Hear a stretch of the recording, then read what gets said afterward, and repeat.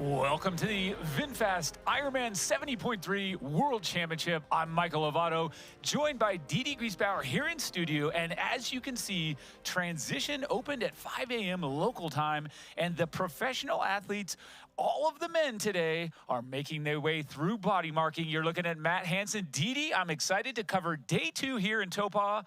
What do you think? Very similar to yesterday. We're going to have an outstanding race. We're going to name a 70.3 world champion, but we're also going to name the first ever series winner for the Ironman Pro Series, and that is quite a battle that's going to ensue today. Quite a battle as you watch two American hopefuls here, Matt Hansen, Matthew Marquardt, both of whom are vying for top spots in that Ironman Pro Series that you mentioned. And then overall, we just have such an interesting mix of folks that are coming here from all sort of specialties, down from the short course coming up from the Ironman coming down. Oh, absolutely. A lot of our favorites, Hayden Wild and Olympian Kyle Smith, also both local guys from right here in Taupō.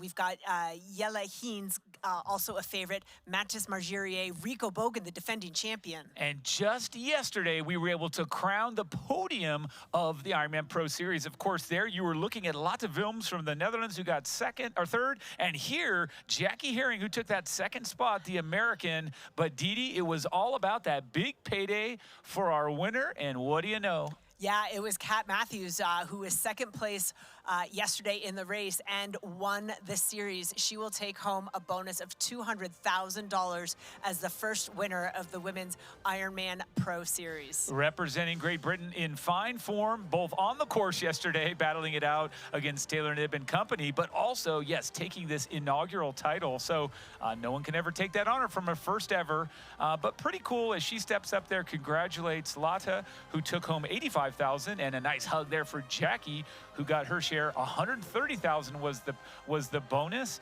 And what a great series. It really kept people engaged, has kept us all engaged all season long. I laugh because at the start of the season, Jackie Herring said that she was inspired by the Pro Series because she really wanted new carpeting in her house. So hopefully that $130,000 will help cover some new carpeting in the Herring household. But there is that monster check for our first winner in the Ironman Pro Series, $200,000 in addition to the prize money she took home yesterday, which I believe was $45,000. That's a great day overall, capping off an amazing season. So consistent, but these women really set the tone. And of course, we're going to do that today, Didi, where we get to crown the Ironman Pro Series champ for the men. Yep.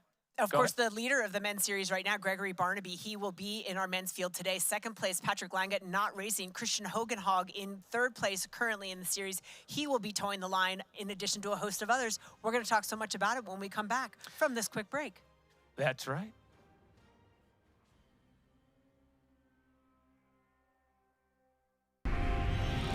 Elevate your EV expectations and explore the open road with the VinFast VF8. Stay powered with over 100,000 charging stations nationwide. Experience peace of mind with 24/7 roadside assistance. Drive with confidence, backed by our 10-year unlimited miles battery warranty. All-electric VinFast VF8.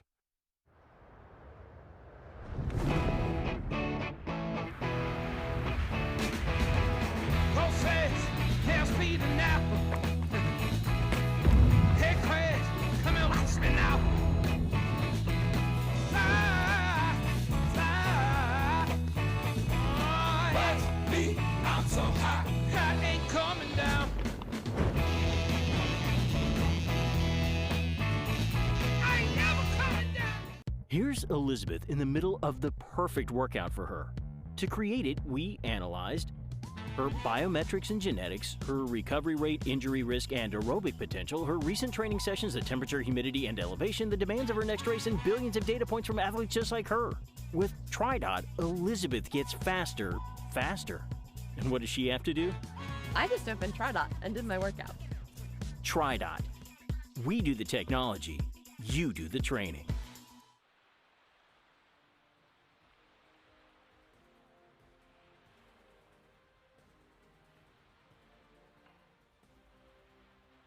Welcome back to beautiful Lake Taupō here in New Zealand. And yes, this is day 2 for the VinFast IRONMAN 70.3 World Championship. And the opening ceremony that we kicked off with yesterday is coming back today. And it is going to be equally inspiring, equally entertaining. And I think really, Didi, it challenges us to get up here and really rise to the occasion. It's beautiful. And if you don't know what I'm talking about, you soon will.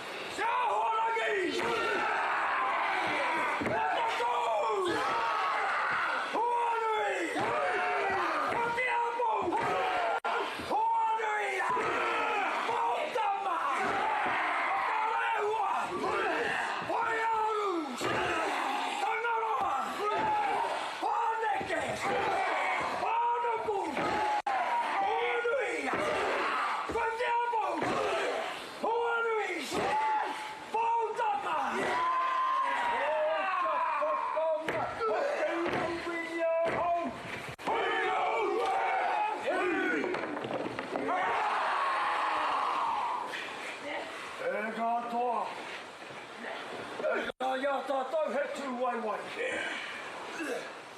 O te tuatahi, tūwai rea.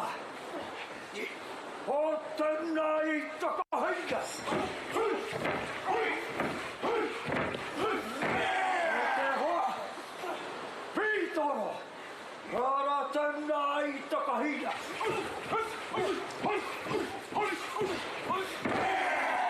E te hoa, pītoro.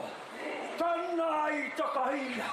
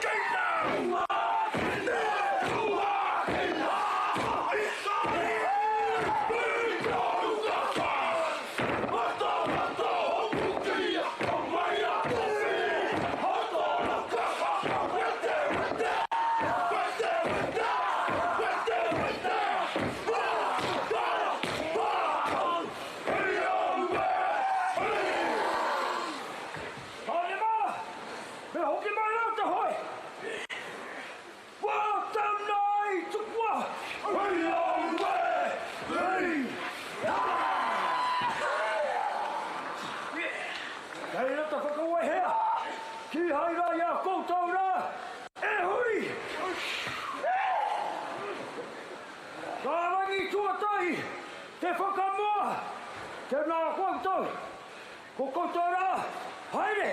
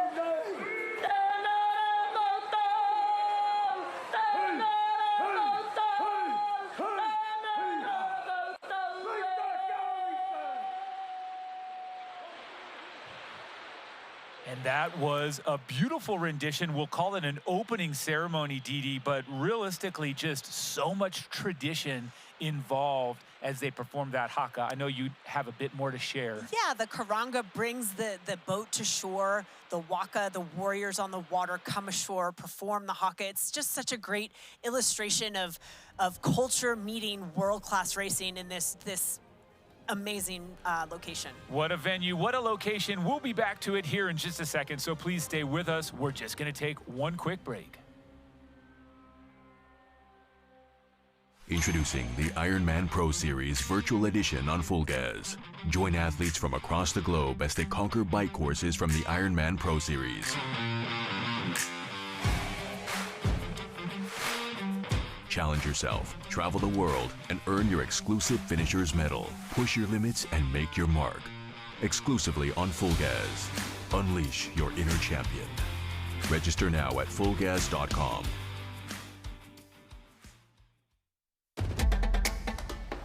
You know, and we know. The thing about challenging yourself is, you're always looking for what's next.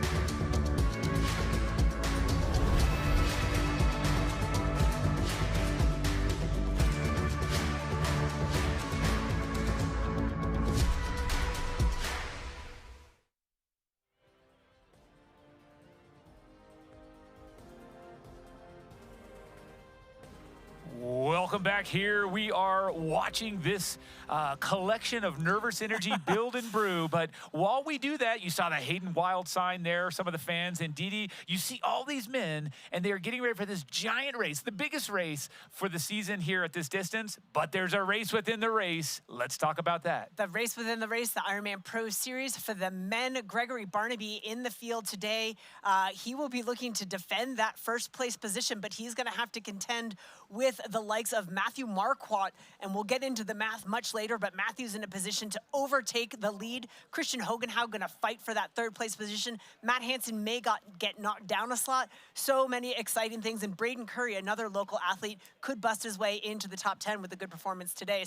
So much action in the Ironman Pro Series for the men today. So much on the line. So much on the line, and as we talked about, it is for big stakes. You're getting a chance to win $200,000 extra on top if you're the series champion. champ. So great stuff. And we're going to prepare again for what we know is the highlight of the day, this world championship title, which is up for grabs. We do have a defending champion that is here back, or as Sid said yesterday, someone that's attacking that championship. I kind of like that perspective. But while we do have that, we've also just got a deep international field, Didi, as expected, and we're going to give you a look at every single one of them as they come across. But it's crazy to me, so much talent, and that all race week, so few people have been talking about our actual defending champion, the young Rico Bogan. It was a year ago in Lochte where all of us were madly hitting Google to find out, who is this young guy? Like, we don't know anything about this guy. And today could be just as exciting a race with fresh new faces and Rico attacking his championship chances as well. That's right. Germany so strong last year in Finland. It was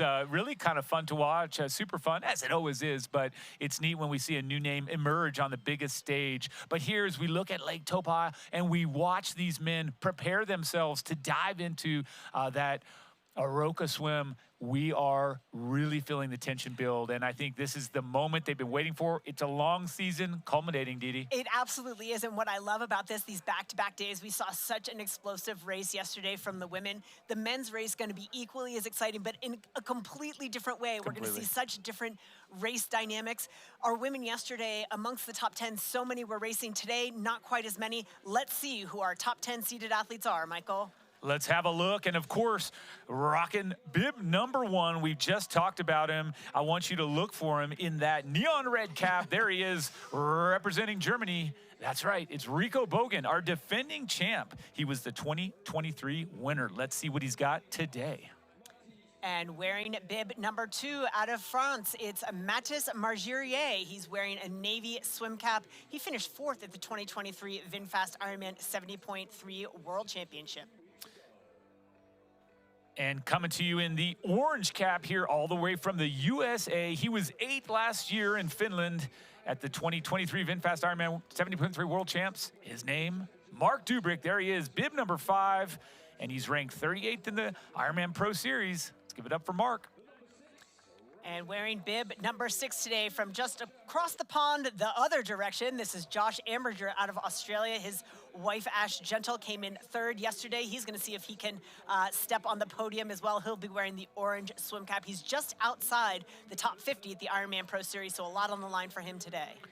And then he was 3rd in the Olympics 3 years ago. He was 2nd in the Olympics this year. He represents New Zealand in fine form. The blue cap, he rolled really through there as quickly as he could. That's right, it's Hayden Wild. So this guy, really a dynamic racer, and has won an Ironman 70.3 just a year ago.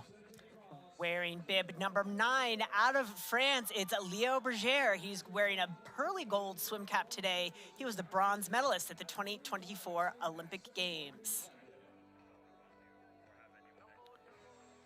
And what about 4th in our Ironman Pro Series standings? Coming from USA, his cap color white. And this guy, very dynamic and great racer. 6 Ironman 70.3 titles to his credit.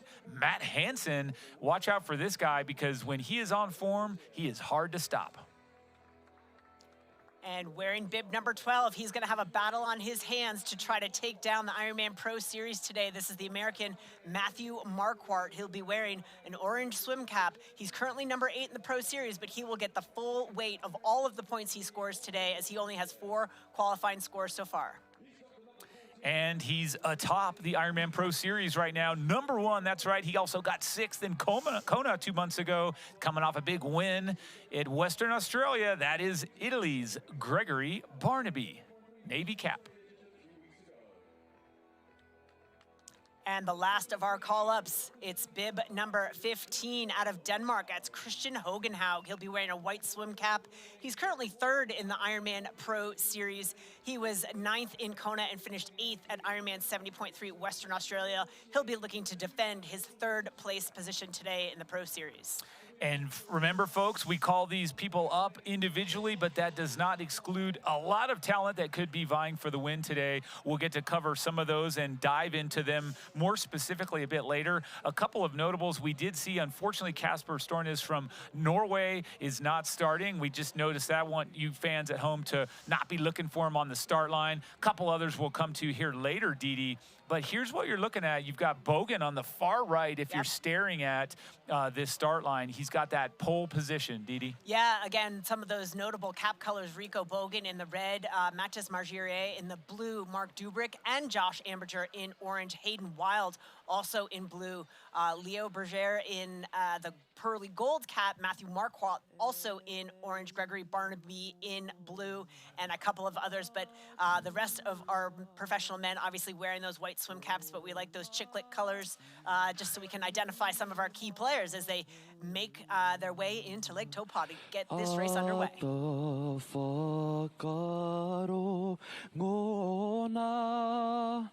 Me aro hanoa kia hua ko te pai kia tautoa tawhai mana aki tia mai ao te aroa, God of nations, at thy feet, in the bonds of love we meet. Hear our voices, we entreat. God defend our free land. God Pacific's triple stars from the shafts of strife and war. Maker praises heard afar. God defend you,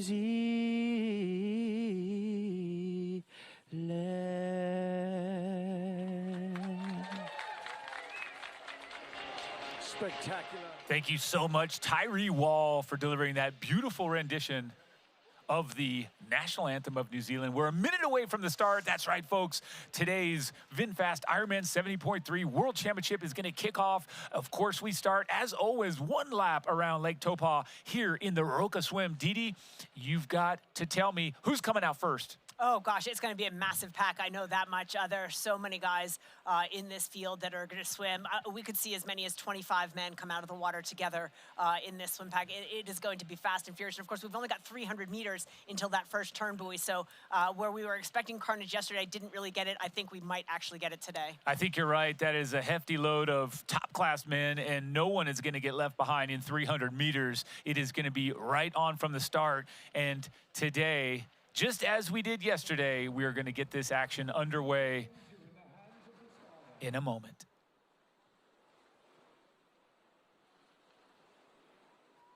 And Didi, so many people here to watch because all of the women that got to race yesterday here on hand. And the fellows' turn is upon us. And with that, we're underway. The 2024 VinFast Ironman 70.3 World Championship. When I said nobody was getting left behind, I didn't count on that man stopping and then actually probably appropriately diving onto some really good feet on that far left side. Didi, what do you think? I think he took that pause there to see which direction he wanted to go and get himself a little bit of clean water as they make their way into the waters of Lake Taupō. I think that was kind of a clever move. And remember, yesterday we did see those couple of lines, but as we prepare ourselves here for this Roka swim course, it is a reminder to you all that it's 1.2 miles or 1.9 kilometers. We'll get to kind of dive into how that looks on a graphic here momentarily, and I think you guys will get a nice perspective. But Didi, this is how you roll out. You're point to point. So you start on the beach and you run straight out in these pristine, fresh waters, and then you're going to go 300 meters, as you said. You take that left turn 1,200 meters across, and then this section 400 meters straight to shore where you exit the Roka swim course. And I mean, honestly, then it just gets on because you got to go 400 meters into transition, and the pace is elevated from there. Didi, what have you got? And you can see it. We see a couple of quick starters off the front, but there is a massive pack of men. And again, 300 meters to that first turn buoy. Making that first turn buoy is going to be sort of gnarly for some of these guys. It's going to be physical. You can already see the white water. It's certainly aggressive out there. When we take a look at the weather, reports were this morning that the winds seemed slightly higher than yesterday. Yesterday was definitely, actually, as we take a look now at our weather presented by Roca, how appropriate, 57 degrees Fahrenheit, that's 14 degrees Celsius. Water temperature, 19.5 degrees Celsius, 67.1 degrees Fahrenheit. Winds, pretty similar to yesterday, 3 kilometers per hour, but we're going to throw it down to Matt and Rinny, who are actually out there on the water. Guys, what are you seeing? Thanks so much, Didi. Yeah, we're seeing the race pretty all tight right now. Just a small little gap to a group behind, but right now it does look like it's Dubrick with Amager behind. Is that right? No, I think Dubrick, it's either Amberger or Rico Bogan right behind him. We saw Henry Schumann sat far right, which was surprising. He's sort of one of the classiest swimmers in the field, but he's kind of dropped back, and I think that far left sort of from their side was the faster side, but that's where Dubrick is. That's where all of the favorites are right now. But again, it's pretty bunched at the start. Yeah, no, it absolutely is. It does look like it's so hard to tell the difference between the orange and the red, but I do think it looks like Bogan is in like 4th or 5th, and then to his right is Kyle Smith, the local favorite here from Taupō, one that is definitely ready to go for the race here today. But again, yes, Bogan right there as well. Schumann a little bit further behind than we'd expect, but he's kind of got a little smaller group. He's bringing up the right side, but as they go around this buoy, we see Dubrick, known as the Shark, leading this VinFast 70.3 Ironman World Championship around that corner. Another white cap athlete in between him and Amager. Berger is in 4th position, Bogan 5th position, then it's Kyle Smith, and then another orange cap, Rennie as well, but very tight, and Matthew Marquardt in that group. What else are you seeing, Rennie? Yeah, that's exactly right. You called them all out there, Matt. That was basically the class of the field going around. Now we're looking for Hayden Wild, Helle Heens, Gregory Barnaby, and those guys, and as they bunch up a little bit more, spread out a little bit more here, we'll be able to get those names to you.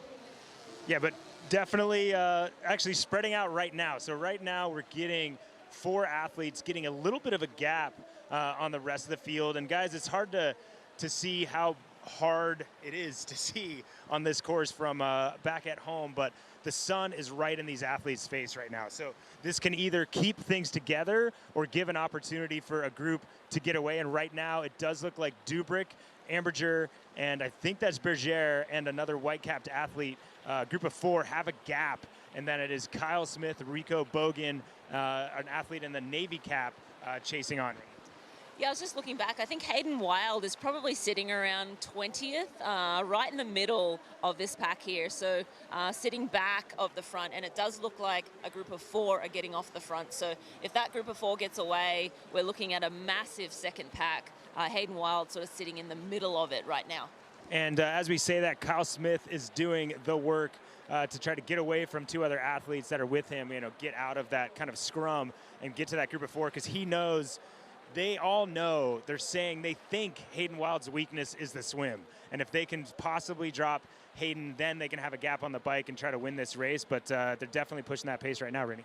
Sorry, I did misspeak there. Hayden Wild is in amongst right next to Kyle Smith. So there is 2 blue caps, and I misspoke. The other blue cap is a little further back. So Hayden Wild sitting basically in Rico Bogan's armpit, and Kyle Smith is on his right as well. So, and those 3 men, 3 across, just breathing each other's faces, and they're like maybe half a body length off the front 4, so they're desperately trying to hold that front. Well, and what's funny is talking to athletes before the race, if you talk to Bogan and Kyle Smith, they'd be like, all we want to do is drop Hayden Wild on the swim, and he's right in between those 2 athletes. So not going as planned, but we're going to continue to get an eye on this swim, guys, but back to you in the studio for now. Thanks very much. Matt Lieto and Marinda Carfrey, always great to have the perspective from down on the water. And just as we come back here, Matt, what you referenced there about being so difficult to see, we can echo the words of our women's champion, Taylor Knibb, said in kind of a jovial way, ha ha, good luck, fellas, because you're not going to be able to see. And so it is one of the things that makes open water swimming in Ironman triathlon so difficult. Well, and it is, and because goggle selection is so difficult, Yeah. you know, from our perspective here in studio, it does look like there is a little bit of cloud cover, perhaps more than yesterday, but certainly down on the water, that glare is real, and that makes it really, really difficult across this 1,200-meter stretch. And it may speak a little bit to why we see people, because you don't exactly know as Chop's coming a little bit in from the right side of swimmers, as they're moving about a bit and trying to kind of jostle for position. So while we do have that group of 4 breaking away, you also have this chase group really trying to figure out how to sort themselves out. Some of that is sighting, and obviously much of that is the effort. Absolutely, and so far, good to know that. It was surprising to me to hear that the athletes say that maybe Hayden Wild's weakness was the swim. He's an Olympic silver medalist across the short course, the draft legal distance. It's hard to imagine a relatively weak swimmer in that kind of position, so he looks to be positioned really, really well.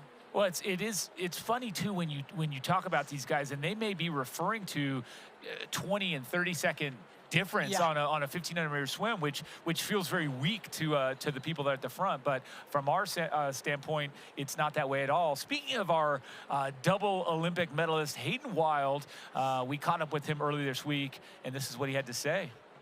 It's nice to be racing at home, and Taupō is, it's a special place for me. I was born here, so and it's not too far from where I grew up in Whakatane, so I'm really looking forward to it. Yeah, my fitness is super good at the moment. I think I just got a resurgence of, motivation. It's a different course, different race on the TT bike. Fitness is really good. If I look at my Melbourne fitness from last year and having a good race there, it's definitely a lot better than it was then. So really excited just to get on course and race the boys. I think I'm most excited to race against Kyle and Leo. Mostly Kyle because I haven't raced him over this distance in a long time, and I know he's super aggressive, so I'm looking forward to that. And then Leo, we race super sprint, we race Olympic distance, and now we get to race each other over this. So I really like to see how it goes here, and I feel like they're both going to be big threats at the end. I think it's going to be how smart you are on the swim, with being within the front group, and it's going to be a big group, I think. And then just staying within touch on that the front of the bike, and I'll put it out there that I want to try and run a 65. So whether I get to that point, but you only can dream. So I'm going to give it a good crack, and I've done the training for it. So I'm looking forward to just giving it everything on the run. I think I do. When I don't want to come here and race for numbers. I've really targeted this as one of my big races, so I'm really looking forward to getting out there and racing hard, racing fast, and I love this distance. I've only done it a few times, but the times I've done it, I just really, really enjoy it.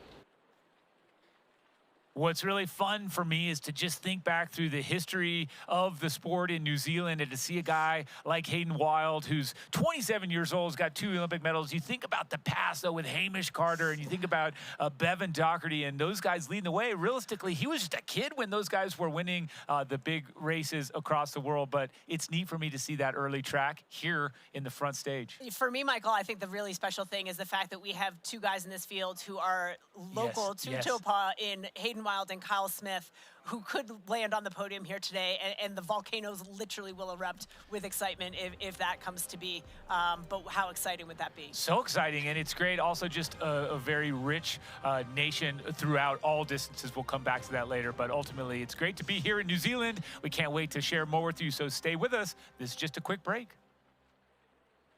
Shine bright like a diamond. Find light in the beautiful sea. I chose to be happy. You and I, we're like diamonds in the sky. Shine bright like a diamond. Shine bright like a diamond. Shine bright like a diamond. Beautiful like diamonds in the sky. Shine bright like a diamond.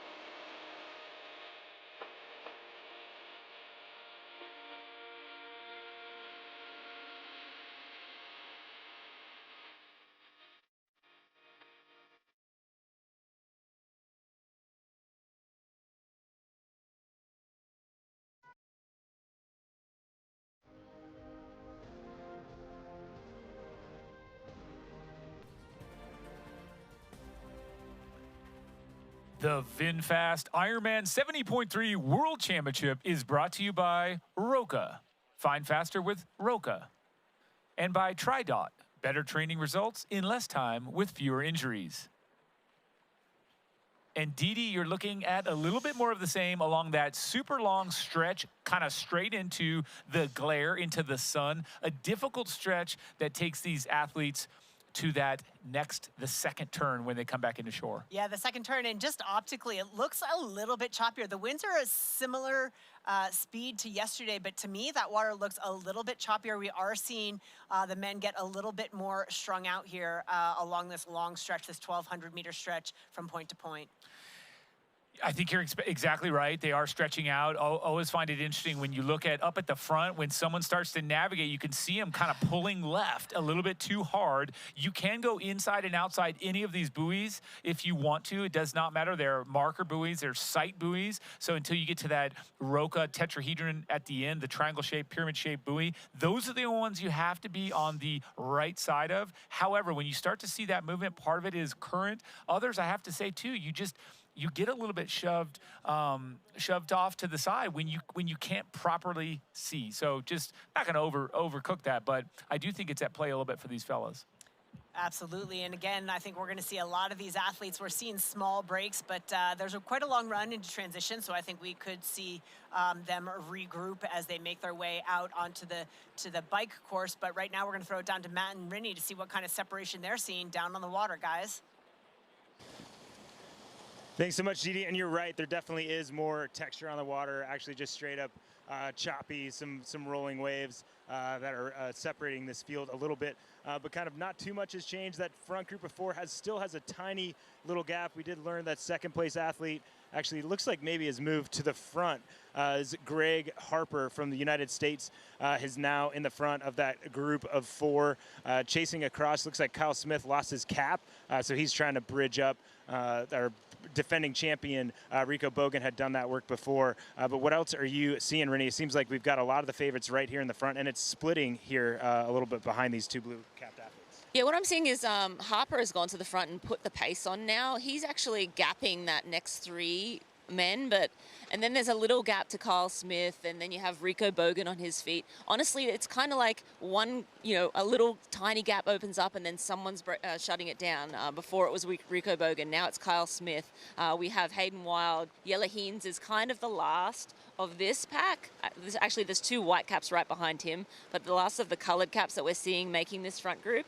And then it looks like that there's going out to be maybe a 4 or 5 meter gap to that next group, and that's got Magirier, and then we have the Navy caps as well in that next group. Yeah, and so we have Gregory Barnaby is in that group, and Marquardt we know is going to be keeping an eye on Barnaby all day. Probably doesn't have the ability to look at him right now, but he is 5 athletes behind. So there's this large chase group with probably 20 athletes that is gapped, and it is Greg Harper that is spreading this field apart. So right now, again, Kyle Smith was bridging up with some work from Rico Bogan, but it is now gapped. So he's got about 10 meters to Josh Amberger. And again, Greg Harper, a little gap on Mark Dubrick, that athlete trying to bridge up. But yes, things are getting spread out a little bit from the effort from Greg Harper. Yeah, I was just going to also say, I think the green cap is Kyle Smith, so he still doesn't have his cap in. I think that's Hirsch. That's been dropped off that main group. So he was desperately trying to hold on Rico Bogan on his feet. And then Kyle Smith in that group, Hayden Wild, Yella Hines in that group as well. So now we have a decisive, Greg Harper off the front of the front, and then there's the 3 men, Amberger, Leo Berger in that front 3, and then the main group here, which is 2, 4, 6, 8, 9 strong, and then but honestly, it's 5 meters between the front, middle, and that second chase pack. Yeah, and it's not a lot, but what we will see is when they get on these early sections of the bike, which are challenging, and the pace will be set on kind of those early rollers, that the gaps will start to open up. So that gap of 5 or 10 meters to this quote-unquote third group is going to We're going to see some effort from Kyle Smith and Rico Bogan and the others. But right now, Gregory Harper, solo mission, just a few meters gap, going to that turnaround, trying to get himself, or that turn buoy, trying to get himself to the shore first, guys. But back to you in the studio, and we'll see you on dry land. Thank you so much, Matt. Thank you, Rennie. Great to get that insight. And Didi, you brought up a great question. We're trying to find out. We've got orange caps. We're wondering where's Marquardt, Amberger, as well as Dubrick. And so 3 incredible swimmers all in the same color cap. So keep an eye out for that. But dynamics, how hard is it for a guy like Harper to pull away from that? I mean, that's a massive effort. I mean, it's a huge effort. He is an NCAA swimmer. He swam for, unfortunately, California, Berkeley, not Stanford. I just have to mention that. But it does say in his bio that he is best friends with Matt Lieto. So maybe we'll ask Matt a little bit more about his detailed swim history. But I think he's putting in a monster effort right now to establish that kind of gap on this kind of field. And realistically, Didi, the number of people that try and claim to be Matt's best friend, I mean, it's an all extensive list. As we draw above and look at the dynamic of these swimmers, you see 2 abreast there trying to chase the likes of Harper, who's going to be aiming for that first out of the water for this Roca swim course here. We'll be back in just a minute. Stay with us for a lot of exciting action still to come.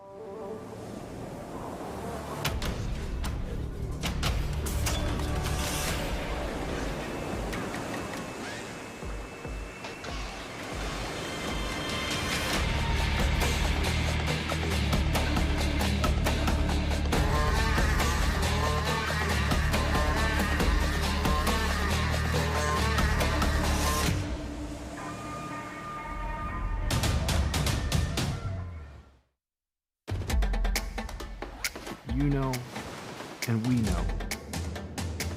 The thing about challenging yourself is you're always looking for what's next.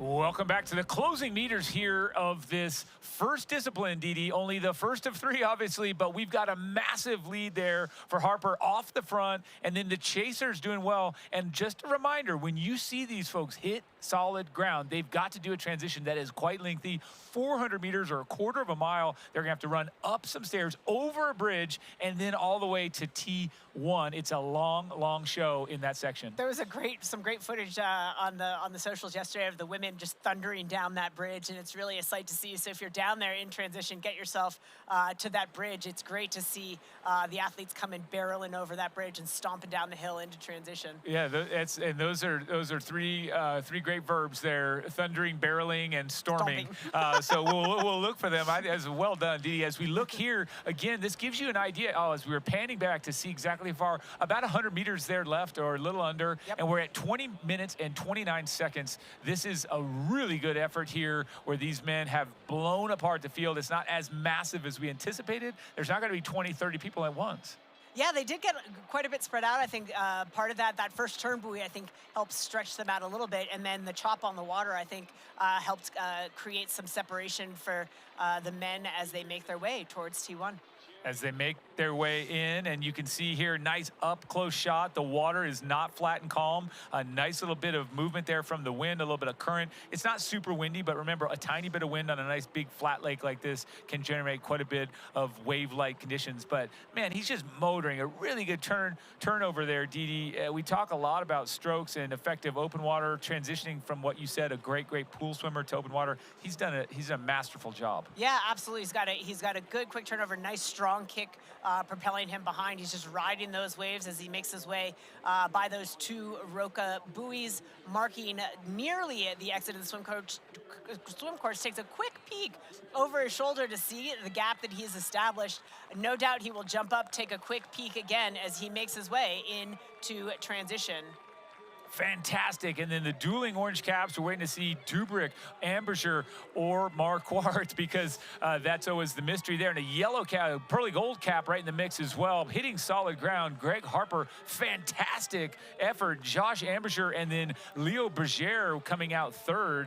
And look at that, the Wahoo Element Rival male pro, first out of the water. Those honors right there, 21:48. Fantastic, Greg. We're going to rush on down to Matt and Rennie.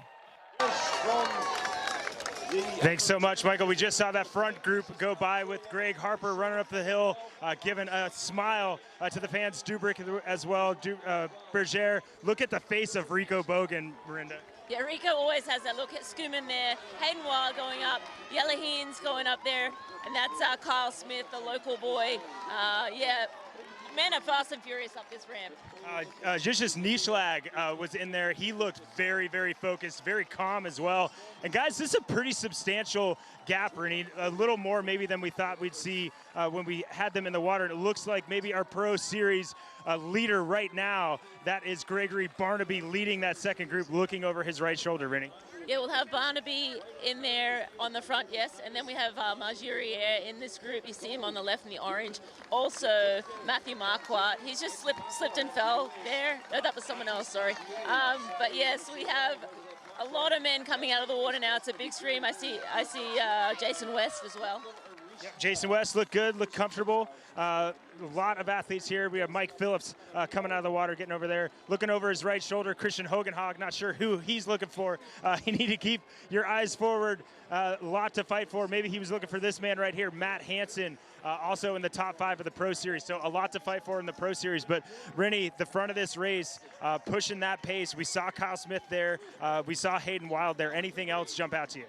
Yeah, I think the big names are in that front pack. I mean, obviously the Pro Series guys are a little further back, the overall standing guys, but the favorites for this race were all together, so it's going to be very interesting once we get out on that bike. And it seems like there's enough firepower and enough time for some of those in that chase group to bridge back up to that front group of that's probably going to end up being 9 with those first 4, yeah? Yeah, Hogenhag is the big name that comes to mind. Margerier as well, one of the stronger cyclists. So definitely a lot of firepower in that group, and you know, maybe a 20-30 second gap. So this transition is going to be important. It's a 400-meter from the swim exit to their bike, so they have to go over 2 ramps, up this one, and then up over the road. So this will be important. Yep, and a lot of horsepower in that group. I'm going to need the extra horsepower and maybe get on the turbo of my motor to catch the front of this group. So we're going to head out on course. Rennie, down to the hot corner. Back to you guys in the studio.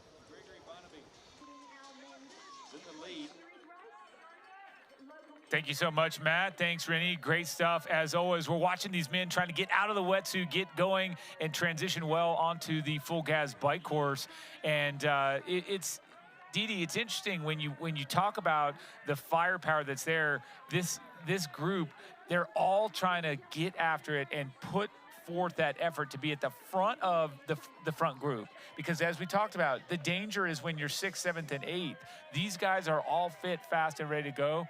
The dynamics that play out here in these opening Ks, really essential.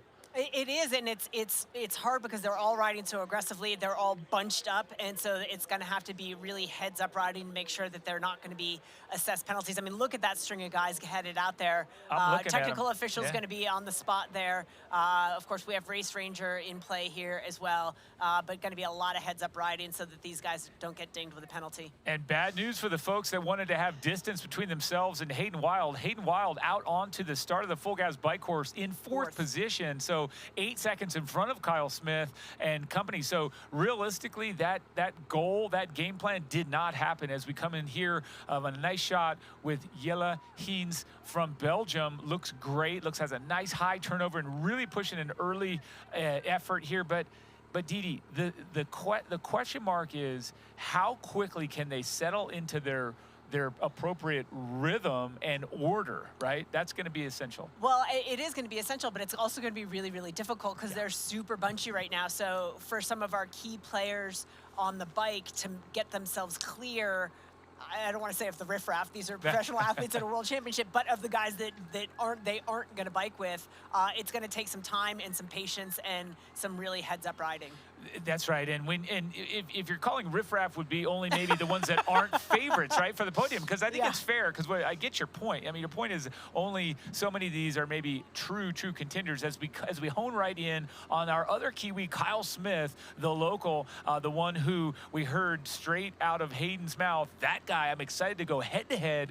They haven't really gotten the experience to race to the distance, and when you see someone like Kyle Smith that does like to take the bull by the horns, get right after it, I expect to see him roll through towards the front here pretty quickly. Yeah, we're going to look for some of our stronger cyclists. Rico Bogan, also really strong on the bike. Mark Quart, Kyle Smith, also very strong on the bike. Justus Nischlag should move his way up.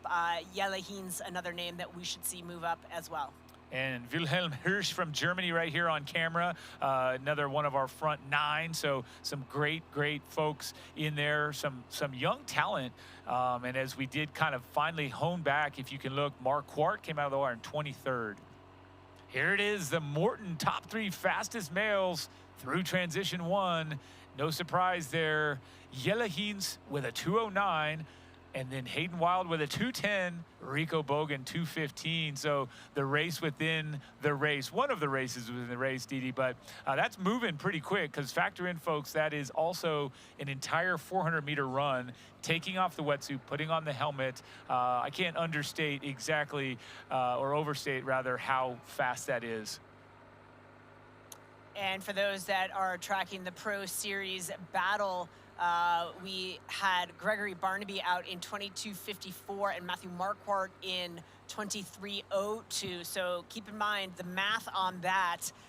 The worst score for Barnaby is, sorry, we'll come back to that in a minute. Let's take a look at this full gas bike course before we jump into the math. Well, that's right. 90 kilometers or 56 miles, one loop. They start off with a steady climb, turning left on View Road to begin the single, never raced before loop going clockwise. Rolling hills and easy turns will bring you to the spectacular Aritea Rapids, where you will cross the mighty Waikato River for the first time. Expansive New Zealand farmlands throughout, punchy climbs, and rewarding downhills will bring them right back here into town.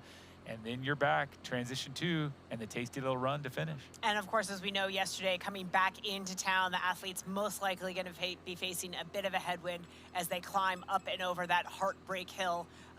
Again, it's a relative term, but it's where Taylor Knibb made her move yesterday, and we could see a lot of action there later in the course, but plenty of action right here in the early stages. I'll say this again too, the Aritea Rapids, because sometimes my tongue gets a little bit too fast for my lips, so I might have come off a little wrong on that one. But back here with Kyle Smith and Didi, nice position here, nice arrow, nice lower cadence. I like to look at that right away. As was that, Berger. Yep. Thank you so much for bringing me back on speed there. As we look at this large group of 9, Didi, they're getting right after it. Yeah, they are. They're lined up. They've got, look at the technical officials, 1, 2, 3, 4, plus the camera, making sure, using that Race Ranger, making sure these guys are riding. Race Ranger making it a lot easier for the technical officials to monitor a big group like this using those indicator lights, and great for the athletes to be able to police themselves. Yes, absolutely. And you're right. So number 9 would be Berger from France. And then if you're looking for Kyle Smith, who I was talking about earlier, he's in bib number 16. So count that up on the tally board for just bad vision or bad words. So anyway, this is kind of what we anticipated, Didi, which is just a really elite group of men that are asserting themselves right off of that faster swim. And it's funny when you talk about 10, 15, 20, 30 seconds lost in the swim, boom, you're gone. Yeah. You're suddenly in a different zip code, racing a different event at the start of this full gas bike course. Adding complexity to the fact that the depth of this men's field, you're 30 seconds back and you're with 15 other guys. So navigating your way clear of those 15 other guys to catch up to the group of 9 in front of you, also a tall order. A tall order. And then I sort of noticed a group of 3 right there pushing away as well as we come back with Jelle Heinz from Belgium. pushing along well there, and a nice shot as well. Didi, pretty much everyone rocking a disc wheel here today? Oh, yeah, I would imagine so. I think the one consideration that the athletes will have made, given these bumpy chip seal roads that are characteristic of the region, athletes perhaps using a slightly wider tire and running a slightly lower tire pressure to absorb some of that vibration and help them roll a little bit better over these rougher roads. But yeah, disc wheels for sure. Okay, and I'm just going to kind of look through these results, and folks at home, you can do this on your Ironman tracker as well, but some names that are, I think, pretty close as far as they haven't lost massive time. Someone like Matt Hansen, 1:31 down starting the bike. It's a pretty good position for the superstar on two wheels and on foot. Also, just referencing in that same zone that we have Braden Curry, Jason West together, 1:07, 1:13 down. Those two guys, I don't know, they're very quick when it comes to just each of these, the bike and run disciplines, but keep an eye on those two. Another Kiwi, right? I was going to say, Jason West, probably one of the faster runners in the field on paper. Yes. A lot of potential there where he's going to have to keep his focus is here on the bike to not lose too much time. He's been doing a lot of work on that bike, but the young American looking to possibly finish amongst the top 10 here would be a great finish for him. You're spot on there, and I will absolutely watch out for him. He's got the wheels on this one. We're looking at Justus Nieschlag from Germany, pushing, getting a little bit gap there, and that could be intentional. I never worry too much about those gaps being 12 or 40 meters early on like that. You have to sort of settle in and find your rhythm, but there it is, DD3, and then a little bit bunched up there on the next four. Talk to me a little bit about the gamesmanship. If you are letting yourself get a little bit gapped, is that a play to sort of shake the guys behind you to try to make it harder for them to bridge back up? You know, there's a lot of gamesmanship going on. Let's throw it down to Matt and Rinny and see what they're seeing back in transition. Just Matt. Thanks so much, Didi. It is just me, and I'm out on course with some news that we never like to see. Matthew Marquardt having a bad day so far. He is way off the back, minutes behind at this point. He was off his bike when I came by him on the first climb out of transition, so just a few hundred meters out of transition. I went and asked him how he is, if he's okay, because he looks sorry, but he looks terrible, and he looked terrible. And we are with Marquardt here, and I chatted with him, and he said, Ari Cloud just passing him, he said both of his quads completely locked up. And he is just has this look of this grimace on his face. He's in complete pain right now, and you could tell he's a little bit panicked. Right now, Matthew just needs to try to be patient and see if there's any chance for his legs to come back if he takes some power off, but they're still cramping. Both quads cramping. Again, guys, sometimes this can be a side effect of travel, just being in an environment you're not used to. But again, big news for the Ironman Pro Series. This is an athlete that had a chance to win today. He will not be winning the Ironman Pro Series with where Matthew Marquardt is today. So a lot happening, guys. I'm going to get back to the main field, but Matthew Marquardt out of the Ironman Pro Series hunt for the win. Back to you. Thank you, Matt. And currently entering the race in 8th position overall, the young American. It's never fun to see that, but that's a very, very harsh reality of our sport. You said the travel, the hydration, the overall preparation, the length of the season, where anything could have contributed to that, where you just get a little bit off and the body's not performing as you want it to. It is, Michael, a nightmare scenario for Marquardt right now, because he's one of the only athletes. He had 4 scores on the board. He was going to get the full weight of his finishing points today. It wasn't going to take a monumental performance for him to win the series. He had to keep his eyes on Barnaby, but it looks like even that dream is now dashed, and that's a tough pill to swallow. Hard to see that as we come now with Kyle Smith from New Zealand. Stay with us, because after this quick break, we're going to see more of this fast action here on the Full Gas Bike Course in Taupō. Elevate your EV expectations and explore the open road with the VinFast VF8. Stay powered with over 100,000 charging stations nationwide. Experience peace of mind with 24/7 roadside assistance. Drive with confidence, backed by our 10-year unlimited miles battery warranty. All-electric VinFast VF8. It's just where I wanna be.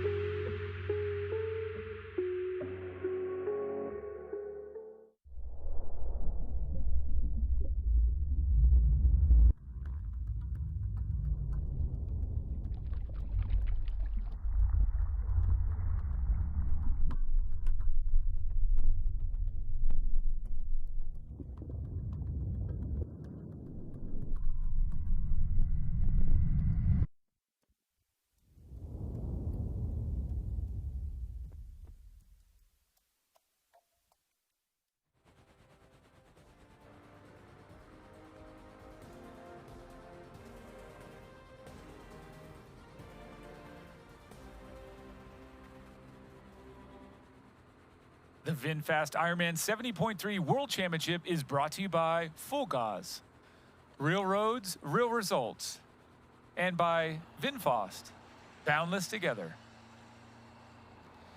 Well, we are looking at this lead group of 9 riders, led by Leo Berger at the front, Hayden Wild sitting second wheel, Jelle Heens also in there, Rico Bogan, our defending champion, in there, Mark Dubrick hanging in there as well, Henry Schumann, Josh Amberger, Justus Nieslag, and Kyle Smith in that lead group of 9. Then there is a second chase group about 20 seconds back from that.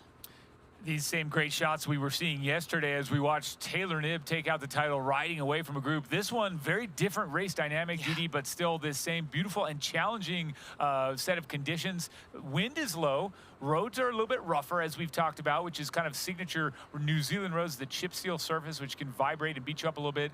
Overall, you can see a bottom part of our screen. There is a graphic there that shows where we are rolling through this terrain. But the Frenchman right here, Leo Berger, was someone we got to chat with just in advance of this race. Let's hear what he had to say. Good to be here, to be back in New Zealand.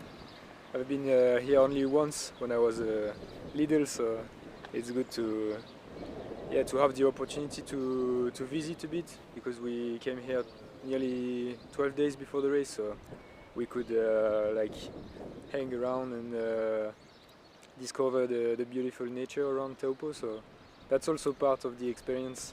I can feel the pressure rising, and I can't wait to be on the start line. You say you don't have a lot of experience in this race, but you've only done, what, 3 70.3s? Yeah, probably 3, yeah. But you've won every one of those. Yeah. So does it seem like you're struggling with this distance? Does that put more pressure on you, like to know that you're like an undefeated 70.3 athlete and you're coming here and it's not your main discipline? I will just like take this race first and try to do my best here, and no, it doesn't add any pressure that I won the previous 70.3s that I competed. World Championship is always a different race, that it doesn't necessarily means that I will win next weekend. Who are you most excited to race against and why? I know a Kiwi guy, Hayden Wild, that will be hard to beat. I think it's a pretty open race because so many like great guys could be able to win. Rico Bogan, the defending champion, Jelle Heens, Matisse, like all these guys that are so strong on this format. I feel that we are maybe 8 that can win this race, and it will be tight racing. It's gonna be really hard to drop like guys like Hayden or Rico on the bike. They are all like very strong. So it's gonna come down to the run for sure. Who's gonna have like still a little bit of energy to drop the others on the run? It's a big question. Maybe I'm a beast on the bike, but there are too much guys who are beast on the run. And that's what you've got there from the Frenchman. Yes, he does have those 3 impressive victories at the distance. Valencia, California, and Lanzarote.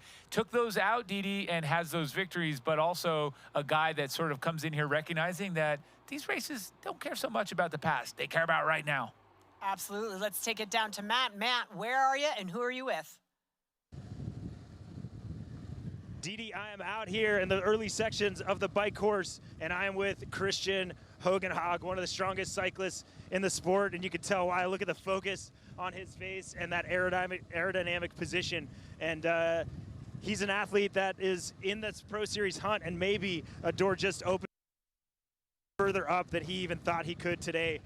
3rd place, most certainly a possibility, maybe even a 2nd. You guys have the math, but he saw Marquardt off the back, and he's got a smile on his face knowing that there's an opportunity for him to move forward in this Pro Series. Matt Hansen was trying to stay on Christian Hogenhaug's wheel as we go through this descent here, one of the faster descents on course, guys.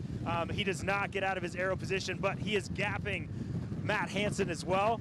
So Christian Hogenhaug taking his own destiny as far as this Ironman Pro Series goes, and he is tucking as quickly as he can. We're gonna let him go by We can see the gap. He's getting tighter to this chase group. There's a very large chase group that Christian Hogenhaug is now bridging up to. But right now, guys, the Ironman Pro Series race is upside down. Matthew Marquardt, one we expected to move up, not going to do so today. Christian Hogenhaug smells big jumps in cash possible for him out here today, and obviously a top result at the VinFast IRONMAN 70.3 World Championship. Christian Hogenhaug making his move, guys. Back to you. Great, thank you so much, Matt Lieto on the course. It's a great update, Didi. What are you thinking with those numbers, those placements? What have you got? Well, it just goes to show anything can happen. Hogenhaug came into this race saying very specifically in his socials that he just was hoping to defend third place. That was the best that he could do. And now with Matthew Marquardt in a bit of bother on the back foot, not having the day, it really does open the door for Hogenhaug. Could wind up in second. Could wind up in second. So much racing still to go, and yes, anything is possible there. Anything can happen. We know these things very, very well and true. We saw Marquardt come in here, I think, confident, but when we were talking about where is he on the swim, I think that's probably realistically where those problems started surfacing. That cramping probably hit him there. He lost ground right away. Almost immediately. We talk about like the relatively chilly air in the morning, the cold water also can be a contributor to cramping. So it's just a tough thing for Marquardt traveling halfway around the world to have that be your fate on the day. And let's get right over to Greg Welch, who is together with our CEO of the Ironman Group, Scott Deroux. Greg, Scott, take it away. Thank you, Michael. Thank you, Didi. And on another glorious day here at Lake Taupō, we have Mount Ruapehu, Mount Tongariro right behind us. We're sitting at the hot corner right now with the CEO, the Chief Executive Officer of the Ironman Group right now. And Scott, it was an incredible day yesterday. Day one complete, day two in action right now. And what about that incredible women's race yesterday? The women's race was incredible. Before we get started, is there any better place in the world that you could celebrate your birthday week? Oh, thank you. It's not about me, though, Scott. Okay, more. The women's race yesterday was incredible. Taylor leading from the front, Kat's run, which was just so inspiring. All of the athletes put on quite a show for our fans. The crowd support here in Taupō was just second to none. It was really an inspiring day. Yeah, and the camaraderie was just incredible, you know, with Kat Matthews. But, you know, the day for Taylor Knibb, she's been incredible. 3 times world champion, 70.3, incredible. But the camaraderie that I see, you know, between these women, I've never seen it before. Yeah, and, you know, you see it in the post-race press conference, them playing with each other and going back and forth. But I'll give you an example. I went to Kat's house last night where she was throwing a post-race party, not only for her friends and her family, but all of the competitors were there. And they were all reliving the day, reliving the season, and just celebrating each other. It really speaks to the camaraderie, the sense of community, and the spirit among the best athletes in the world. And it speaks to Kat's character, which is just incredible. She's a wonderful woman. She's an incredible athlete. And what about our men's race today? And look at this beautiful area here. We've been waiting 6 long years for this, Scott. You came down here in March, you looked at the venue, and you just knew right off the bat that we were going to have something really special in this area. Yeah, I mean, my Ironman tour earlier this season started here in March in Taupō, and I fell in love. The community, the spirit, the culture, and this is, as you said, you know, 6+ years in the making. It was a dream where we could host the Ironman 70.3 World Championship here in Taupō, and it's incredibly special. The men are going to put on an amazing show today, and they came out of the water super fast, hit the bike course, and it's going to be fun to see who comes into to T2 leading. And a little bit of a shake-up in the Ironman Pro Series straight away. We've got a lot of athletes in the running today. Gregory Barnaby and Matthew Marquardt from the USA. And Matthew's already experiencing cramps out there. So we are in for a long day of stressful point counting. Yeah, I mean, every second matters today. Every second matters, and that's the spirit of the Ironman Pro Series. Is it's not only about winning the races; it's about that every second matters. And what we saw yesterday in the women's race is it actually shapes the race and the dynamic where they're pushing till the very end.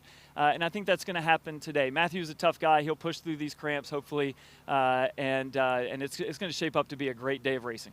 Well, good luck to you for the rest of the day, Scott. It's always been a pleasure to have you on our live coverage as well. Kyle Smith and Hayden Wild. Hayden was born in Taupō, and Kyle lives just 10 miles away in Kinloch on the family farm. They are really ratcheting up the pace here in Taupō. We're going to head back to studio right now. And Rico Bogan, the young 22-year-old German, watch out for him today.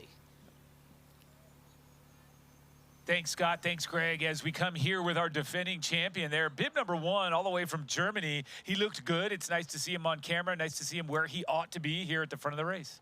Yeah, he is. He's fourth wheel right now, or at least at the last time he was, but in and amongst that group of leaders. So a good start to his day for certain.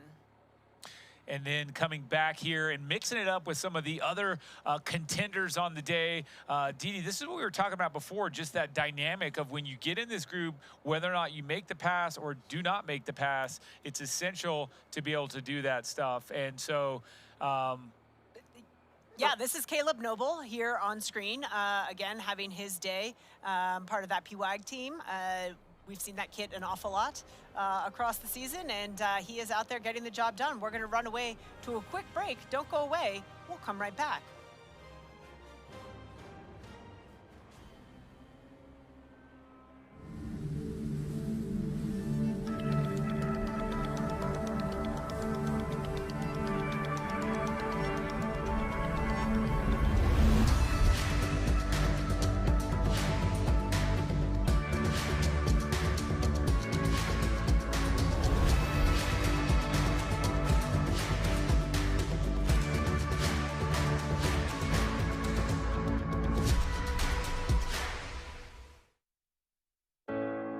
Shine bright like a diamond. Find light in the beautiful sea. I chose to be happy. You and I, we're like diamonds in the sky. Shine bright like a diamond. Shine bright like a diamond. Shine bright like a diamond. Beautiful like diamond. Shine bright like a diamond.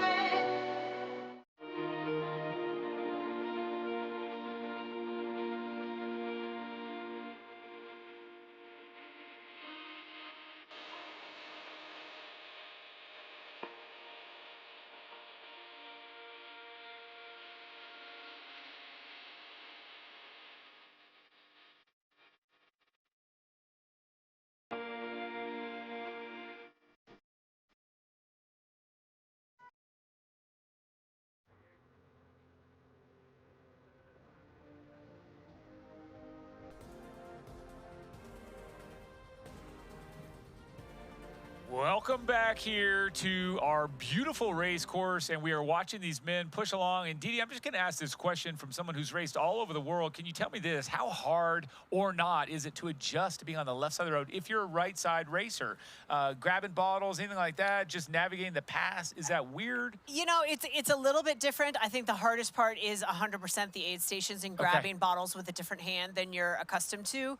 If you're used to grabbing with your right, heading down to a place where you've got to grab with your left requires a little bit of focus, I think, going through the aid stations, just not the dexterity perhaps on the left is the same as the right. But if you're left-handed, maybe it's an advantage. Maybe you go race here on purpose. What about the stay? You have to stay left, pass right. Does that ever get into your brain as you start to maybe? That's a bit. I think that's a bit easier because of the layout of the road and where you're riding and getting around. I do think the biggest challenge by far is the bottle grab.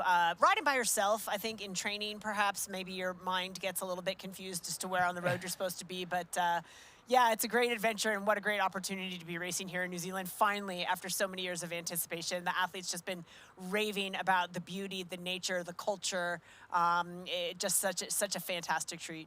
And the fellow we just saw on camera, so well known on the WTS circuit, so well known in the world of Olympic distance racing, but only having won Ironman 70.3 Melbourne, the only victory there at this distance. That, of course, been Hayden Wild. As we now come back to the defending champ, the guy who took out the top spot last year in Finland. Here he is, Rico Bogan, representing Germany very well as he comes out of the saddle and crests one of these challenging hills.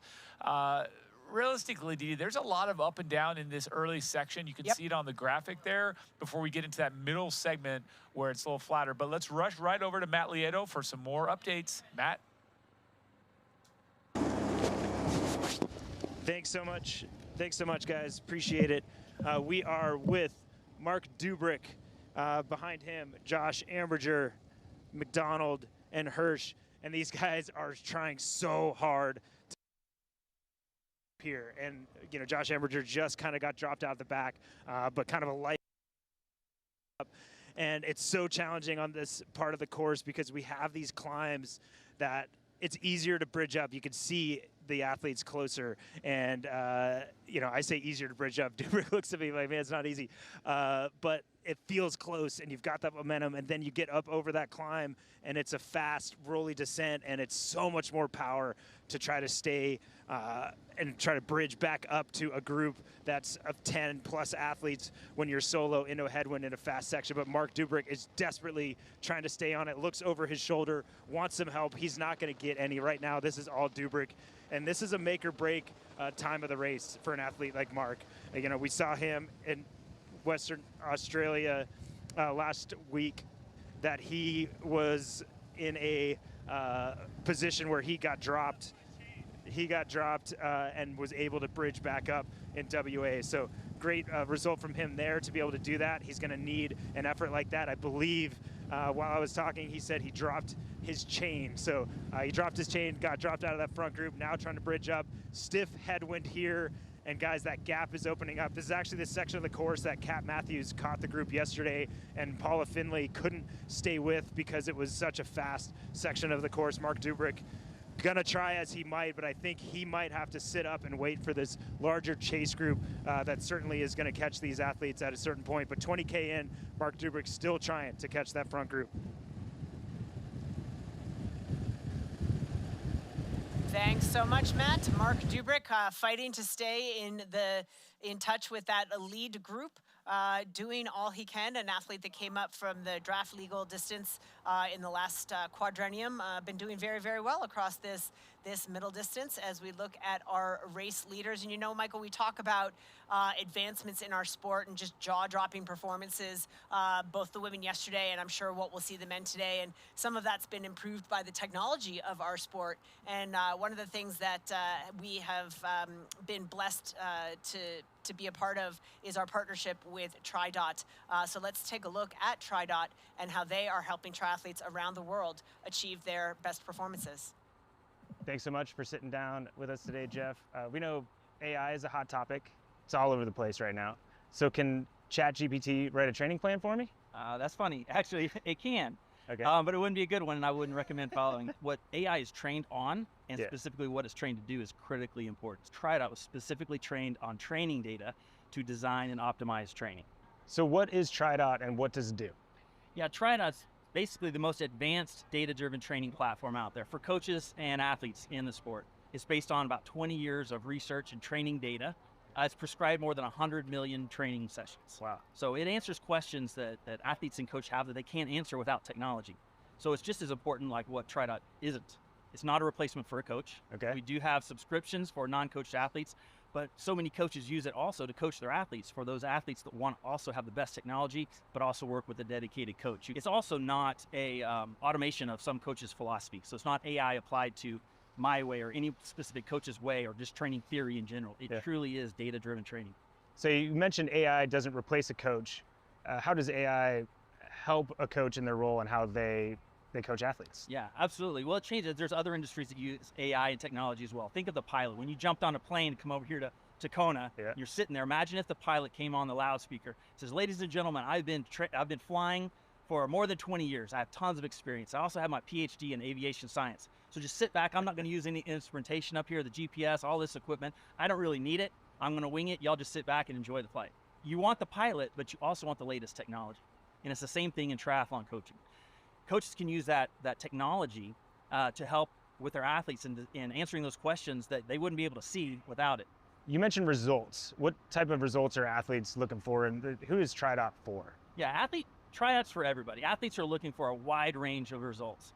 Some of them, like the ones here, are looking for a PR, a qualification for Kona. You know, that's what their mission is. But most athletes, it's really a lifestyle issue. They want results. They want to perform well, finish races, do races, but maybe on fewer hours. You know, so the less time they have, the more important it is that that time that they do invest is done well and that they're getting a return on that. What are some of the distinctive ways TriDot uses data and AI to help athletes and coaches? Yeah, well, TriDot delivers a lot of insights and answers questions that in a way that only data and technology can. Think about when we're here in Kona doing a race. You know you might need to be a little slower because of the heat, but that's not unique to Kona. All the time when you work out, if you're going to do a workout at an 8-minute pace in the morning, and then you decide to do that in the afternoon, it might be 20 degrees hotter. So with the change of elevation, temperature, humidity, all of those things affect your training. Not only would race day be off, but think about every day of the year, your training is off if you're not going the right training. Another is normalization, and that's environment normalization. There's normalization also for age and gender. Athletes at different levels, they might ask, you know, how much intensity is enough or too much for a 30-year-old or a 60-year-old, and how do you quantify that? Another key metric is training stress. So we have normalized training stress. For example, when you go 10% more intensity, that's not equal to 10% more stressful. So there's an exponential, not a linear relationship. So TriDot's AI is able to look at all of that data, separate the signal from the noise, and give the full picture on your normalization, your training stress, residual training stress, your genetics, your age, your gender, temperature, humidity, elevation, all of those things to isolate. Here's the dose of training, the stimulus that we're giving you, and here's the expected response.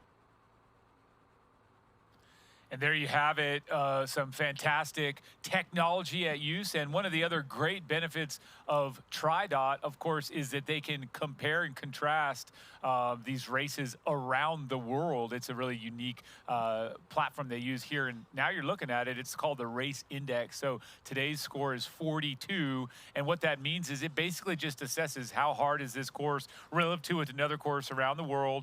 And then they give you the plus or minus for each slower, mid-pack, and elite level triathletes.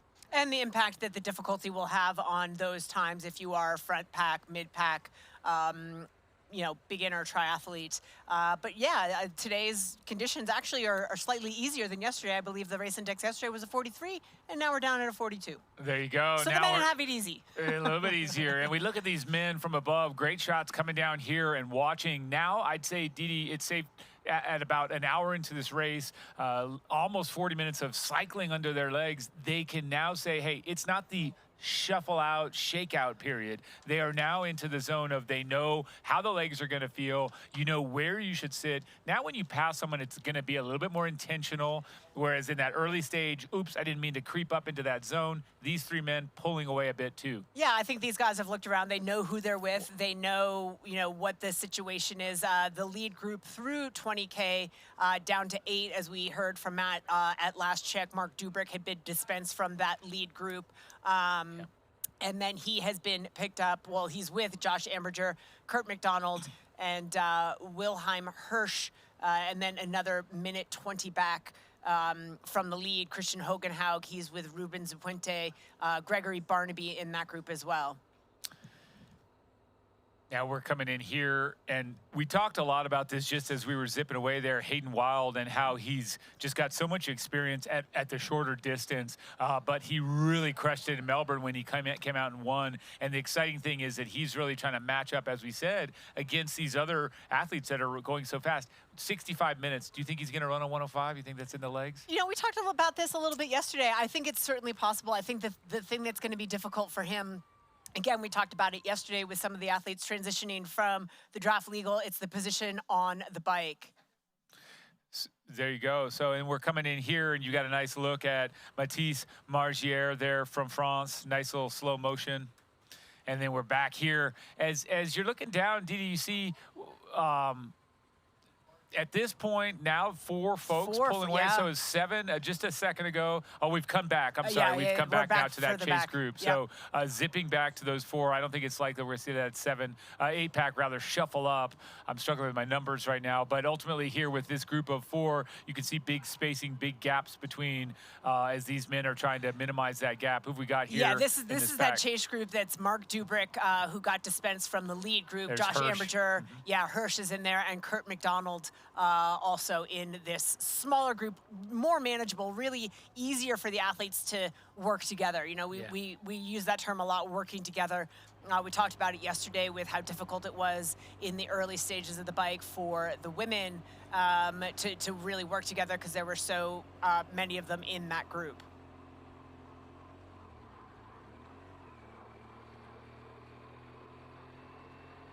But this group of 4, that's a pretty ideal number, would you say, Michael, to be well organized, assuming they're of similar ability? Definitely, it could be, and I think with Wilhelm Hirsch, you saw him there, and they're both displaying. They're all displaying, I should say, the difficulty. Amberger right there, getting up out of the saddle. Each of them letting us know that this is one of those punchy little climbs that we discussed. But yeah, 4 is a nice number. It's not gonna get you in trouble if you do find yourself kind of, we'll say, inadvertently needing to pass. To be able to get around 3 guys isn't going to be that bad if you're that 4th place person.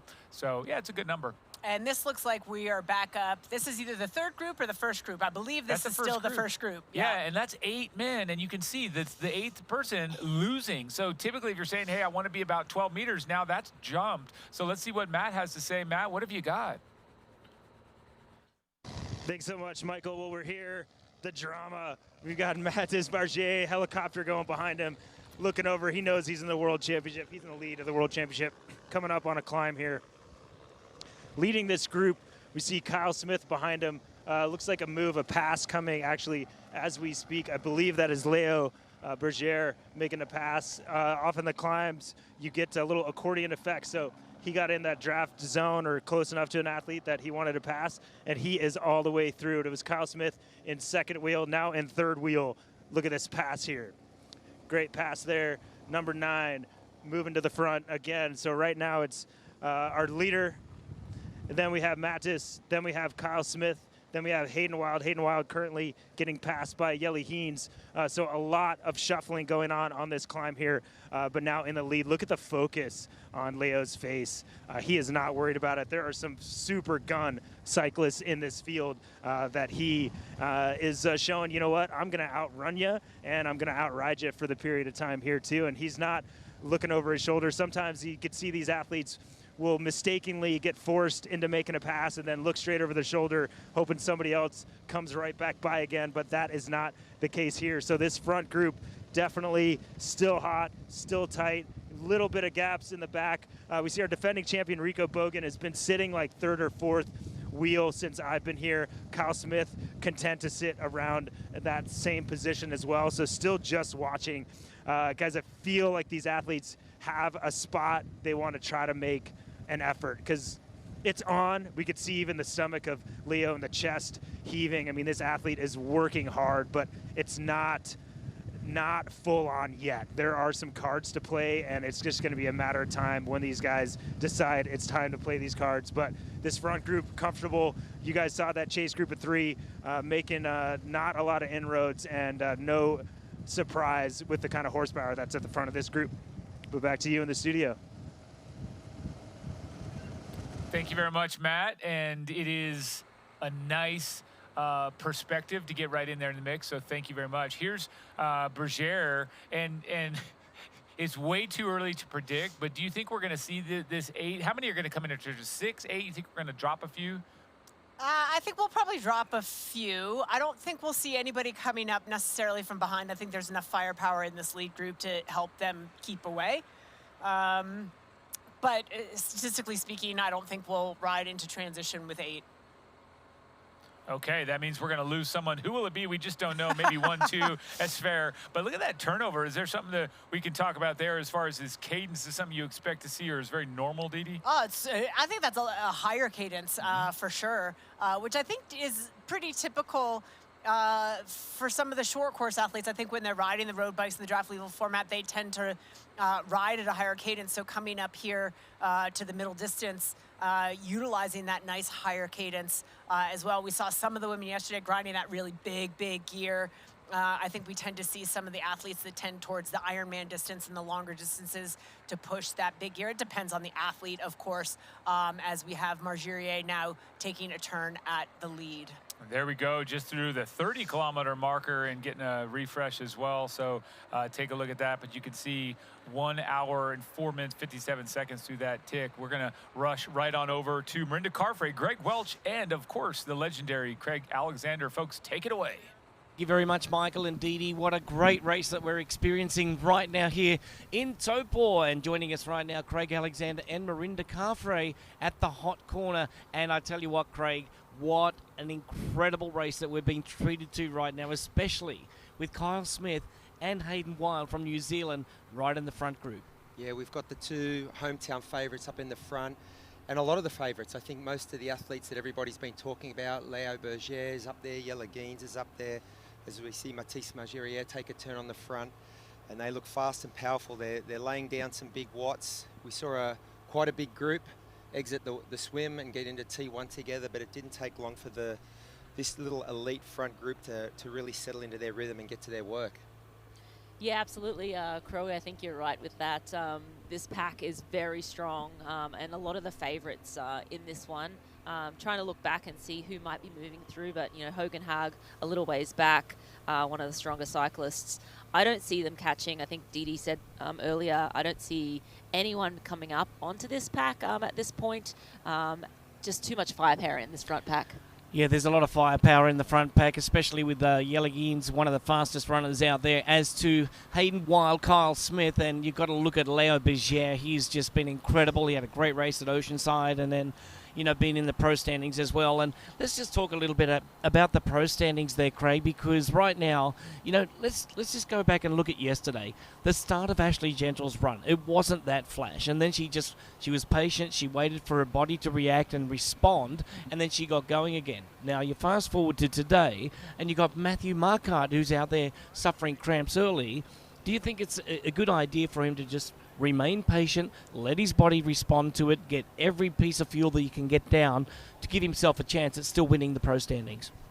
100, pro series. 100% that's what he needs to do, and really he has no choice. I mean, it hasn't been an ideal start, cramping early, but we know his strength on the bike, and we know he's highly motivated, and often the race plays out not to your strengths, but as we saw with Magnus Dittley, if we were talking off air before, him in Kona, not an ideal or not a scenario he would have envisaged before the race, but these athletes are so good and so, I guess, even across all three disciplines that they can still, you know, salvage a result in a race, and he's highly motivated because he knows that Ironman Pro Series point score is going to be settled today, and he's right in the mix to take it out.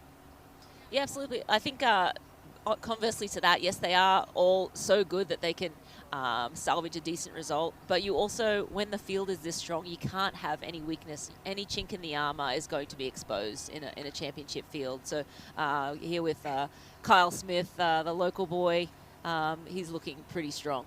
Looking very strong right now. And Craig, I want to pose this question to you because what do you think about the local boy? He's from Kinloch, just 10 miles up the road, lives on the family farm there when he's in New Zealand.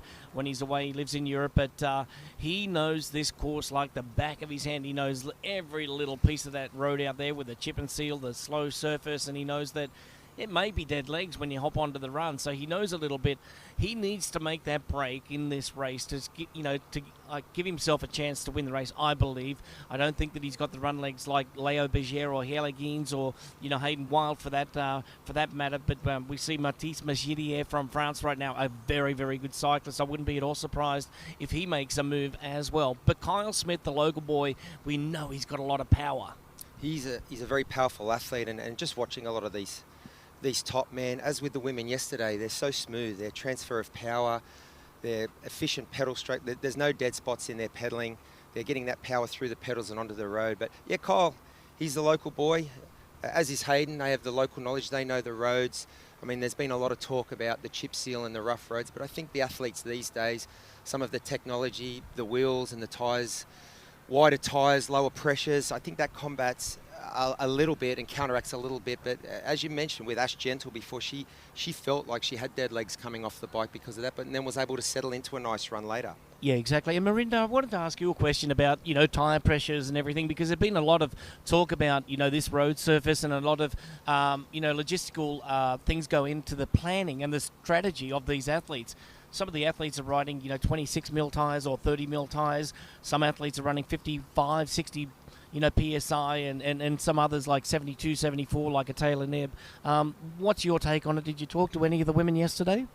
Not specifically on tyre pressure, but I did see on socials some athletes throwing around, I think maybe on a course like this, riding 50 PSI. But again, it depends on, yes, your tyre width, whether you're running tubeless tyres, whether you're riding clinches.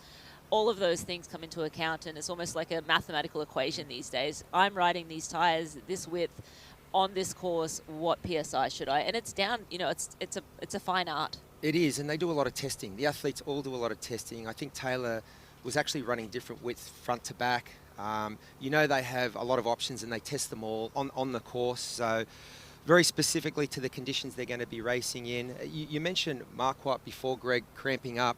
I guess he doesn't have to bridge up to the front group. Really, he just needs to bridge up to Barnaby, who's leading the Ironman Pro Series. So there is a race going on within a race here. Yeah, that's right. We've done all those mathematical equations, and 8:39 from the winner is Marquardt, and he does win it.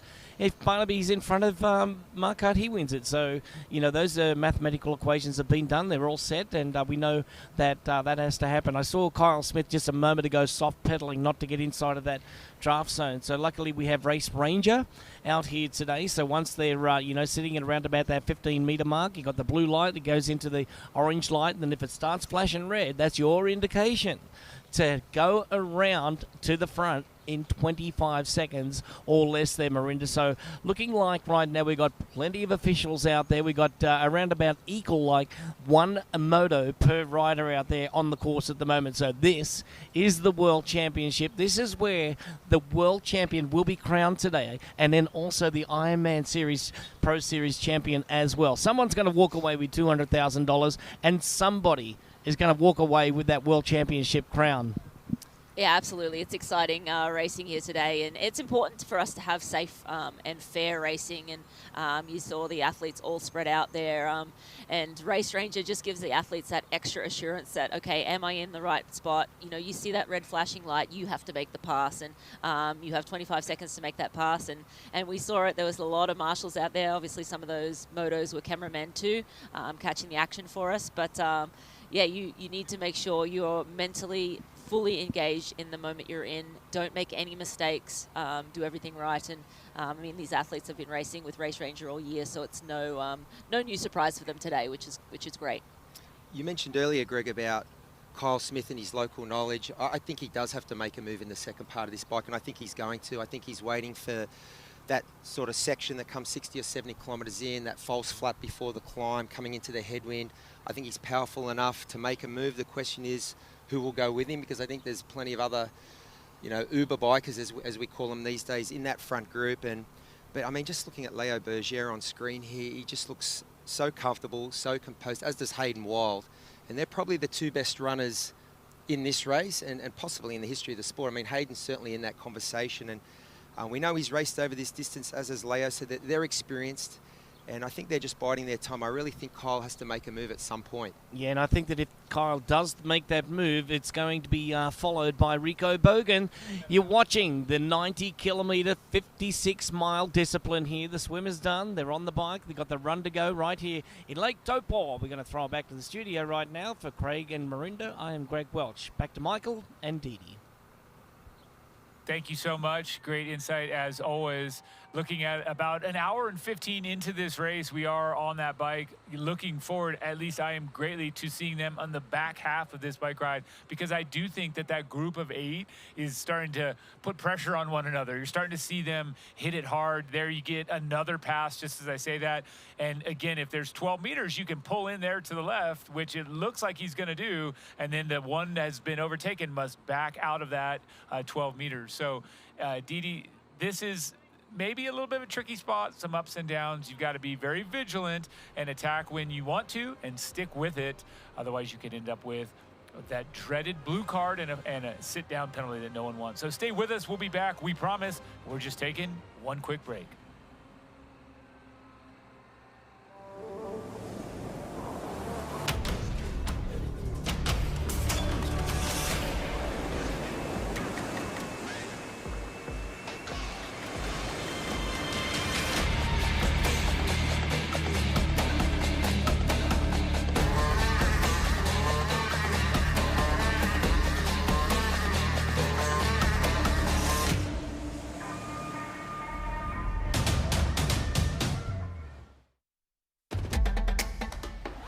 You know, and we know. The thing about challenging yourself is you're always looking for what's next.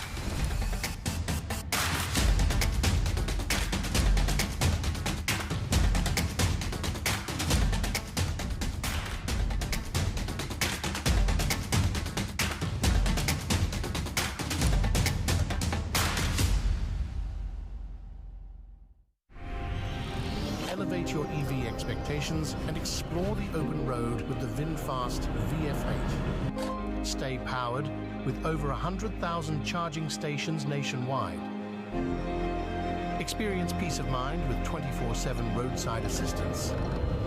Drive with confidence, backed by our 10-year unlimited miles battery warranty. All-electric VinFast VF8.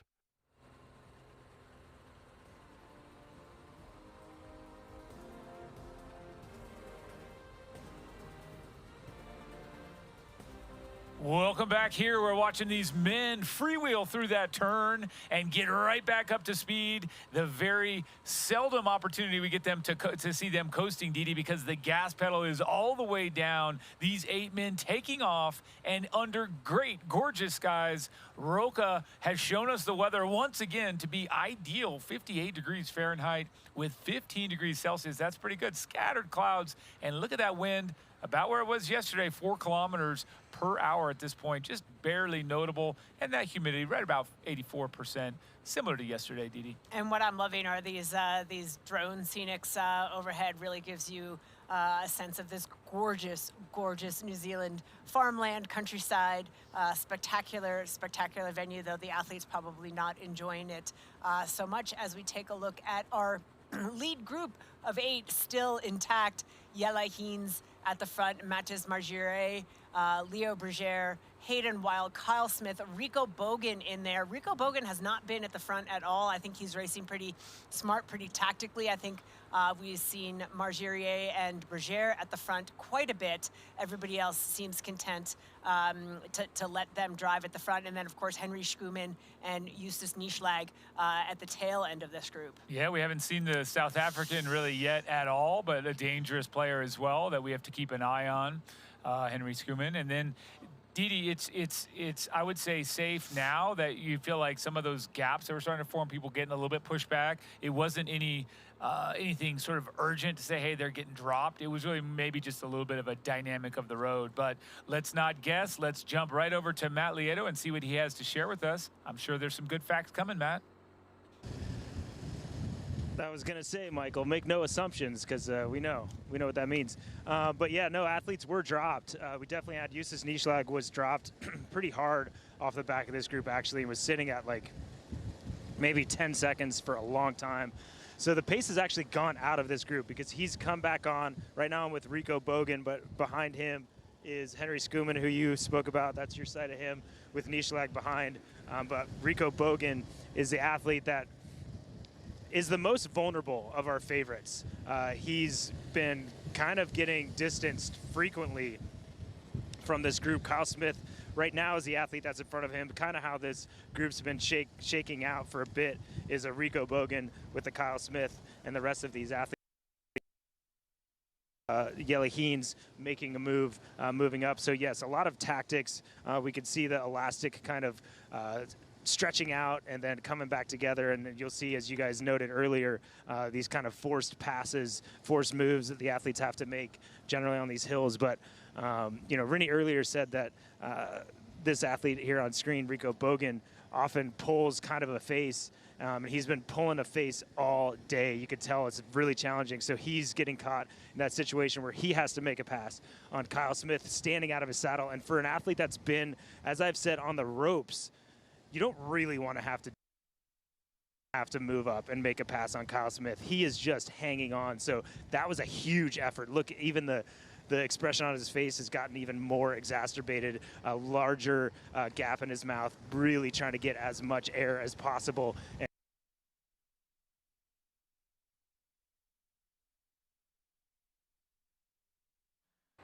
makes another pass because And back here we are looking at a little bit more stable shot here overhead. That was Rico Bogan making that pass and finishing it out. And now we're looking at the whole group. So well, we did see that, and Matt's confirming, yes, the gap was big, but it's back. And so is someone hurting or is someone putting pressure on? Is it a question of both? Is it a question of terrain? Yes. It's all of the above, and it could be as something as simple as a little bit of a lapse in focus, right? You go to grab a bottle, get some nutrition on board, take that Morton gel, and all of a sudden you pick your head up and the wheel in front of you is not where you thought it was before. So, but that group is again still together, as Matt noted, perhaps getting stretched out from time to time, but largely still intact. With the chasers, that's Christian Hogenhaug's group. They are 127 down. And that we were just getting a quick look there at Henry Skuman as well, who's tucked into that group of 8. As we look at these gorgeous shots, once again, impressed by this beautiful countryside. Stay with us because there's a whole lot more full gas bike course to cover, and we will do so after this quick break.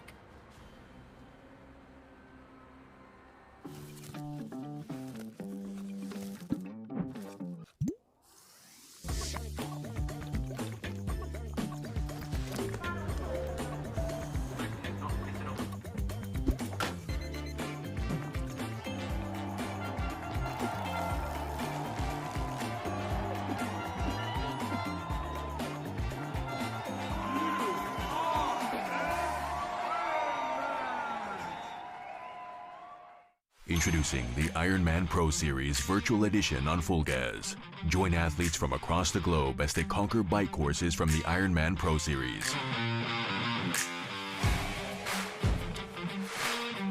Challenge yourself, travel the world, and earn your exclusive finisher's medal. Push your limits and make your mark. Exclusively on Full Gas. Unleash your inner champion. Register now at fullgas.com.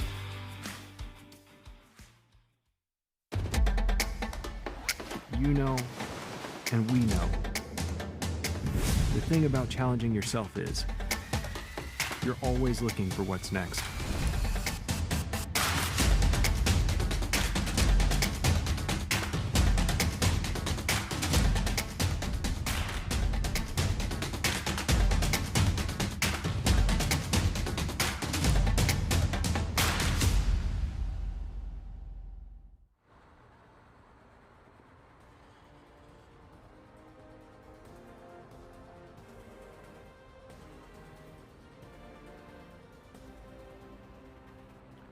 Now we're an hour and 25 minutes into this race almost, and we're watching another twist and turn literally down there on the roads. The twists and turns figuratively keep coming as we don't know who to expect to be at the front. One of the guys that we've just wondered about, and Matt called out, said maybe he's on the rivet a bit, is Rico Bogan, our defending Ironman 70.3 world champion. We caught up with the German in advance of this race, and this is what he had to say to us. Returning champion this year, a little bit of a different, coming back to a 70.3 worlds with a bit more of a target on your back. That's true, yeah. Last year, 14 months ago, I was a little bit the underdog. I have built number 1, more media attention, but it's great. It's an honor. I have to appreciate it, and it's cool to be here. There's also a bunch of guys who do have recognizable names here that haven't raced this distance very much at all. Does that excite you coming into this race to have some more firepower? They are short distance guys. They're just coming from Olympia and now on the middle distance. So I know that they are very fast runners. So it's a different race, but it's cool to race also against them. What do you think of the course and how does it play to your strengths? It's not that technical or not so many uphill sections, but I think you have to have a very high watts, high power, and that suits me. And also that's a rough surface. Also need to push high power. I'm a big guy, so I can push high power. So I think that suits me. Yeah. But does the full distance interest you? Do you have any interest in looking at the Pro Series? The long distance is for sure something I'm looking for. Now I'm 24, so I have time. I will go to the long distances for sure. The Kona High, being world champion on a long distance, is a dream of me. I will be there some days, yeah. Coming back here as returning champ, what would winning this race mean to you? Yeah, it would be really cool to do it again. Show the world that I'm capable of to do it again would be really great. And now with the short distance athletes, to show them that the middle distance is something different would be cool, yeah. When you look at some of your performances this year with the guys you've raced against, some of them have got the better hand of you. Like, is your fitness trending towards this race more than others? I did really good with my coach that we have a peak performance now at the end of the season. My season started in March, and there we figured out, yeah, we have to be fit in November and December. And yeah, now Dubai 3 weeks ago showed that I'm really fit and my peak performance is here, and we did a good job, and I can say I'm better than ever.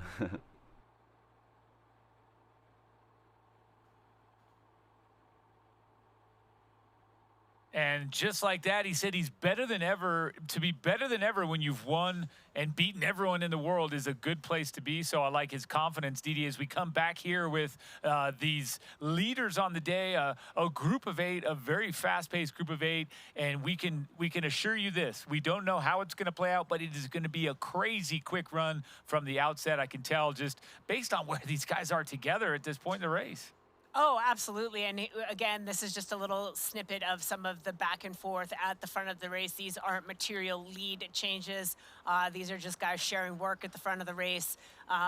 Perhaps, again, the head down, they look up and notice the race ranger and know that they've got to get on and get around.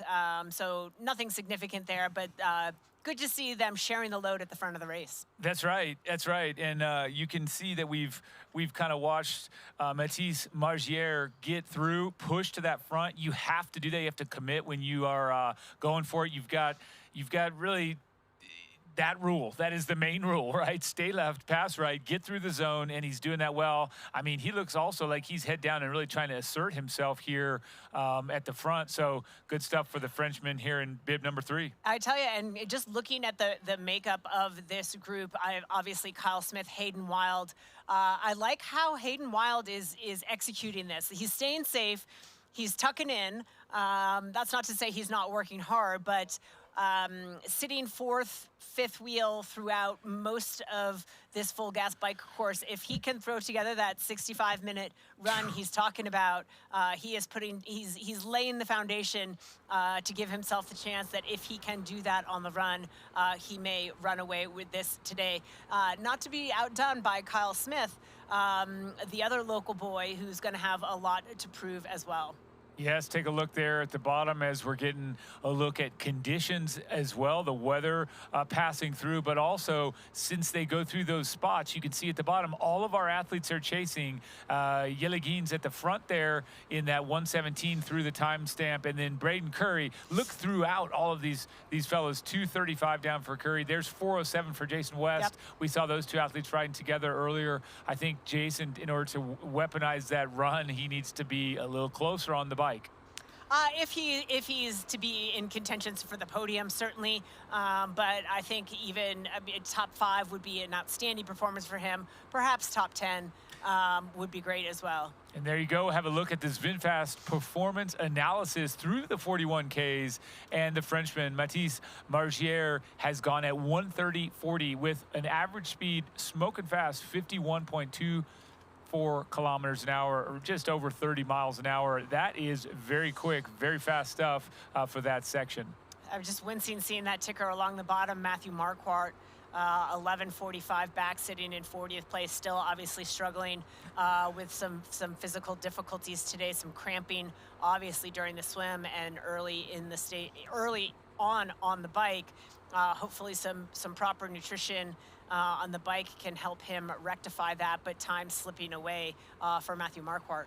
And just as we looked at that stat, we were calling out earlier that he needs to finish within about 11 to 12 minutes of the leader to get that second spot in the Ironman Pro Series. Not, of course, knowing how Hogenhaug does. But if you think about that, it really tells you if you can just get it together. I mean, 11 minutes from the front is hard. Yeah. On a rough day, it's super hard, but he needs to pull it together if he can, and he can still get some good cash in that series. Especially when all the athletes talking about dead legs on these country roads, the vibrations that come up from the road into the legs on the bike, that a lot of the athletes not quite feeling themselves in the opening Ks. If you're already having leg problems, could be a tough go for Mark Hart, but certainly cheering because we love to see a good race. Yeah, we do. We love it. We do love it. We do love it. And up here out of the saddle, again, for Rico Bogan, whether or not he is really suffering or really kind of just, you know, putting out a great effort where you'd expect him to be, I think that's kind of what it feels like, right? Yeah, I think it is. And I recall a year ago watching him in Lochte, looking, you know, at times he almost looked as if he was about to cry. And it's from obviously the level of energy he's exerting is tiring and painful. A little bit of shock perhaps that he was where he was, certainly not this year. A lot more expectation on the young man, but he just has an expressive face. He would not be very good at the game of poker. That's right. That's right. And let's be honest, these guys are so well prepared, same as the women, and it's so fast, Edie, and guess what? It does hurt. Yeah. I mean, that's where the term pain cave comes from. It is an exertion that causes some pain, and sometimes, as you said, the poker face is not to be. They wear that effort on the face, on the body, and that's okay. As we look down, Didi, what have you got? I think that's Hayden Wild going to the front for the first time that we've seen. That was a pretty aggressive move to the front. We saw second wheel, whoever that was, really have to increase the cadence to hold on as Hayden went to the front. So we'll see how this plays out if a move is being made when we come back from this quick break. Don't go away. I promise you, we're coming right back. Here's Elizabeth in the middle of the perfect workout for her. To create it, we analyzed her biometrics and genetics, her recovery rate, injury risk, and aerobic potential, her recent training sessions, the temperature, humidity, and elevation, the demands of her next race, and billions of data points from athletes just like her. With TriDot, Elizabeth gets faster. And what does she have to do? I just opened TriDot and did my workout. TriDot. We do the technology, you do the training. Elevate your EV expectations and explore the open road with the VinFast VF8. Stay powered with over 100,000 charging stations nationwide. Experience peace of mind with 24/7 roadside assistance. Drive with confidence, backed by our 10-year unlimited miles battery warranty. The all-electric VinFast VF8. Meet Kicker Run from Wahoo, a revolutionary indoor running experience where you just run and your feet set the pace. We call it Run Free Mode, a game-changing technology that allows you to change speeds naturally, just like you do outdoors. You can even let popular training apps control the speed and grade for you. Kicker Run by Wahoo. It's time to run free.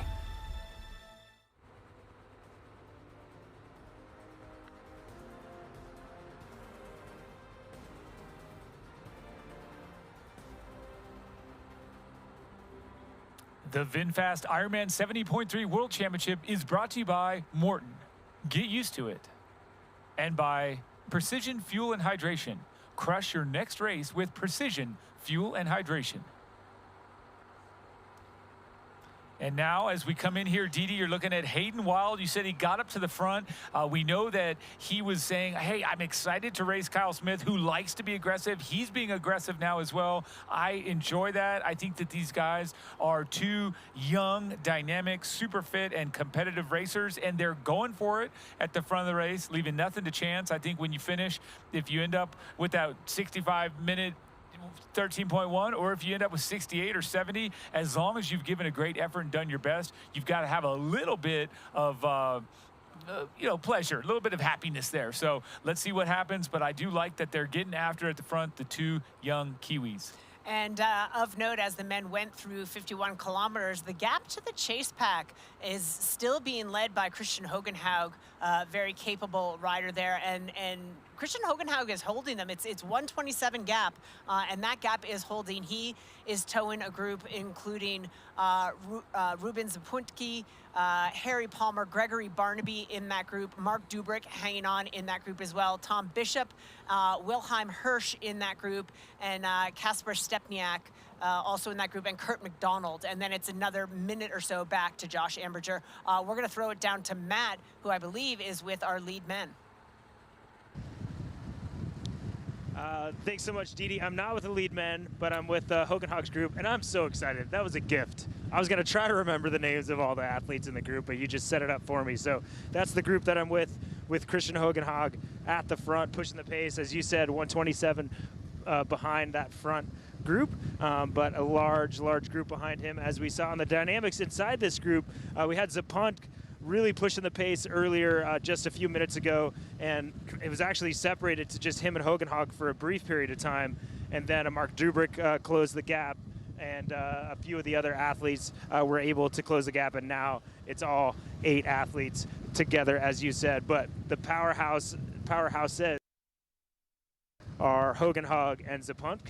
And then, guys, you know what? I heard your little poker face talk back there about Rico Bogan, and you're right. There is poker faces, but that dude is not pulling poker faces. He is definitely on the ropes a little bit, letting the gaps that I saw open up and back, but maybe he's settled himself here in a little bit. And these guys are getting on that straightaway that we saw, the beautiful section of the course. Can we say again how beautiful it is outside at Taupō here? But the section of course where we saw that women's third pack bridge up to that chase pack yesterday. So these really long straightaways. So Christian Hogan Hog right now can't quite see the front of the race, but when he takes a right-hand turn here in just a little bit, he's going to be able to see that group that he's been chasing all day. This has been the big mover. He's ridden through.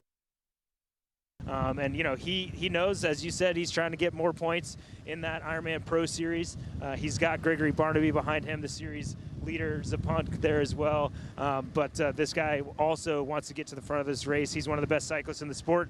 He's going to try to make it a game where all these guys have something to run for off the bike with those leaders up the road. But Christian Hogan Hog on a mission. Will he accomplish it? I don't know. We'll see. But we know we're going to get back to you guys in the studio right now. Thanks very much, Matt, as we're here together with Christian Hogan Hog, watching him just power forward. And then just like that, we're looking at some others of these athletes. Didi, we were just talking a little bit while Matt was sharing those updates and feeling like that dynamic is building. And I think that what we can be very certain of is that these men have all been planning for and thinking about the run, and it factors into where I think the biggest power kind of moves will be made is who's got the ability to ride these crazy outputs, these crazy watts on the bike, and still have those legs. Because look at that, we've got a little bit of a gap there forming for Kyle Smith. Well, that's that little accordion effect where we saw people sort of stop pedaling, they're coasting, and then all of a sudden they've got to put in this surge to get back on as the accordion readjusts itself. And that's just what happens when you get stuck at the back of a large group of, you know, in this case, 8 or 9 riders. Yeah, well, make no mistake, it's not easy no matter where you sit because of that accordion effect. You do have to then close that gap and get back to where you feel good, because 12 meters, suddenly 20, suddenly 50, and suddenly you're dropped. So you don't want to let that happen. I think having that contact, obviously outside the draft zone, is giving you the virtual draft or the emotional draft that is essential as you race these events. And what do you think? I was saying, back to defending champ, Rico Bogan. I mean, you know, his facial expression can be whatever it is, but he's in a good spot. I don't know, given the company he's in, and again, it's just words. It's easy to say I'm going to run, you know, 65 minutes off the bike. I don't know that Rico Bogan is in that zip code necessarily running, but he's put himself in a position to defend, and that's exciting. Let's get over there with Greg Welch and Craig Alexander for another wonderful update, I'm sure. Greg, take it away. Yeah, thank you very much, Michael, and thank you, Didi, for those comments on Rico Bogan. I have to disagree with you, and I'm going to say that Rico Bogan is one to watch today. He's young, he's 22 years of age, and he is full of talent. And now, as far as the accordion goes, would it be the piano accordion or would it be some sort of other accordion? But yeah, look, Craig and I were talking about it off air, and the accordion effect is in in play right now. And the athletes are, they just sort of get within that zone, and Race Ranger is going to tell them what to do anyway. But a little bit of soft pedaling happening while the person up front setting the pace, maybe just backing it off a little bit. But you have to be very witty out there, Craig, and know what your position is. You have to stay engaged the whole time, Greg, for sure. I mean, on an undulating course, as the leader of the group's going down the hill, the person at the back of the group's still going up to crest the hill. So you get that piano accordion effect. Plenty of technical officials and draft marshals out there. I think it's just staying engaged and staying in the moment. But it's interesting, since they crossed to us last time, there hasn't been too much movement in this front group. I think the status quo is the same. I noticed that second group's hovering around 125 behind with Hogan Haug and Greg Barnaby. I think Kurt McDonald's in that group. So, I don't think the winner's coming out of that second group. The winner's coming out of this group. But, I thought this lead group might just ride away and have 2 or 3 minutes, but there's too much strength throughout the entire field here, Yeah, let's talk about what happened yesterday with Taylor Knibb, like over the last 15, 20 Ks, where she threw down a massive amount of wattage and just got a big lead, coming in. It was 5:01 over Kat Matthews when Kat ran out on course. Imogen had 13 seconds up on Kat. But today I'm looking at something like that happening again. Maybe Kyle Smith and Rico Bogan or Mathis Magidier. They are definitely the top 3 cyclists in our race right now, and they have the power, and it's been proven over their race results in 2024. And back, to seeing what we're doing right now, look at that. It's absolutely brilliant. They're all about 12 to 14 metres apart from each other. Look at that line there, Craig. And as we were talking about Christian Hogenhaug, definitely the strength of the second group there. He's riding very well. But at the last 2 splits, dead even. 127. 127. So over those 10-kilometre blocks that we've had, nothing has really changed out of that. But the one that's sitting really pretty today is Gregory Barnaby. He's in that second group. He looks really, really smooth, and I wouldn't be at all surprised today that he might be our Ironman Pro Series champion at the end of the day today. But right at the front of the race, Craig, Herlick Eanes, Hayden Wild, and Leo Berger, the fastest runners on paper, but watch out for Rico Bogan. There's so much quality in this front group, and it's interesting everyone's been talking about Hayden's pre-race comments saying that he's going to run 65. Interestingly, yesterday, about 10 minutes before the gun went off in the women's race, I was chatting to Kat Matthews' husband, Mark, and he said he thought that Kat would run 115 to 116, and that's exactly what she... Spot on. It's exactly what she ran. These athletes and their coaches and support crew, they know the form and fitness that they're coming in with. I think Hayden can run that time, so I'm just interested to watch this dynamic over the last... We're coming up to the 60K time check. There's probably 35 to 40 minutes of riding at the speeds they're holding. Who's going to hold their nerve? Who's going to hold their composure? Who's going to take a little bit of a chance on this climb and then the final descent into town? Does, say, a Rico Bogan or a Kyle Smith think that they can match the foot speed of Leo and Hayden? For me, that's the big play that we're going to see. And that's what's going to be interesting about this last 30 to 40 minutes of the bike ride. Yeah, it will be interesting. And yesterday you touched on Kat Matthews, 115 and a half. And Danny Kleiser from Germany. We saw Danny this morning, and she looks like she's already recovered, but she's all of about 100 pounds wringing wet, and ran a 114 plus. So that was incredible running by the German. But today, yep, we're going to talk about that run. Splits, Hayden did say 64-65 in the press conference, and I was a little bit taken back by the 64. I don't think that's possible. I think more in the range of about 67 today, but we'll have to wait and see. We know that he's going to lay it down, because in Paris, remember what happened when he was racing Alex Yee for the gold medal? He got out to 8 kilometres. He had the lead. He had an 18-second lead, and it just sort of started to come back a little bit. And when you see your competition at those turnarounds, things go through your mind, and your mindset changes up a little bit. So let's see how patient he can be at the beginning of the run there, Craig. We saw that yesterday with Ashley Gentle going out. We saw that with Magnus Dietlev, like we talked about before, in Kona. Didn't look so great going out there. He faded back to 10th place and ended up in second. This is a long race. It's 21 kilometres. There's lots of crowd. You know the crowd is going to be right behind Kyle Smith. You know the crowd is going to be right behind Hayden Wild. So they might run out with a little bit too much adrenaline today. So let's see if they can hold back a little bit and bring it home at the end. Yeah, I mean, there's a chance that could happen, and there's going to be some great runners waiting in the wings like Leo Berger and Jelle Geens, who we know their quality.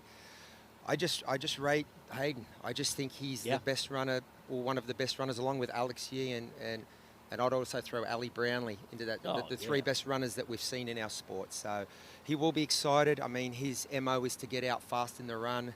So, but we've still got 30 or 40 minutes of this bike to play out. And, you know, will the likes of Kyle make a move? I still think he will, Rico Bogan. And interestingly, Henry Schoeman, he's just sitting here tucked in nicely into this group as well. So I just can't imagine that Matisse Margerier and Kyle and Rico are just going to sit here with Jelle, Leo and Hayden in the group. We're in the valley right now, Craig, and we're going to start climbing in around about 15 kilometres, or is it 12 to 15 kilometres? We're going to start climbing up a little bit before we drop back down into Taupō. And then they'll get out onto the run course. But that is going to be definitely the area where they will, that's the last resort. If they don't go now, the last resort is on the hill. They will go and try and stretch their lead out over the runners in the sport. And, like, you know, I witnessed this race firsthand this year between Jelle Geens and Martin van Riel, and it was a ding-dong battle back and forth, and two Belgian guys just absolutely going at it. Light guys, great runners, come from the Olympic background. Jelle Geens has been to the Olympic Games 3 times and represented Belgium, stepping up the pace, you know, into the 70.3 realm, and he's doing very well. So I think that his experience so far in the 70.3 is that more than a Hayden Wilde. Hayden's only ever done one, you know, before, so we'll see. But Hayden's got the crowd on his side. He's got athleticism on his side. He's so talented, and we'll just have to wait and see what happens. Well, that is the danger for Hayden. If he oversteps the mark and goes into the red too early, you've got that calibre of runner who will be hovering 20 seconds, 25 seconds back, just like we saw yesterday with Ash Gentle and Julie Duron, two great runners. Yes. Potentially Julie just overstepped with her pacing a little bit, and it wasn't until 13 or 14 kilometres into the run, that, you know, sort of the 2/3 mark of that half marathon, that Ash really stamped her authority and was able to claim that final podium position. So, but Hayden knows who he's racing. I mean, and this, it is a 70.3, but it's right in the wheelhouse of these short course athletes. This is a speed race, and we've got some of the fastest in the world right here in this front group. Yeah, Hayden is a no-holds-barred type of athlete, so he really gets after it. He really wants to go for the wins. I did speak to Ashley Gentle and Julie Duron last night, and Ashley did say she just didn't feel good, you know, running out, but she worked into it, and she just let her body respond to that. And then Julie, you know, she said that her wheels fell off. So it's been a long year for these athletes, but this is it, culminating in the World Championship. This is the VinFast IRONMAN 70.3 World Championship, Lake Taupō, New Zealand. Look at that. Beautiful shots. We're going to throw it back to you guys. Michael? Thank you so much, Greg. And Craig, always insightful. Thank you for that commentary. We're back here at the front with Hayden Wilde looking over his shoulder. And I think really we talk about what Crowie said, spot on. These athletes know from the bike to the run exactly what kind of times they're going to put out, plus or minus a little bit. You never know what's going to happen when the fueling kicks in, when the dynamics kick in, the weather, all that stuff. But relatively speaking, the paces, the watts, everything right there, it's not left to chance. It used to be like if I said I was going to run it 20 years ago, you're like, he's just making stuff up. He's talking trash, right? But now we know. Yeah, I think there's a lot more. There's a lot more data at our disposal, a lot more predictive measures that we have. But on the day, you can end up like a Matthew Marquardt. Like putting it together on the day is still no easy task. Yes. And the pace of this bike is obviously blistering. I think Hayden's ridden really conservatively, and that we haven't seen him at the front very often, at least through the first half of the bike. Starting to show his face a little bit more now. So that's smart, that's strategic, setting himself up to do that. But yeah, I think it's easier to predict, but I still think it's really hard to put it together on the day. Absolutely. I think if you kind of really look at what delivers these performances, it's always a race dynamic in the moment. And so when you see Kat Matthews run the 1:16, she does that because she's chasing like heck to catch up to Taylor. When you get a 1:06, 1:07, 1:08, I always reference those times we had with Jan Frodeno and Javier Gomez and Alistair Brownlee. They were racing each other in South Africa head to head to head. And so that's when all of a sudden we get that Yeah, you get that elevated performance for sure. And the other thing is that the race dynamics, you know, the guys surging, that we talked about, that accordion effect, that's burning matches every time you've got to surge to not lose that wheel in front of you. So that's going to impact your ability to run well off the bike too. But we're going to see how this plays out when we come back after this quick break. Don't go away. Exciting racing still to come.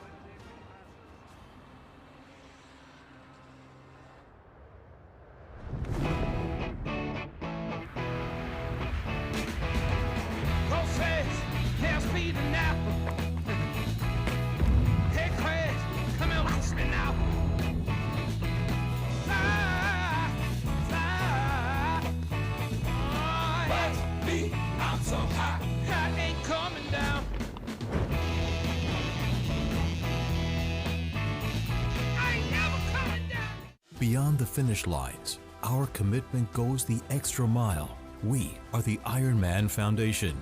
We've given back more than $55 million to support our mission of leaving a positive impact throughout race communities. Without our amazing athletes, volunteers, and givers, we wouldn't be where we are today. Together, let's continue this journey of impact.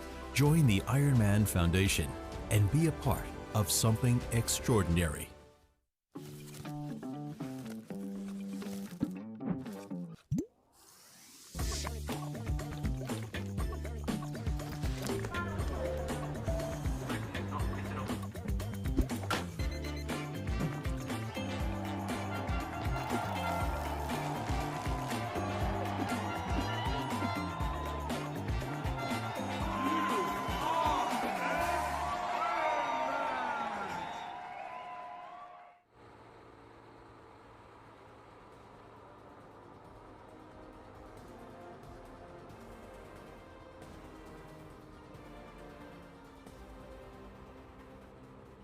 Welcome back to this beautiful countryside as we are kind of closing in on the end of this race. But without further ado, we want to get ourselves right over to Matt Lieto. Matt, what have you got?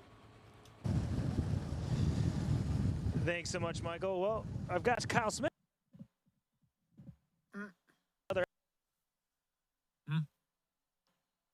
He's, you know, the dynamics are pretty weird, honestly.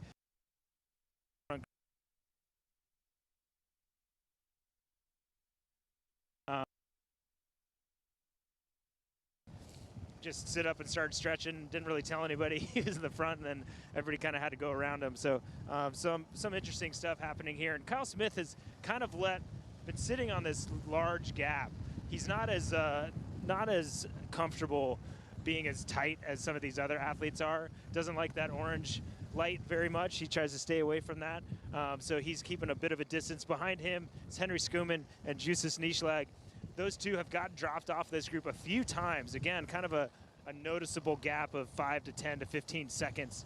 So definitely some surges happening when it seems like when Matis goes to the front, that's when things really start to hurt. Interesting thing you had noted, I think earlier, Didi, that the gap to Hogenhaug staying the same. I might actually see it now. It was closing, but it might be opening because, you know, that tactics in that group are starting to take some of the effort out of the legs. Last I saw, Hogenhaug was trying to wave other athletes through to take a pull and then putting an effort in on his own because nobody would come through. So a lot of tactics now happening. Athletes with good legs don't want to use those good legs and just pull the better runners around with them. But right now, all staying together. And as you said, hey, you know what? Rico Bogan maybe was playing a little poker card because he is in the front. He's such a good poker player, I couldn't even tell. But Kyle Smith does have that poker face. He looks very calm. He's had some gaps open to make me think he's getting dropped, but he's just that calm to get back to the front. And again, a hometown race. Pass it through some farmlands here. Makes me think of Kyle Smith and the setup he has here at home in Taupō. I think we had a chance to catch up with Kyle Smith earlier in the week. Let's see what he had to say about racing in his hometown for a World Championship. Taupō usually this busy? No. I mean, Ironman has literally come in and literally doubled the population. Like, I think that mum works a counsellor and she was saying that, so we got about 25,000 people population and there's 20,000 people expected for this weekend. So That's a lot. That's crazy. Me and my brother used to come here like most days after swimming, because there used to be like time after swimming before school. Order a carrot cake and a coffee. Is that rocket fuel? That is not a glass of Pepsi, that's for sure. It's always a bit funny racing at home when it's like, especially living out where we live, it's like just normal life, you know? Thing about being out in the farm, like unlimited supply of fresh eggs that, you know, literally are still warm. What do you call them over here in New Zealand? Butt nuggets. You feel like the grandioseness of the event, like it's huge. Like you feel the gravity of it, and like it's so cool, and the buzz around town, and it's awesome. It just like lightens this place up. Like I was inspired to race triathlon because of things like Ironman, and we have such a culture of triathlon in this town. And every school here does a school triathlon, so all the primary schools, intermediate, high school, we all do a school triathlon every year. It was a massive inspiration for me, and now I'm lucky enough to call it a career, and some of the local kids here can put down a trowel or whatever and pick up triathlon and, you know, pursue it as a career. And after this event this weekend, there'll be like noticeable change of like people going out running or people taking up swimming or whatever. It inspires like the whole town then to like kind of get up and after it. You know, to be from here and to be a local boy racing from here, it'll be like, you know, hopefully it kind of adds into that a little bit more as well. To be honest with you, I'm just gonna go mental. Like I feel like you have one opportunity at home, and yeah, I'm not gonna, you know, play the game. I'm not gonna, yeah, be safe, that's for sure. I'm just gonna go hell for leather, and hopefully the adrenaline of the crowds just carries me through.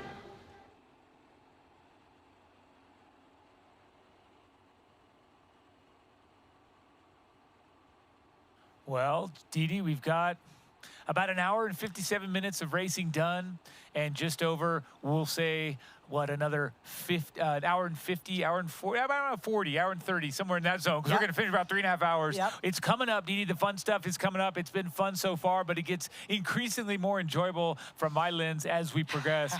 The men, the dynamics, everyone getting after it there. We're talking about Hayden Wilde. We're talking about looking at him, listening to him. It just gets me fired up because it is, the Kyle Smith, Hayden Wilde, the whole crew, but those two in particular, I think really ready to wage battle down when they get off the bike. Well, and of course, this crowd is going to go wild when they see the likes of Hayden Wilde and Kyle Smith, the two local boys in the mix at the front of the race. And as we know from yesterday's women's race, that run course is jam-packed with fans and spectators. It's going to be jam-packed with the professional women's field and all of their supporters as well. So it's going to be an exciting time when we get to that point, but it's an exciting time right now. And of course, this was the point yesterday on the bike where that 71-kilometer timing mat wasn't working. Remember, we were all wondering, hey, what's the gap? What's the gap? And that's when we got the next 81-kilometer mark. Is when, you know, Taylor Knibb did her mic drop, and it was 4.5 minutes of a gap. So we're waiting to see what that gap is across 71K. The lead group is across it. That gap to about 1.5 minutes back to the chase group. We'll see if that holds.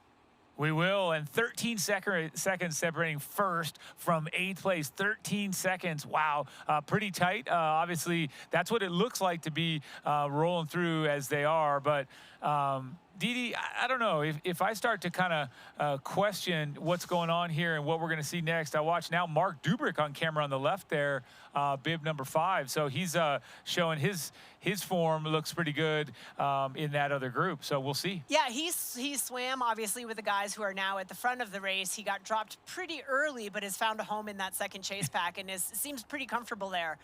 He hasn't really been in jeopardy, although Matt's saying there are some monkey games going on in that second group as well. Some of the race dynamics starting to play in. A lot of these guys looking around. I don't know if he's looking through for someone to come through on a pull. Here we go. There's Hogan Haug back to the front of this group as they go through, and that split has ballooned up to 2:04 now. There you go.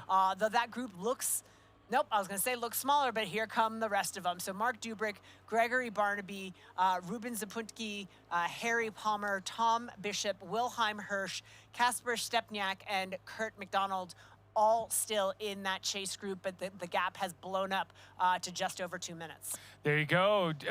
Not dissimilar to yesterday. We saw at this point around a 2-minute lead. Let's see if that continues to grow because we do know that there's, as we see on our graphic, what we are now calling Heartbreak Hill. That was hotly disputed yesterday between you and I think Concur there from I shake my head. Sid. I shake my head in disgust. But there could be heartbreak, and I think there could be heartbreak on a flat section. But I think looking at the terrain, though, that does happen to put that obstacle right at a spot where it's difficult. It's deep into the race when you're starting to feel a little bit of wear and tear. You have to be really attentive to that fueling, everything at that moment, and then you get a relatively uphill kind of gradual grind and some steep sections there.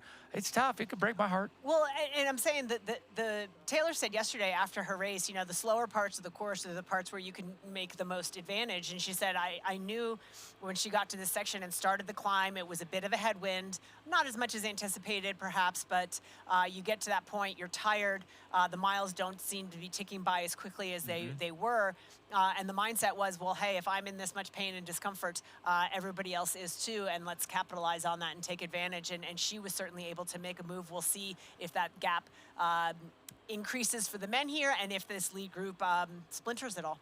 There you go, watching the Frenchman, Mathis Margier at the front, trying to pull a Taylor nib, trying to get away maybe, or is he just leading a fast charge? Either way, what a wonderful shot as we watch some impressive riding as this group has just stayed together for so long. 8 men really trying to get after it, and of course, gapping that chase pack and those behind, because I always like to take one step back and say, as much as we highlight the front, those top 3, which is clearly what we're after, to get a top 10 in an Ironman 70.3 World Championship is also something that can be career defining, career advancing, career inspiring. You can see some of these, and we'll get someone back there that's way off, and it's going to rip off an incredible run that just surprises us, and we can say, wow, that person just launched themselves into top 10. We pay top 15, by the way, so there's money there if you get in that spot. But you know what I mean, Didi. There's honor, there's marketability by getting that top 10 at a World Championship event. And you and I know 9th place is really remarkable at any of these events. It's fantastic, in fact. But actually, I almost think 10th place is better than 9th. 10th is right. So 10th gets a little fist pump. But looking at that, it's something to gun for, and I think that it reminds us that big blow-ups happen in the championship races, but big breakthroughs do as well. So that is something to just throw out there as a carrot for you guys to keep chasing and continue to watch this show. And I'm not going to say how beautiful this is, Didi. I'm going to leave that up to you. Actually, what I was going to say is just looking back through some of the splits when we talk about honor in the rest of the race, just keeping an eye on Braden Curry. He has the potential to move into that top 10 overall in the Pro Series, particularly if Marquardt, depending on his future. But Braden Curry going to get the full weight of his points as well, and so he is still in the running to do that very thing. But don't go away. We're going to come back to you in just a couple of secs.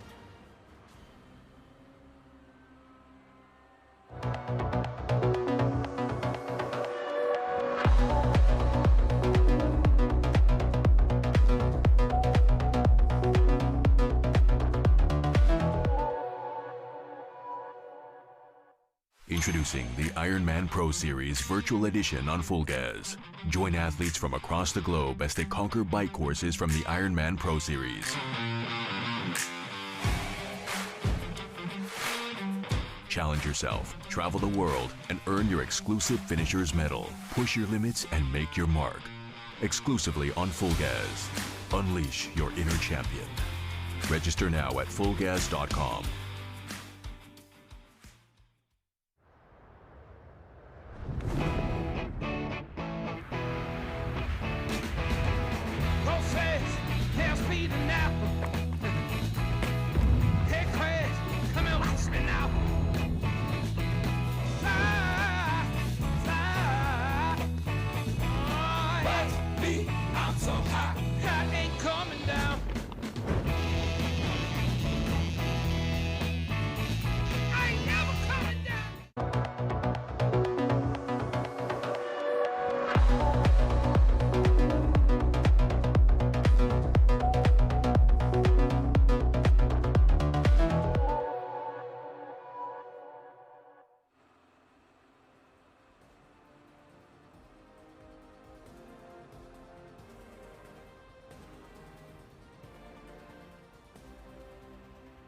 Welcome back here to the VinFast Ironman 70.3 World Championship here in Taupō, New Zealand. 2 hours and 5 minutes. Done and dusted, Didi, and we're watching these men barrel on back into town where they will transition and hit that 2-lap Hoka run course. But before they get there, what do they have in front of them, Didi? Well, you can just see the road starting to upslope in front of them, so they've got to get up this climb. Yesterday, during this section of the course, there was a bit of a headwind. Don't know what the conditions are out there right now, so we're going to throw it down to our good friend Matt, who's out on the course. Matt, what do you got? Yeah, I've got a little bit of a headwind, Didi. It's not too bad, though, but you're right. The athletes are going to feel it regardless. But athlete who's feeling it is Christian Hogenhaug. You know, he saw that split, that it was 2 minutes up from 90 seconds, and he was frustrated, went to the front. He got about 10 seconds on all of the group, except for the athlete directly behind him, Mark Dubrick, who was able to stay with him. But it looks like, as we speak, they're bridging it back, and it's Ruben Zapunkt who is doing the work. Those two strong athletes keeping this group together. I will say Mark Dubrick having a fantastic race today with adversity. It sounds like he dropped a chain. As we saw, he was chasing on early. I honestly did not think he'd be able to bridge up to this group even. But we have Mark Dubrick having a great ride today. Very comfortable. He's never one that's let gaps open in this group. But yeah, as I speak, Hogenhaug did have a big a gap on this group, but it's all together again. So Christian Hogenhaug putting efforts in. But, you know, he's one of those cyclists that he's puts efforts in, but he's so smooth. He's not like burning a match that he's going to pay for on the run, I don't think. This is an athlete who's just, okay, I'm going to get back to my 360 watts or whatever insane number it is and do what he can. As we see, we're going to have Zapunkt find that momentum from bridging that gap and move his way up past Dubrick. And he won't be able to slot in, or maybe he does have enough distance to slot in, but we'll see which one he does. He is going to continue to make that pass, so he had some seconds to make a pass over Dubrick, and then he's going to make a pass right past Hogenhaug, and we'll see if Hogenhaug looks disappointed when we see Zapunkt make that pass, because he did see that he had a gap on those guys for a bit. But yeah, a little frustrated, looking over his shoulder, seeing that it is the same as it was before, but doing his best. Zapunkt out, getting in a Heartbreak Hill, guys, a mad dash back toward transition for the athletes and for me as well, but a lot to play for on this run. Back to you guys. Thank you so much, Matt. This is great insight, as always, as we come back here. I love that. Was a great little perspective there. I love that long shot. But this is a good one as well, Didi, as we come in here and we look at these athletes just churning it out and really pushing hard. Of course, Leo Bergère, we saw, you know, we've seen a little bit of him off and on, but he's a dangerous character. You have him in there where he's not been at the front most of the day, but a little bit of time, he's just there ready to pounce. A great all-around athlete. So let's watch out for him. Yeah, another athlete who can run the battle for the podium amongst this group. Like I think it's going to be really difficult for anyone outside of this group to land themselves on the podium, given the caliber of the runners in this group. But you look at Jelle Heens, Hayden Wild, Kyle Smith, Leo Bergère. It's going to be on. Everyone, yeah. But you're right. A couple Frenchmen, a couple Kiwis, a couple Germans. It's just, oh, it's on. And interesting. I think you're right. What if we had one of those names 2.5, 3 minutes back, we could be talking about them running through. But we would have to have 5 implosions, 6 really, to have someone come from behind to get onto the podium. We could. We could. Don't go away, because we could. Because I don't know how hard they're riding. And won't that be fun to watch? Yes. And the thrill of victory and the agony of defeat. We sort of sit here in the commentary booth and thrive on it all, because it is the exciting part of racing. Who knows that better than Craig Alexander and Greg Welch? Pretty much nobody. Let's rush over to my 2 favorite Aussies. What have you got, fellas? Well, thank you very much for the kind words, Michael. We love you and Didi too. And what a great day that we're being treated to right now. This is a volcanic area. It is full of energy, and it's about to erupt, and we can tell you that this is Rico Bogan. He's going to be one of the stronger guys out there. Expect Kyle Smith, expect Rico, expect Mathis Magirier to give it an all-out effort over the next 10 to 15 kilometres, because we are now honing in on the finish line here in our second discipline. And Craig, this is go time. Yeah, we're coming to the, I guess, the business end of the bike ride now. It looks like this group is, it's still together, obviously. And I was interested before when we sort of scoped back to the second bunch, Ruben Sapunki. That group's steadily been losing time. They're out over 2 minutes now. But watching Ruben ride with a very big gear, low cadence, and then we flashed straight to Leo Berger, who had a much higher cadence. So I'm always interested in the different sort of pedaling styles and cadences of the athletes. I always found personally a slightly higher cadence was a little more efficient. But yeah, this front group, hasn't been a lot of movement since they crossed to us last time. Leo, Yale, and I reckon Hayden are just sitting in, licking their chops at the moment. I think some of these boys need to do something. Race weather today brought to you by Roka. 61 degrees right now, 16 degrees. It is going up in heat right now. We can tell you it's broken clouds. We've got a patch of cloud here and there, but not too bad. Perfect racing conditions. The wind has settled down. There's only a mild puff right now at 4 kilometres an hour out of the west southwest, and we can tell you that it is around about 78% humidity, and that's what's giving us a little bit of heat in and around town. Leo Berger has been very, very strong so far. He looks absolutely great over his bike today, as does Kyle Smith and Hayden Wild. So this is coming down to the run today. The winner is definitely coming out of this lead group, and Craig, they all look so good so far. And I'm very, very surprised to see, Helle Keens and also Henry Schoeman just sitting right in the back of that group as well. Those two guys can run, but look out for Helle. He hasn't been at the front lately, and we can tell you that that is a plan of his. Hayden Wild, on the other hand, is pushing extremely hard. He wants to get out there on the run and separate himself from the rest of the competition. We know that he's one of the greatest runners that we've seen in Olympic distance, but can he go the distance today? Break away. There's now a little gap forming. Yeah, well, that's what we're about to find out. And interesting just watching the weather conditions up there. I don't think there's as much wind out on course today. Of course, we're in town here at the hot corner. I don't think they've got the headwind. They're experiencing the headwinds that the ladies face. So hard for anyone to break away, I guess, with those conditions. And there's just so much depth in this front group anyway. But you're right, they all look pretty comfortable and composed while the pace is on. And I mean, when we talk about how comfortable they are, let's not forget they're sitting at around 50 plus kilometres an hour. So when the average speeds are quick, it makes it hard for any athlete to break away. Even if the road does go up or if there is a slight wind, these higher average speeds just doesn't lend itself to a breakaway.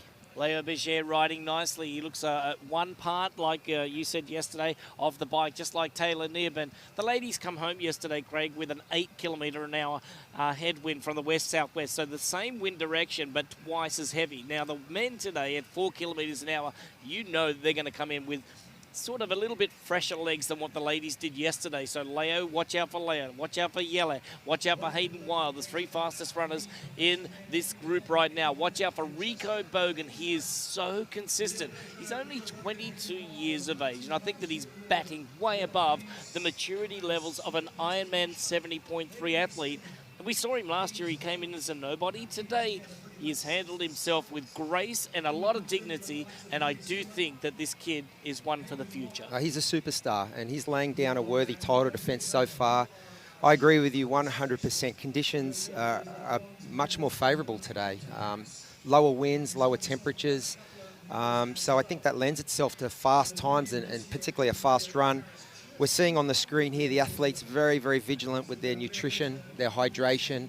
They're all staying on top of their sort of fueling strategies. And, I mean, it's not going to be too long before they hit T2. And I think we're going to get an idea very, very early in this run how it's going to shake out. But, yeah, no, I tend to agree. I think Hayden's going to go to the front early. He's a front runner. But there is so much depth. And even, I mean, when we're talking about who are the noted runners and who aren't, it's all perspective because they're all world class. I mean, we saw Kyle Smith and Rico have a couple of sprint finishes in the T100 series this year, running at warp speed. So all these athletes have great run pedigree.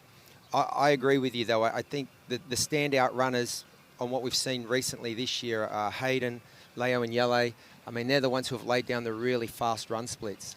Frenchman Mathis Magirier right now, he's been strong all year. We know that he's an incredible cyclist. He's trying to give it everything right now. He does need to separate himself from the rest of the competition there, Craig, because he doesn't have the run turnover like the rest of them. This is a good move by Magirier. Yeah, Matisse is such a strong biker. We've seen him. This is his MO in a lot of the races.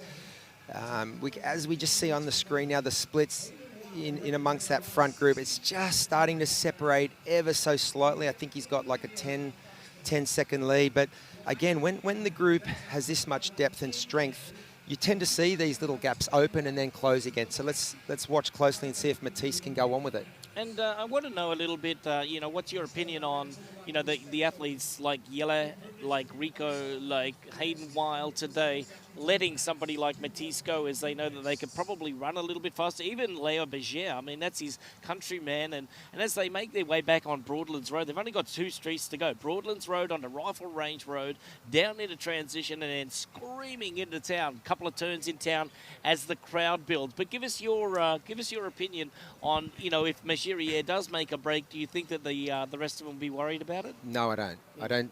In short, no. These athletes have raced each other. They know each other's strengths and weaknesses intimately.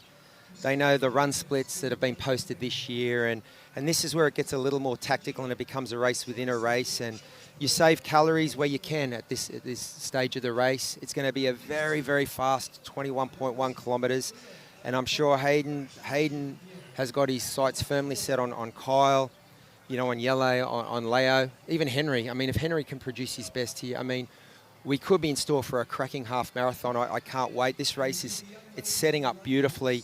They're about to crest the climb and hit that last big descent into town. You are watching the VinFast IRONMAN 70.3 World Championship from Taupō, New Zealand. The energy is here and a race is happening right here. Don't go away. We'll see you right after the break. Elevate your EV expectations and explore the open road with the VinFast VF8. Stay powered with over 100,000 charging stations nationwide. Experience peace of mind with 24/7 roadside assistance. Drive with confidence, backed by our 10-year unlimited miles battery warranty. All-electric VinFast VF8. This is where I wanna be.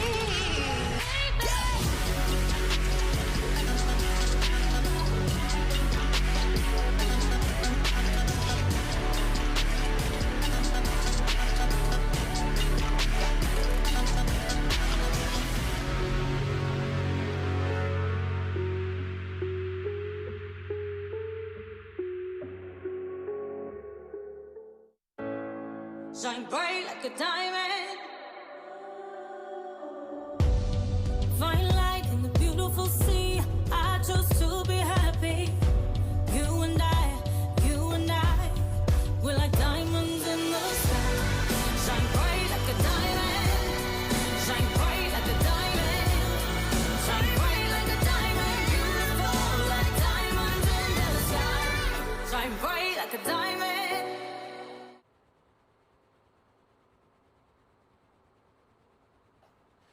Welcome back here to Taupō, New Zealand. Beautiful scenes. As you can tell, we're coming right back to the lake, which means right back to town, which of course means right back to the third discipline. The Hoka Run Course is waiting for us. I never want to skip over without giving it credit. The transition number 2, a fun race to watch in and of itself. But Didi, if you're going to kind of just go out on a limb, I'll go out on a limb there with you. Who are we going to put down for? Who do you think, if you had to call someone right now, who's going to come off the bike and just run away with it? It's going to be a tall order to run away with it. I think these guys are going to run each other's legs off. I think the hometown advantage for a Hayden Wild is going to be significant. I also think Yele Heens is going to factor in. I think he's going to be on the podium as well. And Leo Berger. So you just picked 4. That's I picked good. 3. No, picked 3. Hayden, Yele, Okay, sorry. and Leo. You picked 3 out of That's my 8. podium. That's 3 out of 8. And I'm picking Hayden Wild to win. Okay, well done. I like it. Well, I think It took me a minute to get there. It did. Well, you have to also remember who's in there, kind of pull them out and get the pronunciation right. So there's a tall order I threw at you. But here's the story. We're almost there. We cruised through that, and I like what you said there about the gap where the chasers kind of lost a little bit more, but not dramatic. So I think that with Hogenhaug, Barnaby, Stepanak, Dubrick, Palmer, those athletes are close enough, Didi, that we could see them pull out a great run to find that top 5, top 8, top position, Yes. right? So the battle's going to be full on from the outset. And back to the Frenchman, Margier, he is here pushing it. Maybe he'll be the first one into T2 with some bonus points there and sometimes some bonus dollars when you get that first into T1, first off the bike, we'll say. Well, and I'm also looking a little bit further back down the rankings. Not all of the athletes through that 81.5K. But what athletes could we see run into the top 10? We mentioned Jason West as having a lightning fast run. Has he lost too much time on the bike? Quite possibly.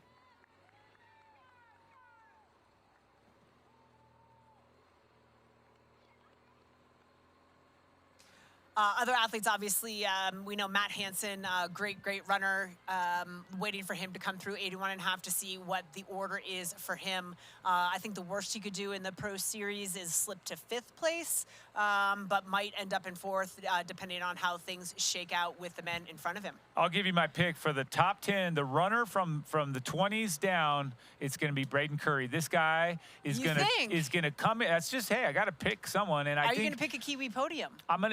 I'm picking him to get into the top 10. So I just think he's going to run his way. We said, who can come from back? I think Braden Curry has not only the foot speed to do that, but he's got that tenacity. Obviously, the hometown crowd or the Kiwi crowd is going to be behind him. But I think that he's someone that's in that zone where you talk about who will pull something special out of the bag. That's Braden Curry. I'm just going to say we'll see him in there maybe 10th at the end of the day. Otherwise, you mentioned some fast names. Mike Phillips, another guy in there is pretty solid. When we look at the New Zealand contention.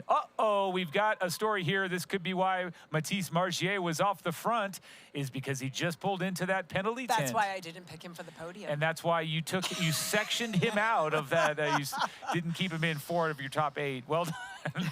But Margier standing down. So at the close of this, you'll see him out for a count of 4 minutes before we get him back into the race. Yeah, you talk about Braden Curry, and I just want to give him a little shout. Not only is he fighting to get into the top 10 in the Pro Series rankings, you'd like to see him finish out the year on a high note. He's had an up and down year with the DNF at Ironman Texas, DNF at Ironman Lake Placid. He was 2nd place at Ironman Cairns, slipped down pretty far at Ironman Frankfurt, and did not have the Hawaii I think he wanted. So it would be really, really nice for him here on home soil to finish it out with some good juju. For sure, good juju. We've got Hayden Wild out front. I think we're going to see him just continue to stay out front until the end of the day. But you never know, and I just always like to say that because I'm wrong more often than I'm right. Let's get over to Matt Lieto, who's nearly never right, but still fun to talk to. Just kidding, Matt. What have you got? Thanks so much. Yeah, here with Mirinda Carfrey. Looks like it's Hayden Wild first off the bike. Little gap. Didn't expect that, Rennie. Yeah, he must have pushed that last little section, maybe with Margier going into the penalty tent, but he's all alone in transition, putting his socks and shoes on right now. Rico Bogan in 2nd. He is now just racking his bike, as you see. Yeah, then it looks like Gilly Heens, and then we've got Leo and Kyle Smith, hometown favorite, with Justus Nieschlag and Hayden Wild. Wow, I mean, that is something else. And Rennie, I heard Michael ask Didi who she thought would run away with it, and she said no one, and I'm saying sorry, it's Hayden Wild. Oh my gosh, that was probably a 2:30K pace rolling out. He's used to that hot speed, obviously coming off the Olympics, but that was moving.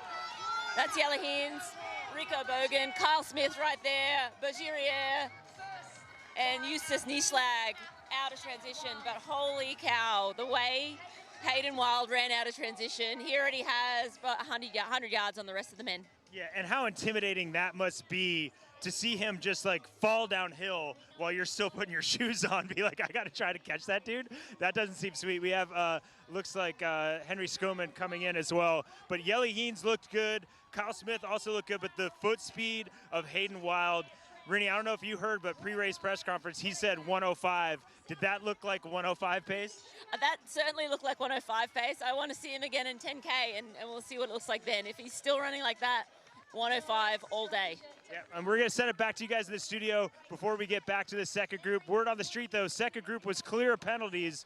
Wasn't this case for Margier in that front group, but a lot more action here in transition, just a few minutes. But for now, back to you. And here we are with the South African Henry Schoeman, just a little bit behind the folks he was with for so long. But wow, Didi, I can't even believe how fast these men are. We're talking about Hayden's run speed, but what did he do on that bike? Oh, yeah, incredible. We saw the Wahoo Element bolt there. Bike split time 1:58.51. That is just lightning fast. And what was your comment, Michael? Just lightning fast, and I'm not sure, but lightning fast, and now on to the run with that. You said you could have done that, no oomph. problem, with one leg tied up behind your back. I could have absolutely done that 1:58 for the first half of this bike There you race. go. Incredible speed, very, very fun to watch, because he also looks like he's put himself in quick transition to what I really like, as far as now the ability to just settle. And settle might be ridiculously fast, but he doesn't have someone breathing down his neck. He doesn't have anyone else's tone that he has to listen to. He can just put his own tempo, find his rhythm, feel his breath, do all the things that as a runner you want to do, and just do it cleanly. So he's in that space now. And then all the crowds, tons of people out that are going to scream at him and say, "Go New Zealand zoned." But how hard is it to control that adrenaline, that excitement? Certainly the Olympics have to be playing a little bit in his brain, that maybe he had it in the bank, and then, I mean, not that there's anything wrong with the silver medal, but it's not gold. It's not gold. It's not what he thought it, whatever it was, 8.5 kilometers into that run. We're going to throw it down to Matt, who's back in transition with the chase group. Matt? I'm here with the chase group and Marinda Carfrey. Here they come, coming off the bike. First one there was Ruben Zapunkt off, and I think that was McDonald there. On the left is Gregory Barnaby, our Ironman Pro Series leader at the moment. Things got gapped up a little bit, trying to get names of everybody. That was Stepniak putting his bike in right there as well. Who else do you see, Rennie? We got Hirsch as well coming in there. We have, let me just pull it up. Dubrick is up here. Yes. Stepniak, Hirsch, Bishop, Dubrick, McDonald. Yes, we have all of those men here just getting their socks on real quick, getting their fuel. Bishop here getting his race belt on and rolling out of transition. And you might have missed it, Rennie, but Hirsch, he left like 15, 20 seconds ago. He was straight in and straight out and had a similar turnover to that we saw of Hayden Wild. So really impressive out on the bike, or out on the run from him. Mark Dubrick getting that bib number up over his shoulders and around his waist, running well. He had the second fastest run split last year at Ironman 70.3 Worlds. We'll see if he can best that today. And you saw Bishop there, Tom Bishop. He was stretching out the quads. It looked like he was a little tight coming out. And now we have Hogenhaug in transition by himself. So he was a little bit off that pack coming in, so he got gapped a little bit, but now he's just about to leave transition too. He's obviously won for the Ironman Pro Series. Got to be frustrating for him. Pushing the pace on that group, was the strongest athlete in that bike group, and then gapped at the very, very end. But Christian Hogenhaug, he is one of the classiest guys out here on the circuit. Been racing all year to try to get as many points as possible. Great 8th place finish at the World Championships in Kona this year. Hogenhaug, if you could feel the sun's coming out hot, he made sure he got as much water as possible and pushing the pace in. What do we have here? Yeah, we have Mathis Magirier, and he just served that penalty, so he is just coming in now at the back of this pack. So maybe he can sort of tag on and salvage a decent top 10, but definitely really disappointing for him. He is one of the strongest cyclists, so must have just lost concentration at one point in the bike ride. Yeah, it takes more than just strong legs. You can see it's tactical. You got to keep your head up. As you know, we're seeing Hogenhaug and Magier two off the back of this second group. It says something. You gotta be in the game with your head and your legs. But I'm gonna take my head, legs back out on the run course. Rennie back on the hot corner. We will see you guys back in the studio. Thanks, Matt. Thanks, Rennie. Here we are right in front of Hayden Wild, the only person in front of Hayden Wild today. That's our cameraman as we come back to Leo Berger rocking the bucket hat here and chasing hard.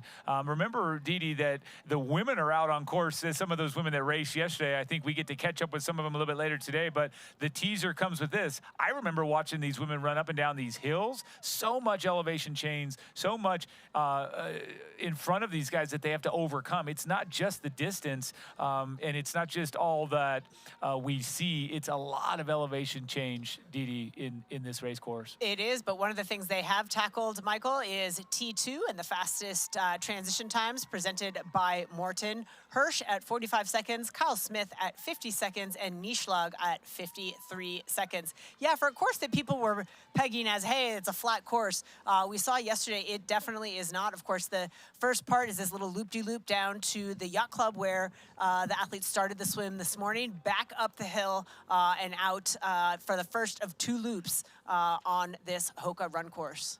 He just looks fantastic right now. Hayden Wild in front of the race, really comfortable, relaxed, good arm carriage, nice rhythm as well, and the turnover is great. There's not a single thing we can do to pick apart his form.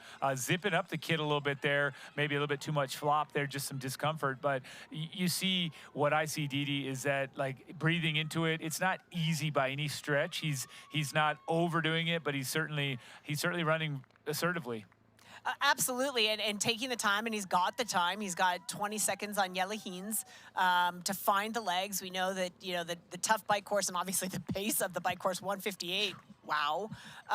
He can, I don't want to say ease into it, but he can take a minute, take a breath, find his legs, find his form, get the calories on board, and get to work.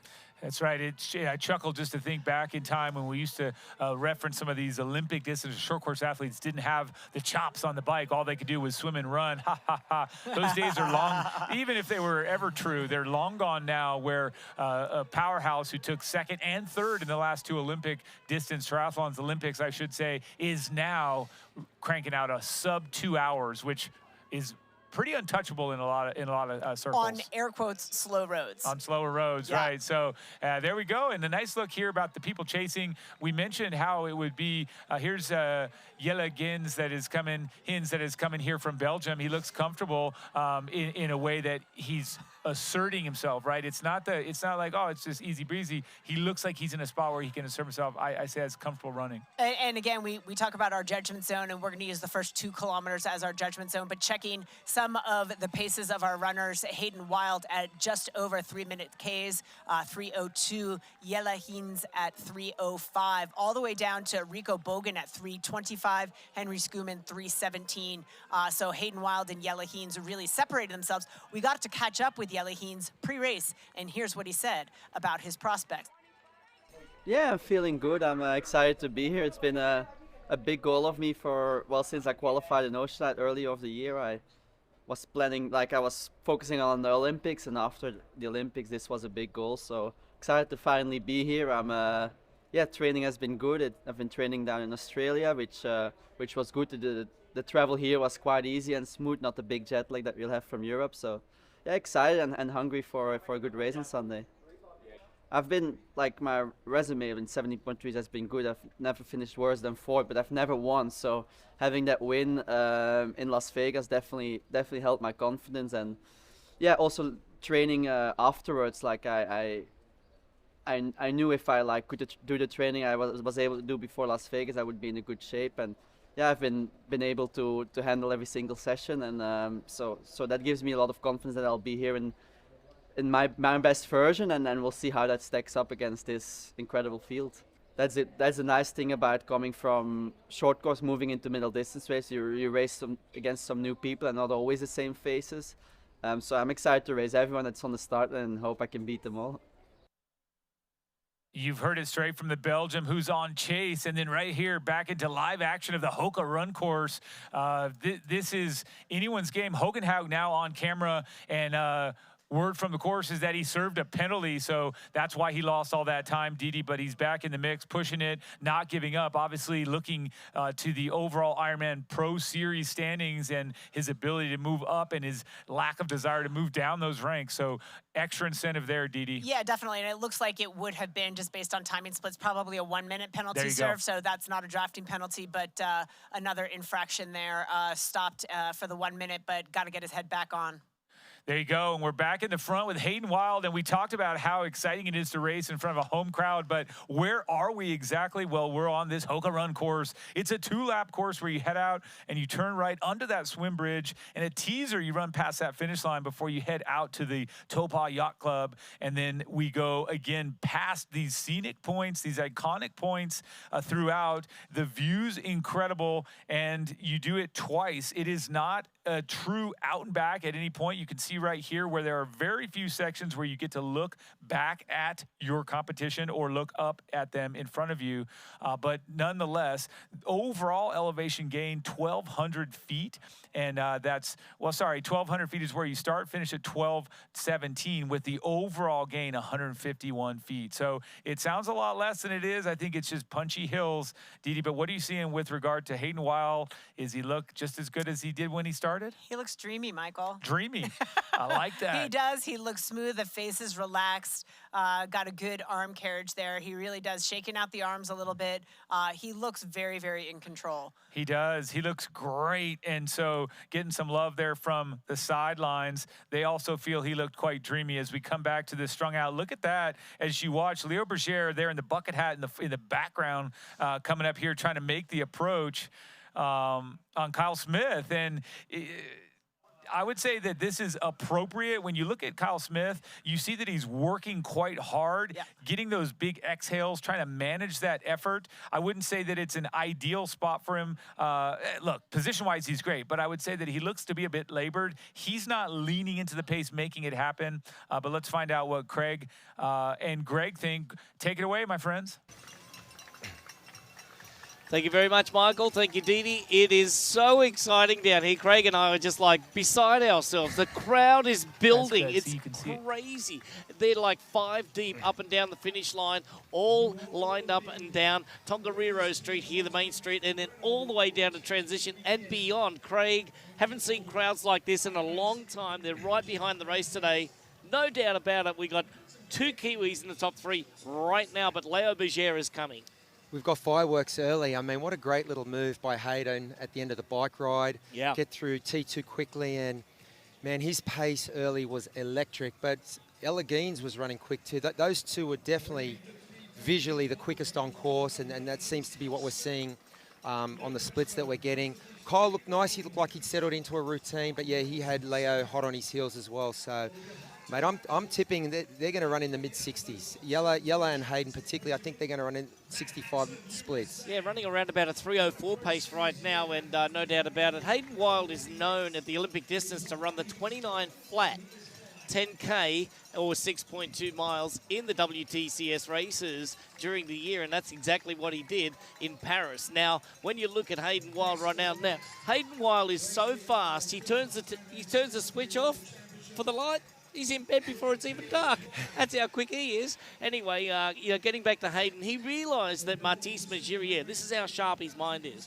He realised that Mathis Magirier had a penalty, so he went with him because Mathis is like, I got to get down the road, build up a little bit of time. So he went with him and he built up that 13 to 15 seconds lead on the rest of the pack going in, and that allowed him to get out onto the run course fast. But Jelle Geens is only 21 seconds down at 2.2K. Yeah, I think when the athletes step up in distance and they're used to that short course racing, particularly on the WTS circuit, they're very tactically aware and astute. I don't think Hayden wanted Yellow to run out of T2 with him. I think he wanted to. I don't think he thinks it's a winning move just yet. He knows there's a lot of work to do, but it was kind of like firing the first shot, if you will. And I think it's a good move. He's got out there. He's got the crowd support behind him. Both those guys just look spectacular, though. And, I mean, that whole front group was moving well. So, There's so much of this run still to play up, but at the moment, they're definitely the quickest on course. Leo Berger from France has now overtaken Kyle Smith, the local boy, to go into third place and hold down that bronze medal podium position at this point. Kyle Smith, as tough as they come, he is running a very nice, consistent race right now. Do not give up on him. He will be right there until the end, but it is Hayden Wilde that is setting a cracking pace. And in second place, Yelligins and Leo Berger. They are the three guys that we talked about, Craig, in the early part of the show, being the fastest runners at this distance in the world right now. And look at it, it's coming to fruition. Yeah, it's playing out as we thought, and I think as a lot of pre-race sort of commentary was around those three guys. If it came down to a running race, that they'd be the three that would figure. As we see Leo on screen right now, he looks smooth and controlled like he always does. Yeah. So they're still in the early stages of this run. They're about to get down to the far turnaround, which is the opposite end of the course to where we're sitting. But it looks like Leo's been able to make that move past Kyle. Kyle seemed to me as if he set his pace, set his rhythm, and that, if any of these guys falter, he's going to come through. Kyle's had a lot of experience over this distance the previous 2 seasons, and he's dialed up his pace and he's going to stick to it. Yeah, and they'll be turning around just over at the 2 Mile Bay Yacht Club just after that. And then when they come back into town there, Craig, they've got this punchy little hill they're going to have to hit 2 times. They'll be able to see each other at the turnaround here in town once more after that. So they will get an idea of where they are in the race. You know that they're getting splits out there anyway, so they know exactly what they've got to do in the race right now. But it's going to be a great race here for first, second, and third, and it's lining up right now just like we thought it would. Yeah, we've seen all these top 3 athletes check their watches, check their splits. They know exactly what pace they're holding. They have a strategy how they want to pace this half marathon.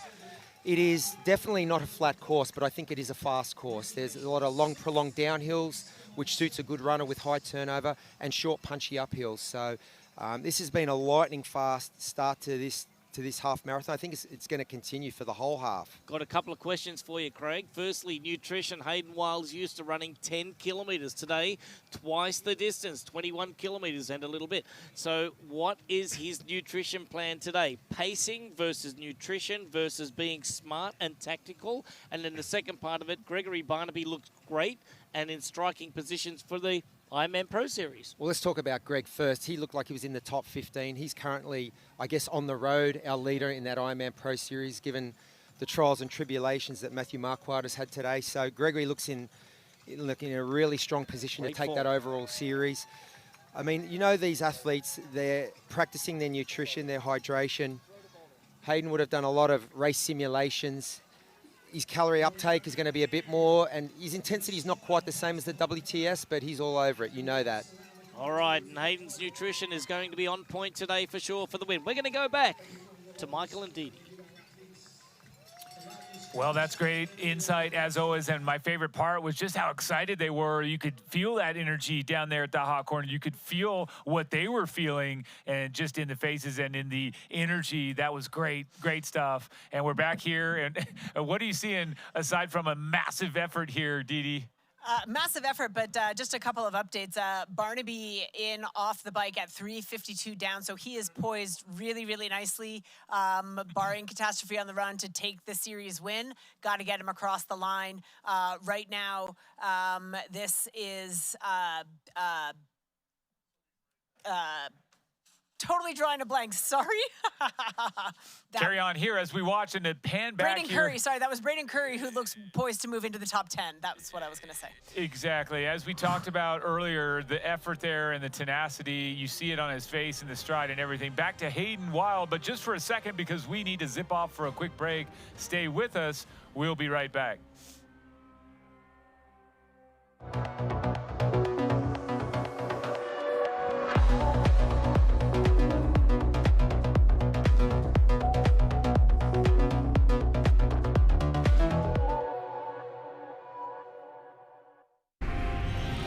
Elevate your EV expectations and explore the open road with the VinFast VF8. Stay powered with over 100,000 charging stations nationwide. Experience peace of mind with 24/7 roadside assistance. Drive with confidence backed by our 10-year unlimited miles battery warranty. All-electric VinFast VF8.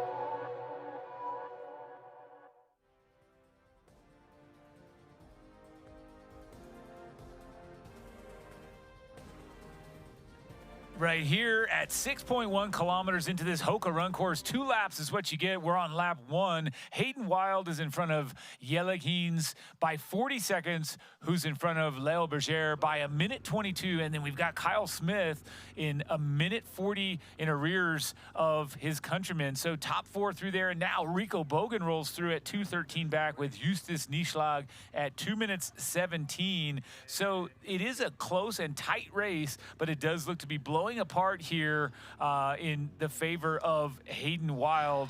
And so many different choices here to keep the sun off. But let's zip over there to Matt, who always has the sun on him. Matt Lieto, let's see it. The sun's always on my back, Michael, as you know. Going through some low-hanging trees here on course, but I am right here with Justus Nieschlag and Rico Bogan. They've had a bit of a battle. They're running shoulders.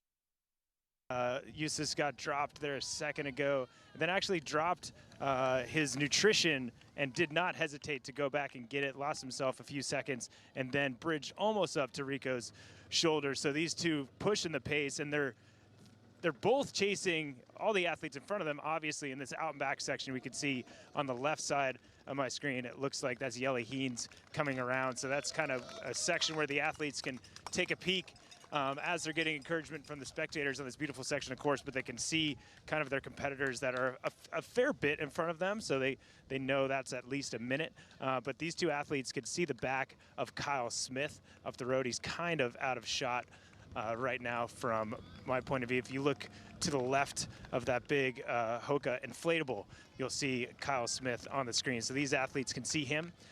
So Kyle looking over his left-hand shoulder at these two athletes battling each other and closing in on that gap to Kyle Smith that we see coming up this little climb on this section of the course. But again, Justus Nieschlag and Rico Bogan here doing what they can to bridge up to the front of this race course. Back to you guys. Sorry, Barnaby. Thank you very much, Matt. Here we are coming with Hayden Wild up a slight riser here. Everything's got to feel a little bit tricky when you're running that pace, but look at the entourage off to the side. One thing I want to point out was how much presence of mind Taylor Knibb had yesterday to inform those spectators not to take photos or interact with her because she didn't want to have her integrity called into question. It's kind of a class move there, too competitive and too, as I said, moral there to have that called into question. So an important part of our sport is remembering that outside assistance is disallowed. So back with Hayden rolling downhill, continues to look just as good as he had before. And check it out, the precision fuel and hydration performance stats for our man on camera show us that he's running a 3:10 per kilometer average at the moment. We're expecting him to come through at 2:48 for the next split, but that's Hayden Wild. The Kiwi is on a ripper, and really just like what I see here for the silver medalist in this year's Olympics. Yeah, he looks absolutely fantastic. Still work to be done, but no cause for bother. Jelle Heens also looking really, really solid in second place. He does, and you can see labored breathing, or not necessarily labored, but working, giving a little bit of a nod there to some people off to the side, maybe the cameraman, maybe some spectators, but it does look like it's supposed to look. You're running 3:10 per kilometer or 3:15 per kilometer. It's very fast. The effort should be taxing to some extent, but he looks wonderful. He looks great. Form is smooth. I like what I see here. He's also got some fuel in the right hand. and because I think when you and I were talking at a break at one point, Didi, the only thing that's really going to slow these fellas down is going to be a late-stage bonk of some sort, a late-stage lack of calories. So hopefully they're putting them in now when they need them for later. I think a lot of these athletes that we're seeing coming up from the draft legal distance, that is one of the bigger hurdles. Yes, adjusting to the time trial position, but getting the fueling right. It's a lot longer day out there for them. So nailing that nutrition is something that they are going to have to tackle. But the two men in the lead doing it masterfully. As we run to a quick break, don't go away. Exciting racing coming back to you.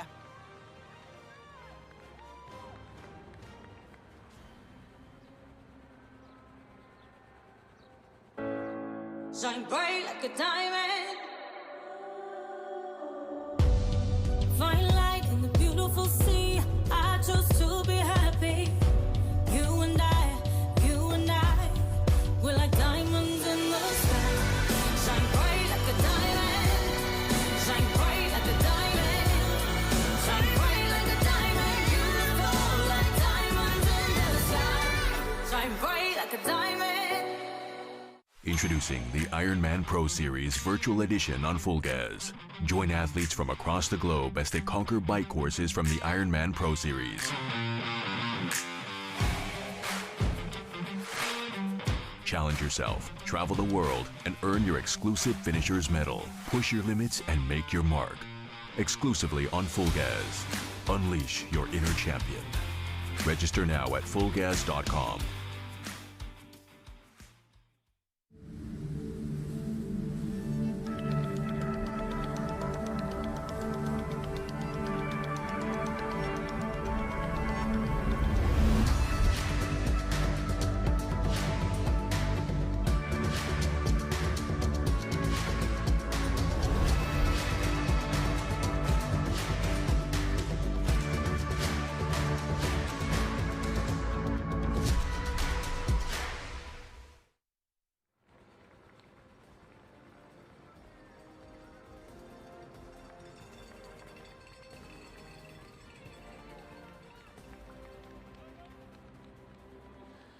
The VinFast IRONMAN 70.3 World Championship is brought to you by VinFast, boundless together, and by Shimano, the world's leading manufacturer of bicycle components and accessories. And as we watch 2 hours and 51 minutes of racing elapse, we're still seeing the man from New Zealand up front with an entire entourage of spectators so keen to see if they can keep up with this guy, Hayden Wild, who is just ripping it along there in first place. Bib number 8, but not for long, Didi. He's going to grab that number 1 bib unless he falters and he gives way to Leo Berger or Jelle Heens, who are coming hot still, coming hot. Getting a kick out of the army of guys, of people on bikes. Put some aero helmets on them. They're going to need it to keep up. We're going to throw it down to Matt on course. Matt, who are you with? I am with none other than Kyle Smith, and if I wasn't here, you'd know it pretty soon just by the sound of every single person this guy runs by. Cheers for him by name. Go Kyle. You've got a Kyle giving him splits to every athlete in front of him, any athlete behind, but Kyle, you can see, like, literally, this is the coolest thing. Everybody just giving it to Kyle Smith. Absolute hometown hero, doing everything he can to stay at the front of this race, trying to chase down Leo, trying to stay away from Rico Bogan. This dude is absolutely crushing it. And one observation, guys, there is so much Kiwi pride out here. I mean, the athletes that we have in the top 20 right now from this home country is pretty phenomenal. And these guys are so focused. Eye of the Tiger, no expression from Kyle Smith, except every time you saw Braden Curry, head nod. Mike Phillips, head nod. Like, all these guys are giving it to each other because they are a team here today at the World Championships. New Zealand proud. And Kyle Smith is making Taupō proud. Every single person knows this guy by name. I'm getting goosebumps watching Kyle Smith perform on today, just gritting his teeth, trying to bridge up to Leo. And guys, if heart has anything to do with the results that are coming here today, this guy's going to have a great result. Back to you. Thank you, Matt. We can see it, we can feel it so well expressed there. I enjoy it. I love how many people are cheering for these Kiwis, and they're doing great. They're delivering. And now look at that, Dee. That shows it. The elevation change, the elevation loss and gain on depending on which side of the road you're on. And this is a key moment at the end of the race where you have to come up that grinder on the left to summit and come on down. So you're looking there at that figure. We can see Hayden Wild. He's the guy just adjacent to the motorbike. He's got to crest this hill and keep those chasers at bay. Yep, absolutely. He's going to make his way back past the finish line and head back out on lap 2. But so far, getting the job done, continuing to extend his lead. 52 seconds now ahead of Jelle Heens and Leo Berger at 1 minute 56 seconds back. Gosh, but 50 seconds. I mean, remember we were watching this and feeling insecure yesterday when it was 1:15. minutes. Yes. Yes, and a minute 15 at the end. So we know things can change in just a heartbeat, but right now it looks really good. It can, and it continues to move in Hayden Wild's favor. It's a couple of seconds each timing split, continuing to extend his lead. Not by a lot, but in the right direction still. There you go. And I think just also you've got to say that then this is when those little things make big differences. In other words, the crowd, the hometown support. He was born here in Taupō. He's back. Yes. And so that's massive. But let's rush right on over to the hot corner for Marinda Carfrae, Greg Welch, and Craig Alexander. Take it away, my friends. Thank you very much, Michael. Thank you very much, Dee. Well, born in Taupō, Hayden Wild is from this area.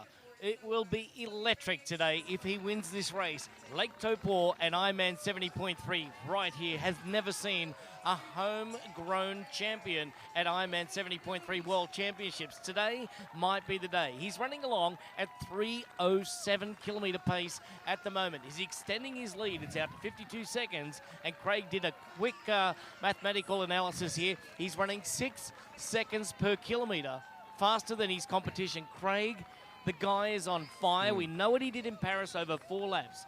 He went out, he led those 3 laps, and he was at 18 seconds up. It was the last lap that came back to him. But today, Hayden Wild does not look like he is faltering one bit. And as the crowd swells right now, right here in Taupō, as he runs up, Tongariro Road, here he is. What does he look like? Well, he's going from strength to strength, Greg. He doesn't look like he's faltering at all. He's about to complete his first lap. He looks amazing. As you mentioned, he's running on average about 6 seconds per kilometre quicker than Jelle Heens, who himself is absolutely flying. He's over a minute up on Leo Berger, who's in 3rd. Hayden just looks amazing. I'm loving the bike peloton that's following him, the hometown support. The crowd is huge here. Of course, we had the women's race yesterday, and I think a lot of the women have come out to support. Electric atmosphere, and we're getting a show from one of the greatest triathletes ever. Yeah, absolutely. It's awesome to see the home crowd support here. But one thing we did a little math on as well, Hayden mentioned that 105 split that he's looking for. He's on pace for that right now. It'll be interesting to see if he can hold this pace. But right now, he looks solid. He looks strong. I mean, he has the fitness. It's just whether he has the fitness and the strength to hold on to this pace. But he looks determined. As he approaches Tongariro Street, we've got a 300-metre grind up to the finish line, guys, at around about 3 to 4% grade. It is a very slow grind up to the finish line. When they turn around, Craig, you were saying that you could almost reach at about a 62 400, per 62 second per 400 pace. That is incredible as now he makes his way around the corner. Here he is, Craig. Yeah, we get to look at him for the first time on this lap as he starts his second lap. And honestly, Greg, he looks exactly like he did exactly 10.5 kilometres ago. He's got the spring in his step. He's just a beautiful runner. And he's hit that slight uphill grade, but he's extending his lead. To Rinny's point, I think the key thing if he wants to run that 65, and that's a target he's obviously set for himself, he and his coach have set, he's gonna need to stay on top of the hydration and the nutrition as well. For me, they're the only questions as to whether he runs that 65. Yeah, and it's the nutrition will have had to have been done on the bike. So whether he's been able to take on enough calories and process those calories. Now on the run, he's just trying to top it up. But I did just see him look at the watch. He's looking at that time and he's targeting it. Yes, he knows he's got plenty of support. He knows he's putting time into the other lads. But looking at that watch tells me that he is targeting that fast run time. The diminutive figure, the small figure of Jelle Geens from Belgium. He's having a great year. He is chasing and doing his darndest to try and bring back the lead of Hayden Wilde. Hayden Wilde turns around up at the finish line to go out for his last lap on the bike. Jelle Geens from Belgium is running very, very nice, but he's being outclassed by the guy who was born in town. As the crowd swells here in Lake Taupō, they are being treated to an incredible race today, going back and forth on the bike, but today it may be Hayden Wilde that does run away with the victory. His pace has slowed a touch, but Jelle Geens is still fighting a great battle. Leo Berger has fallen back just a little bit. The podium may be set, but will it be a Kiwi that stands atop of the podium today in his homeland? He was born here. Craig, you can't write a better script. It's an amazing script. I'm sure Hayden was inspired watching Hamish Carter, Cam Brown and Bev Doherty back in the day, and he's inspiring a generation of Kiwi kids today. We see him again, as Rini mentioned, he's checking that pace every kilometre. Yep. He's on his schedule. He knows what he wants to do, what pace he wants to run today. And I must say, though, Jelle Geens still looked absolutely sublime as he made that turn, and his leg turnover looked great. He looks super relaxed, as we now see Leo Berger in the third position make that turn up that slight incline, that slight little grind up to the turn at the end of the first lap. Yeah, and just looking at that last split, we saw Jelle Geens was only around 3 seconds slower per K. So Jelle Geens kind of holding on to that similar pace to Hayden now. So Hayden has slowed ever so slightly, but Jelle Geens just looking fantastic. He's running directly towards hot corner right now. So we see him, he's right on the white line and just trying to chip away, but Hayden Wilde just too strong right now. Running down Tongariro Street, the crowd is huge and they are loud. We got Jelle Geens from Belgium. He's making the right-hand turn as Hayden Wilde is running out toward the marina for his turnaround. They've already had one good long look at each other. They're going to get a good long look at each other again in about 2 minutes' time, and then that will be the last time that they see each other until they get out to the turnaround at the 2 Mile Bay Yacht Club, as now Leo Berger losing a little bit of her time to our lead 2 right now. So it's the homegrown hero, Hayden Wilde, leading the VinFast IRONMAN 70.3 World Championship here in Taupō. Jelle Geens is doing his darndest to get after it and try and get on top of the podium. And then Kyle Smith, also a local hero here. He comes from Kinloch, which is just 10 miles away, lives on the family farm out there, and he is very, very loved in this town. And I tell you what, Craig, the crowd is getting incredibly loud. Mate, the crowd is awesome. They're getting right behind these athletes. We're right in the thick of it here at Hot Corner as we see Rico Bogan coming up to finish his first lap.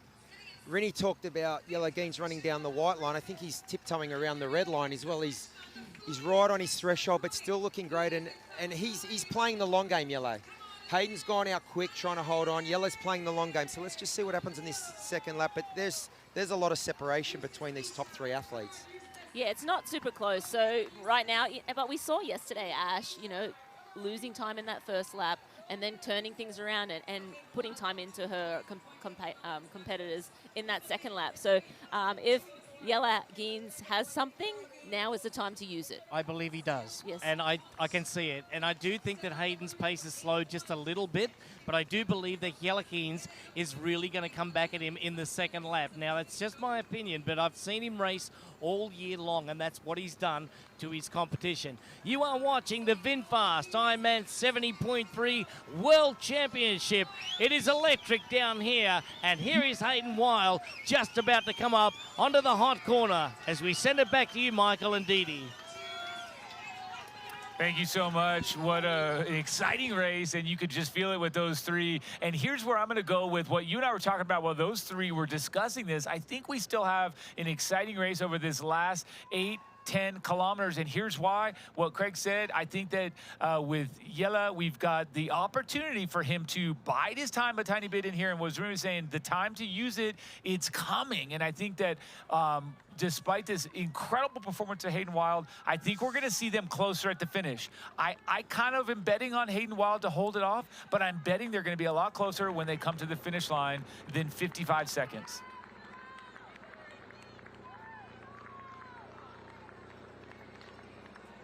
You know, the other thing that we talked about a little bit is, you know, Hayden Wild's thrown down this time of, I want to run 64, 65 minutes. How much is he holding himself to that standard and maybe not just, hey, race the race and win the world championship, right? The time that you run off the bike is sort of irrelevant if you're the first to cross the line. So having that in the back of his mind, obviously he's not just throwing a dart and saying, yeah, I think I can run this, holding his finger up in the wind. Yeah, roughly here. There's obviously a lot of science behind that, but when you throw that mark down and try to hold yourself to it rather than, hey, I need to run the best, I just need to get there first. There you go. And every single time we see him on camera, Hayden Wild is looking at his watch. Yeah. I mean, it's not continuously, but he is attuned to that pace. Leo is actually able, oh, sorry, I said that wrong. When we look at Yella, he is able to look up the road and actually see the person he's chasing occasionally. And I think he can just kind of use that, sense that, feel that. And I think they're both using very different tactics here to approach this race. There's still a big question mark. You cannot call home and say the winner of this race is set in stone. I think it will be determined in the final 5 kilometers, but it does look good for our guy, Hayden Wild. So, Didi, 3 hours and 4 minutes into the race here, and you can see him ticking along closer to that about 13K mark.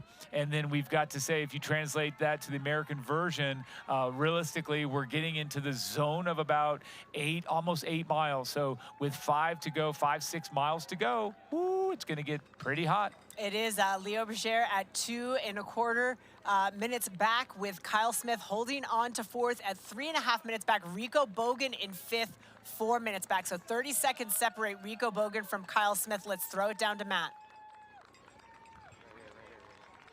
Thanks so much, Didi. Right here with Matthew Marquardt, still giving it his all. Super impressed, running well, and actually really cool. Michael Arashida is, having his race, and as he caught up to Matthew Marquardt, he pointed towards his hip and said, "Get here, man. Come on, I'll help you get as far forward as you can." And he's actually slowed down a few times for Matthew Marquardt, the 2 Americans trying to work together a little bit, maybe to keep Marquardt as far up in the Pro Series as possible. But take some guts, guys, to stay with it as much as Marquardt has. When I was by him earlier today, when he was like just screaming, honestly, in so much pain with those quads early, he was trying so hard to push through it.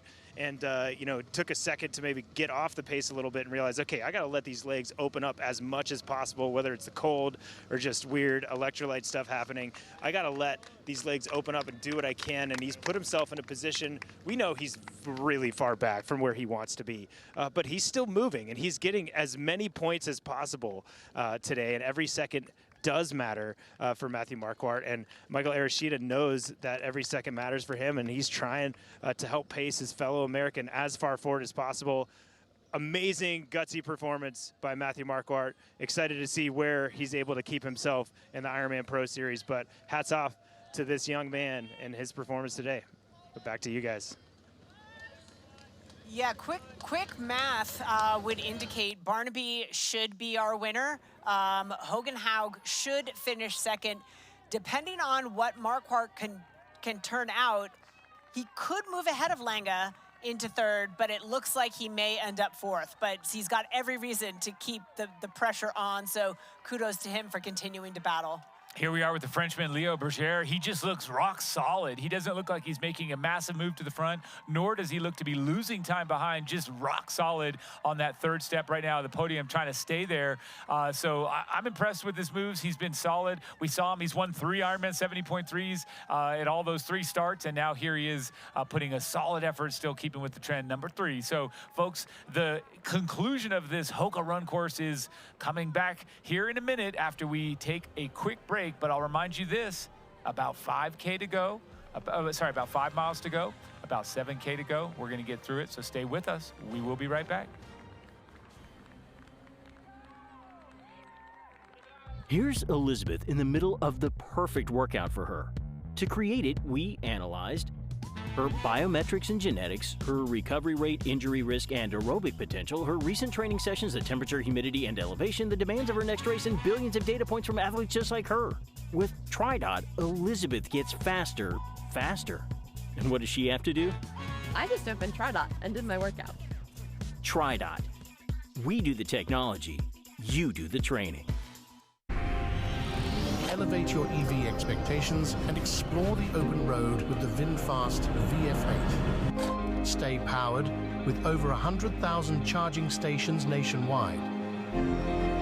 Experience peace of mind with 24/7 roadside assistance. Drive with confidence, backed by our 10-year unlimited miles battery warranty.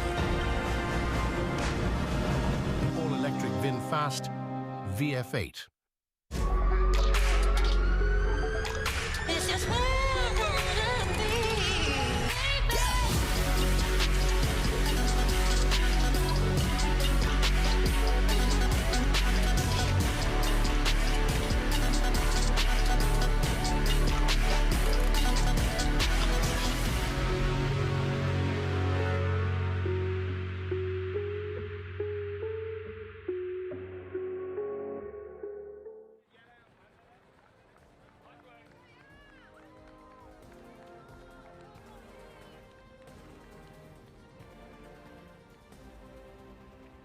And welcome back to another beautiful shot of Hayden Wilde cruising along the river path, the lake path there. And check this out, Didi. He just clocked a 3:30 per kilometer pace there, slower than he was doing before. But again, we can't put too much into that based on the terrain in that section. But these guys aren't too far apart. No, not too far apart at all. The door isn't closed for Jelle Heens. He's holding that gap. It was up to 55-ish seconds, now down to 50. Couple of seconds a K. I think Hayden's going to have to blow, or Jelle's going to have to find a magic trick up his sleeve there to bring it in, but there's still time. There's time, right? 4-ish miles, is that what you said? It's not that much, but look, he continues to look great. The man on camera, Jelle Heens, he looks very smooth, and I do feel like he has a trick up his sleeve. I do feel like we're going to see him accelerate and close that final 3 or 4 kilometers very quickly. But I also believe that Hayden Wilde is he's coming here saying I can run this fast because he can, and he is running that fast. Both these men are going to have impressive run splits to be certain. Spectators cannot keep up. And if you want to just kind of put the number on it, the VinFast performance analysis will tell you that Jelle Heens is running 3 minutes 26 seconds per kilometer. That's 4 seconds faster per K than Hayden Wilde. But this is quick running for the 30-year-old out of Belgium.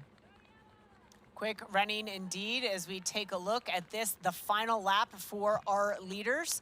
Approaching, we got a couple of Ks to go before we're 5K to go. Actually, not that many, so we're getting down to it. So, Didi, do we say anything about in 1.2 kilometers, he did take another 6 seconds back. So if he's running 4 to 6 seconds per kilometer faster, it's mathematically speaking, it's not enough to catch up. But correct. If anything changes, you get 1 or 2K on either side for both guys, those averages change the game. Absolutely, and then what we also know is that deeper into the race, when those cracks, those chinks start to show up in the armor, they tend to fracture pretty quickly. So mathematically, it's not going to be enough time, but stuff can still happen. Stuff can happen, and we know that the train changes that are in that closing bit. Sid was here yesterday talking about the women's race, knowing these roads really well, having run them many, many times. She pointed out to us that we have to get up over that last hump, and so that's that trough. You run down and up. We're not there yet, but when we get there, I think it really exposes anything that you're feeling, be it good or bad. So if you're on a roll, that's going to give you that oomph. We saw that with Kat Matthews yesterday. If you're struggling, it could really hurt. So Hayden Wilde coming into an aid station and grabbing the Morton, grabbing that precision fuel hydration, getting himself topped off, which I think is that variable we talked about. Does he have all those calories and that hydration he needs? He didn't want that cup of water. Didn't get a whole lot, Didi, by my estimation, and that could just mean he has it on board in one of his pockets. But I always do like to see what they take when they come through those aid stations. Yeah, absolutely. What the athletes are taking on board. They have a plan, and everyone has a plan until they what's the saying, until they get punched in the face. That's and right. here in the last 5 kilometers of the VinFast Ironman 70.3 World Championship, truly anyone can get punched in the face at any moment. Well, it's almost, if you keep with that analogy, the thing that makes, I think, Ironman and 70.3 racing so fantastic is that you're literally getting punched in the face all the time. So you have to kind of adapt that plan. And, you know, figuratively speaking, it is rough all day. So even when things are going well, it's still very taxing. Look, here we just saw Jelle Hins come through. I only got 1 cup, but we didn't catch him at the inbound part of that aid station. Either way, continuing to look very good. Both of these 2 athletes probably were locked up with this top 4, but we're expecting some of those athletes to kind of knock on the door of 5th. And Didi, we still talked about it. Will Braden Curry, will any of these really hard-charging athletes come into that top 10 for the first time at the finish line? Yeah, Braden Curry already likely in the top 10 for the Ironman Pro Series. Can he get into the top 10 overall results? All eyes are on this race. So many athletes, the athletes in the top 10 for the Pro Series, eyes glued to the screens right now to see what these men on screen are going to do to their performances for the year, what those payouts are going to be. We're going to find out when we get back after this quick break.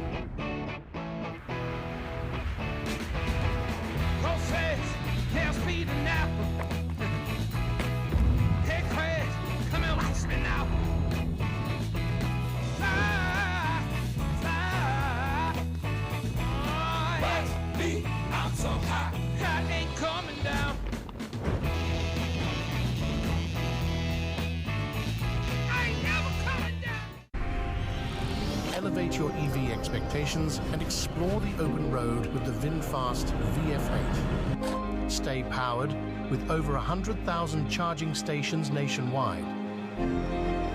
Experience peace of mind with 24/7 roadside assistance. Drive with confidence, backed by our 10-year unlimited miles battery warranty. All-electric VinFast VF8.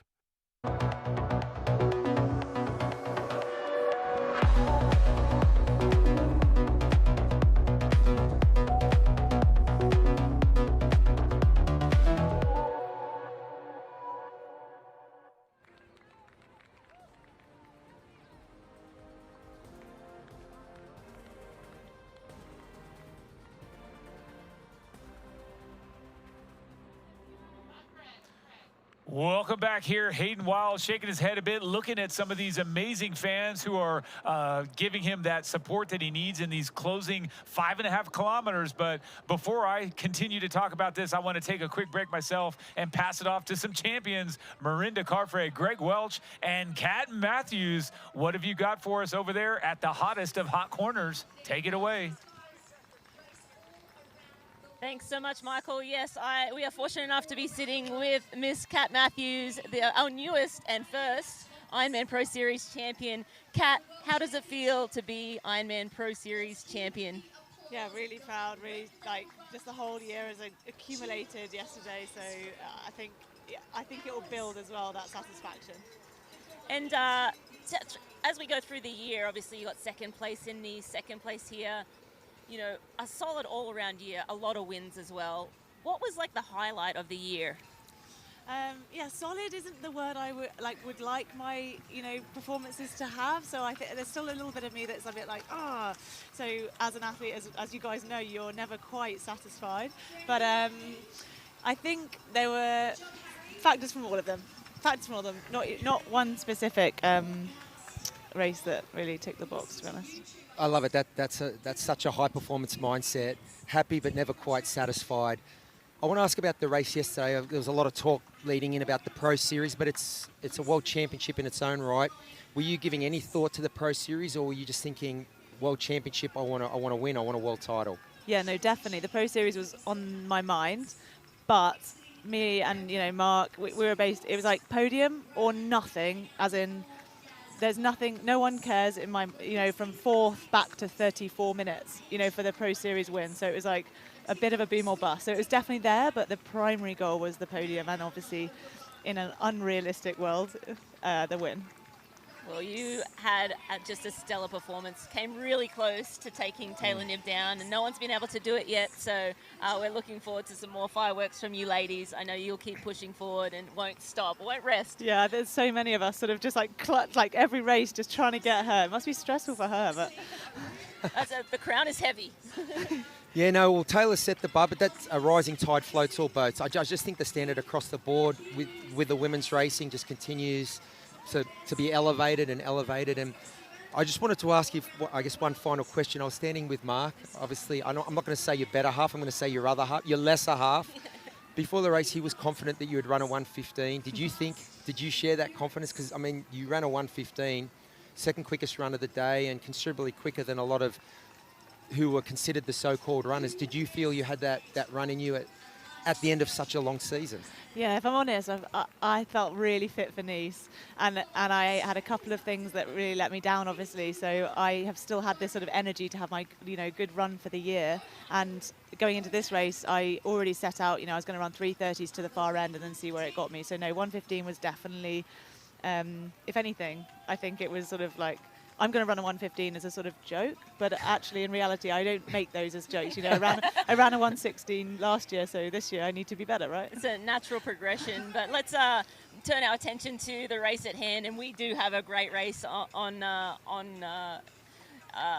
show for us today. Kat, just talk us through what you're seeing and what your thoughts are. Yeah, oh my goodness, it is heating up. They've done the turnaround at the end now, so they're now coming back through the hilly section. Just under 5K to go, and it's 25-second deficit now. That is mad. So Hayden obviously has had a little bit of a, you know, a slowing, if we can call it that, which is understandable, the pace he set out at. But and look at that, two shots. So we have Hayden Wild here in the front, in the forefront, and you have Yella Geens sitting in just behind. Unbelievable. Yeah, well, it looks like Yella Geens has timed it beautifully. And Welshie, who's gloating off screen here, did say that Hayden has a little bit of a history of going out very quick. And I was drinking the Kool-Aid. I thought the trophy was on the mantelpiece, but Yella Geens again shows that there is a subtle difference between super short course racing and this middle distance racing. Although it's it's happening. Look at this pass. So we have Yella Geens just coming up onto the shoulder of Hayden Wild as we speak. Didn't think could be done. Hayden Wild just looks so good. Look, that is the pass for the 70.3. No response from Hayden Wild, 70.3 World Championship. Well, she's in the back here gloating as we speak, but look at that. Look at that turnover. Look at that confidence. Yeah, that's a pass that's not going to go back. I eat my hat if it does. Yeah, that looks like the pass of a man who's about to claim a world title. And what a composed race, and particularly half marathon by Yella Geens. I mean, we saw Hayden steal that little gap at the end of the bike, and then Hayden take off. But yeah, as we come to the penultimate stage of this race, Rinny. Yes, that's we're going to send it back to the studio for you guys. This has been an incredible finish so far.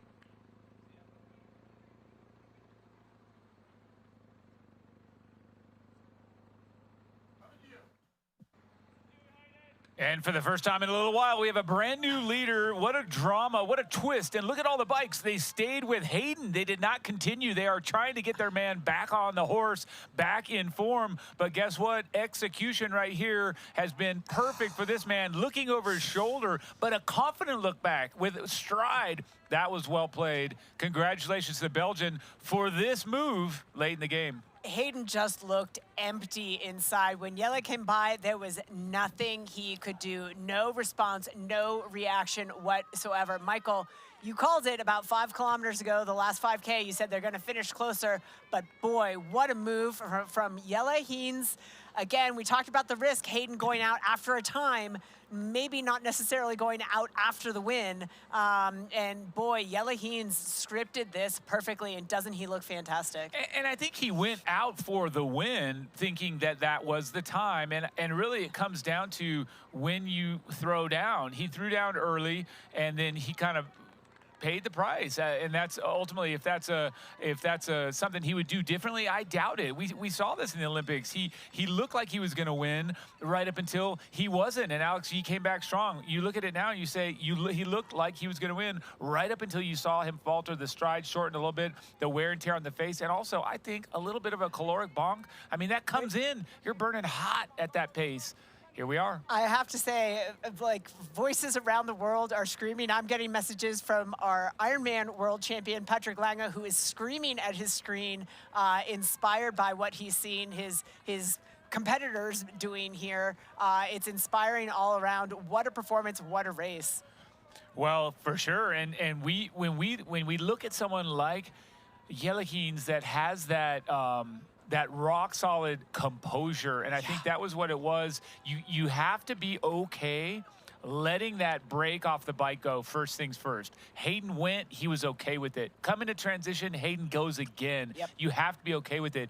Then you're losing time, the gap gets to almost a minute, he's okay with it. And it's just really a trust in what you're capable of. It's a composure, and it's really just sitting there saying, all right, call it patience, call it whatever. It's really just knowing the tactic is okay to let it go. Now he's strong. Back with the entourage, back with Hayden Wilde. Hey, we're still cheering for you. This is still a heck of a race. This is still an incredible show here at the VinFast Ironman 70.3 World Championship. Look at that crowd.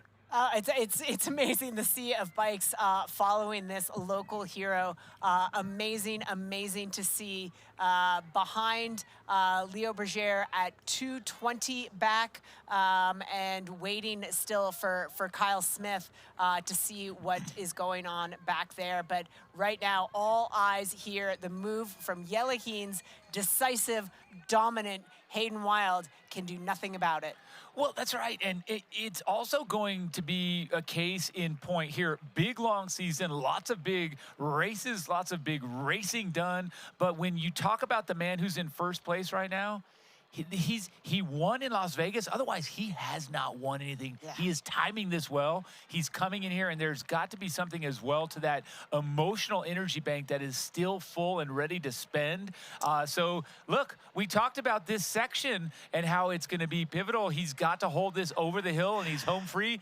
It's funny you can gauge the gap, because obviously there's other athletes out on the course now, and we have eyes obviously on Jelle Heens, but the sea of bikes is telling you where the chase is. And kudos to the Kiwi crowd they're not leaving their man. No. They weren't into this just because it was a good race. Yeah. They were into this and are still into it because it's their New Zealand hometown hero. They're behind Hayden. They're trying to will him back to it. And guess what? There are comebacks. He looked rough, he looked dejected, but he's not out. And so, watch. This is great still to see Jelle looking over his shoulder in smooth form still when he looks back, and just make sure, because he's not going to get pipped at the line. Absolutely not. I mean, Hayden looks better than he did when he got past. Still looking at that watch. He did look a bit dejected. He looked not out, but obviously pretty down when the pass happens, but he's summoning every ounce of energy he has. I mean, he's got, what, 2 kilometers left to make something happen? Yeah, it could be. It looks like I've got a little Chilean flag there right on kit. If that's Cristiano Ulloa, I'm not sure, but there's definitely Chilean here. I love that flag, love that kit. But watch this. The man of the hour is running up that hill, and he looks fantastic.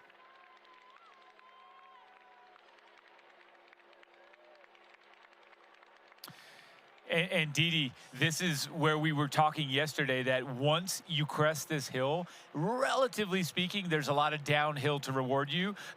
This is the last major challenge is coming up out of this trough, coming over the top. But look, it's just been such a fun race, and we still have all those folks in the back, and the race within the race, the Ironman Pro Series, still hotly contended, still some movement possible, and still those champions to be crowned. But Didi, as we said on the bike, kind of excitement building, and it was building for this, the Hoka run, back with the man from Belgium, Jelle Heens. Wow, what a show. Simply amazing. Now, Leo Berger now through 18.7 kilometers. He's 2:42 back, so he's leaked just a couple of seconds, but he's pretty safely planted there in that third spot, waiting for Kyle Smith to see how he is faring. And Rico Bogan struggling. He has lost a couple of slots in the last few Ks. It's Justus Nieschlag now in 5th, Henry Schumann in 6th, Rico Bogan hanging on to 7th, waiting for that trio of athletes to move through 18.7 kilometers. Yeah, here we are with Hayden Wilde. Looks quite good still. Has that nice rhythm that he had before, and he's coming up to the top of this crest, and the cyclists that are cheering him on have had to go off in a different direction due to the nature of our course. And so all is fair. Look at that. One more look over, and I think we'll probably see several more looks over, because in the end, this is a savvy racer, and this is someone that has done so much short course racing, and he knows that race is determined on the finished carpet. And so he knows, right, the kick is there, but also just it's not over until you're really just called across the line and you get that tape. So the man's just being overly cautious and making sure that he can grab this World Championship title. But amazing. This will be his first Ironman 70.3 victory, Didi. It's a good way to take a title. You know, the crazy thing, looking at his results, 4th at Oceanside, 3rd at Talon, 2nd at ZLMC, recent winner in Las Vegas, and what a big win here today. 4.321 Yeah, on the exactly. 70.3 circuit. I like that. and then just a nice overhead shot where you get to see too the cool nature of our sport, where all of the men racing today in the age group and some of that lap traffic on the left gets to offer some encouragement on the right side of the road, but they also get to receive it. Just anyone that sees this kind of greatness in form automatically, I think, gets a little bit buoyed in favor of better performances, right? Didi, you're running through, someone runs through like that, you get excited, you run a little harder, but that's just one of the cooler aspects of our sport, where amateurs and professionals get to share the course together and collide on a great day here in Taupō.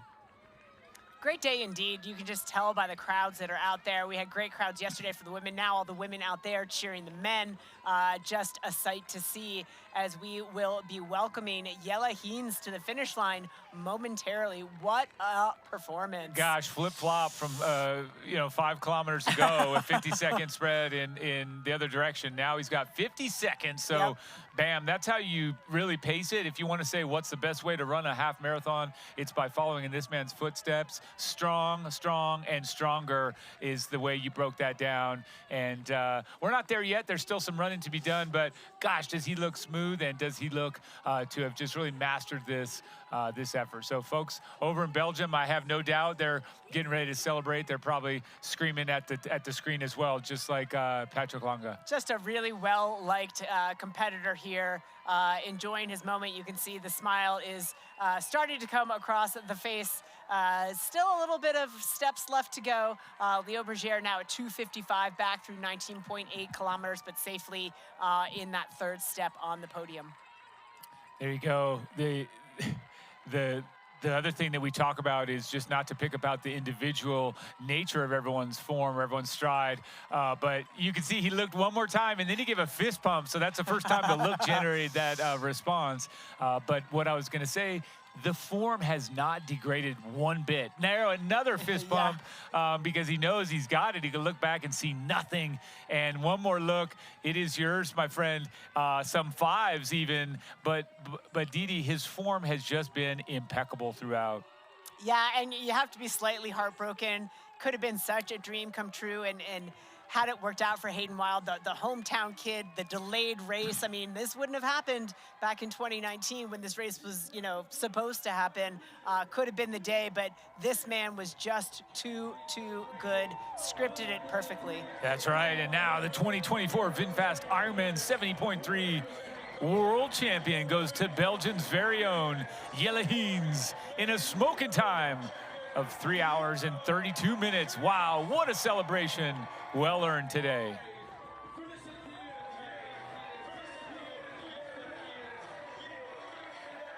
There you go, and just referencing that Wahoo Element rival time on the run, 1:07:34 for 13.1 miles or 21.1 kilometers. Your male pro champion takes that time out. Congrats to Jelle.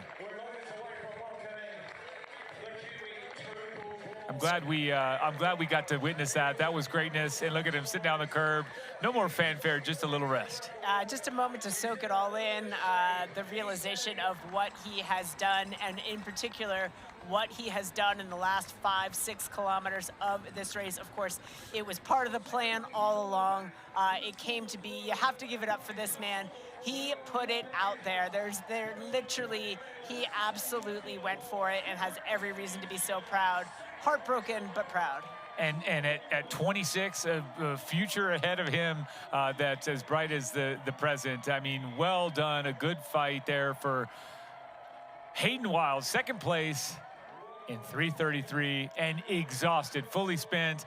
You have to expect that this man got way more support out there from the crowd, and he deserved it. So here we come back to our third place finisher representing France, Leo Berger, coming in looking great as Hayden is just spent on the carpet.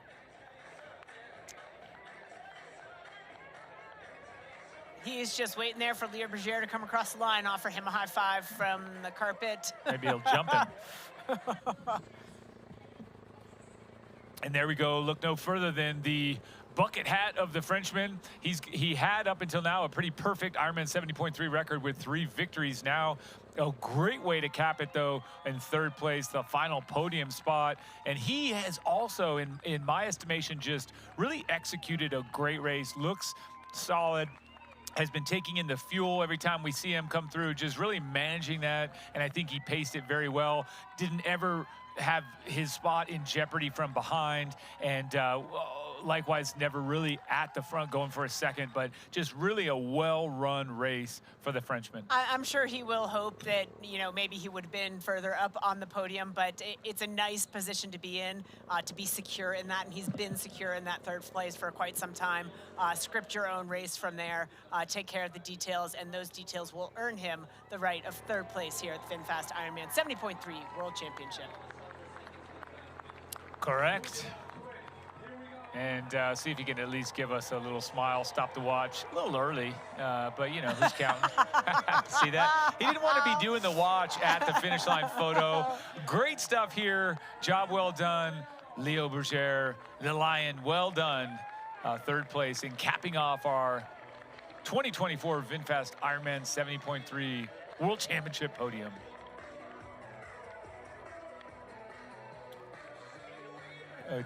Congratulations there for our men's champion. And Didi, so much fun racing still going on out there on the course, on this 2-lap Hoka run course there. A lot of punches still being thrown out there for sure. We're going to get to watch more of that. And folks, I'd encourage you to stick around because not only has our podium finished, but the rest of them are coming. We want you to see that. Also, we want you to be able to see the podium celebration. And of course, those ever interesting interviews that we come out. Stay with us because we're just going away for a quick break, but we will be right back.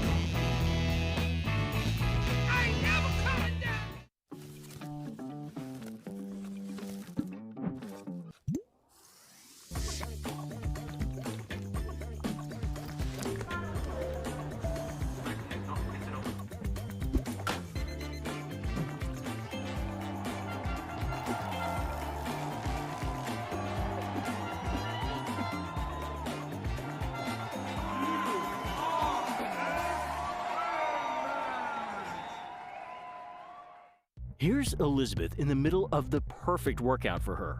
To create it, we analyzed her biometrics and genetics, her recovery rate, injury risk, and aerobic potential, her recent training sessions, the temperature, humidity, and elevation, the demands of her next race, and billions of data points from athletes just like her. With TriDot, Elizabeth gets faster. And what does she have to do? I just opened TriDot and did my workout. TriDot. We do the technology, you do the training.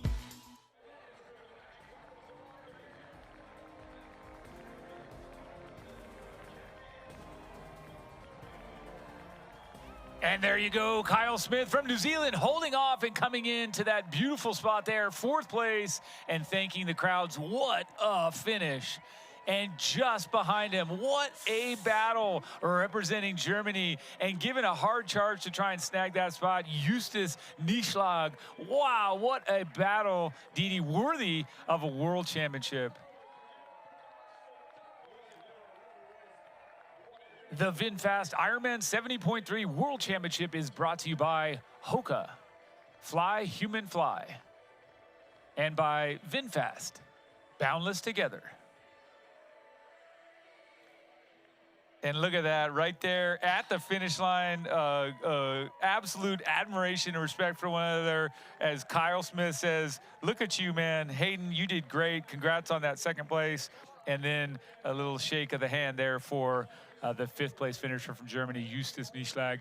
Didi, I think, you know, we saw this yesterday. Your bitter rivals at moments during the course, but as soon as it's done, you're admiring and appreciating and giving good accolades to those folks that beat you or just pushed you to the limit. So obviously it's just a great element of our sport is that sportsmanlike conduct at the finish. Oh, absolutely, and the hometown proud for the Kiwis here. Kyle Smith got to be happy that he was able to hold on to that 4th place ahead of a hard charging Justus Nieschlag. A bit of heartbreak, imagine, for Hayden Wild, but what a performance from the hometown boys. There you go, and Henry Schoolman from South Africa, and there are returning champion coming across the line in a very respectable 7th place, Rico Bogan. Congratulations. And then, wow, how about this? Bib number 30 there, getting it done. Harry Palmer with a very fast 1:11 to get him across the line there in 8th place. Yeah, great performance from him. That's got to make him pretty proud. How tight is this? Yeah. As we've got like yet another finisher coming in there in our chute. And we will sneak off for a quick break, but right now you've got to put your hands together and say, wow, congratulations. Another job well done here. Gregory Barnaby. For Gregory Barnaby. And just behind another finisher. Please don't go away. We'll be right back.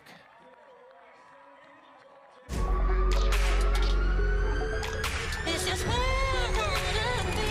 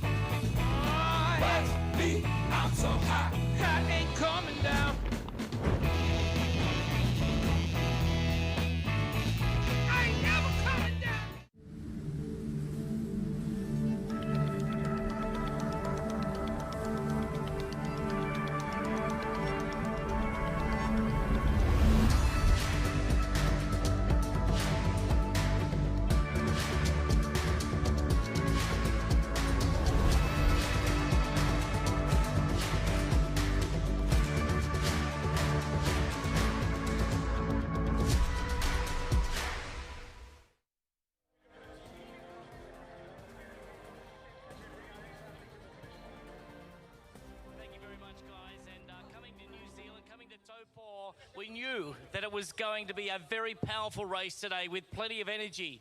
A 3-time Olympian, and now, for the best day in his sporting career, Jelle Geens, you are the world champion. Congratulations. Félicitations.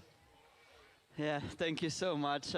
Crazy day. I've been in this sport for a long time, and yeah, I've been doing ITU for a long time. It's really had its ups and downs, and this, I would say, the last like 1.5 years in short course racing was really tough for me mentally, and yeah, to step up now to middle distance racing and in I guess my first try become world champion. It's incredible. Yeah, it is incredible. And Jelle today out there, great swim, great on the bike. Matthijs Magidier, and then also Hayden Wild at the very end there put in a big surge. Matthijs was going off to the penalty tent, but Hayden put about 13 seconds on you by the time that you got into transition, and you didn't show any signs of stress and just kept it cool. Well, I'd say in short course distance racing, you have to be stressful at that situation. But I knew it's a long race, and yeah, I don't know. I wanted to not tire my legs out too much at the end of that bike ride. I know it's still like a long run.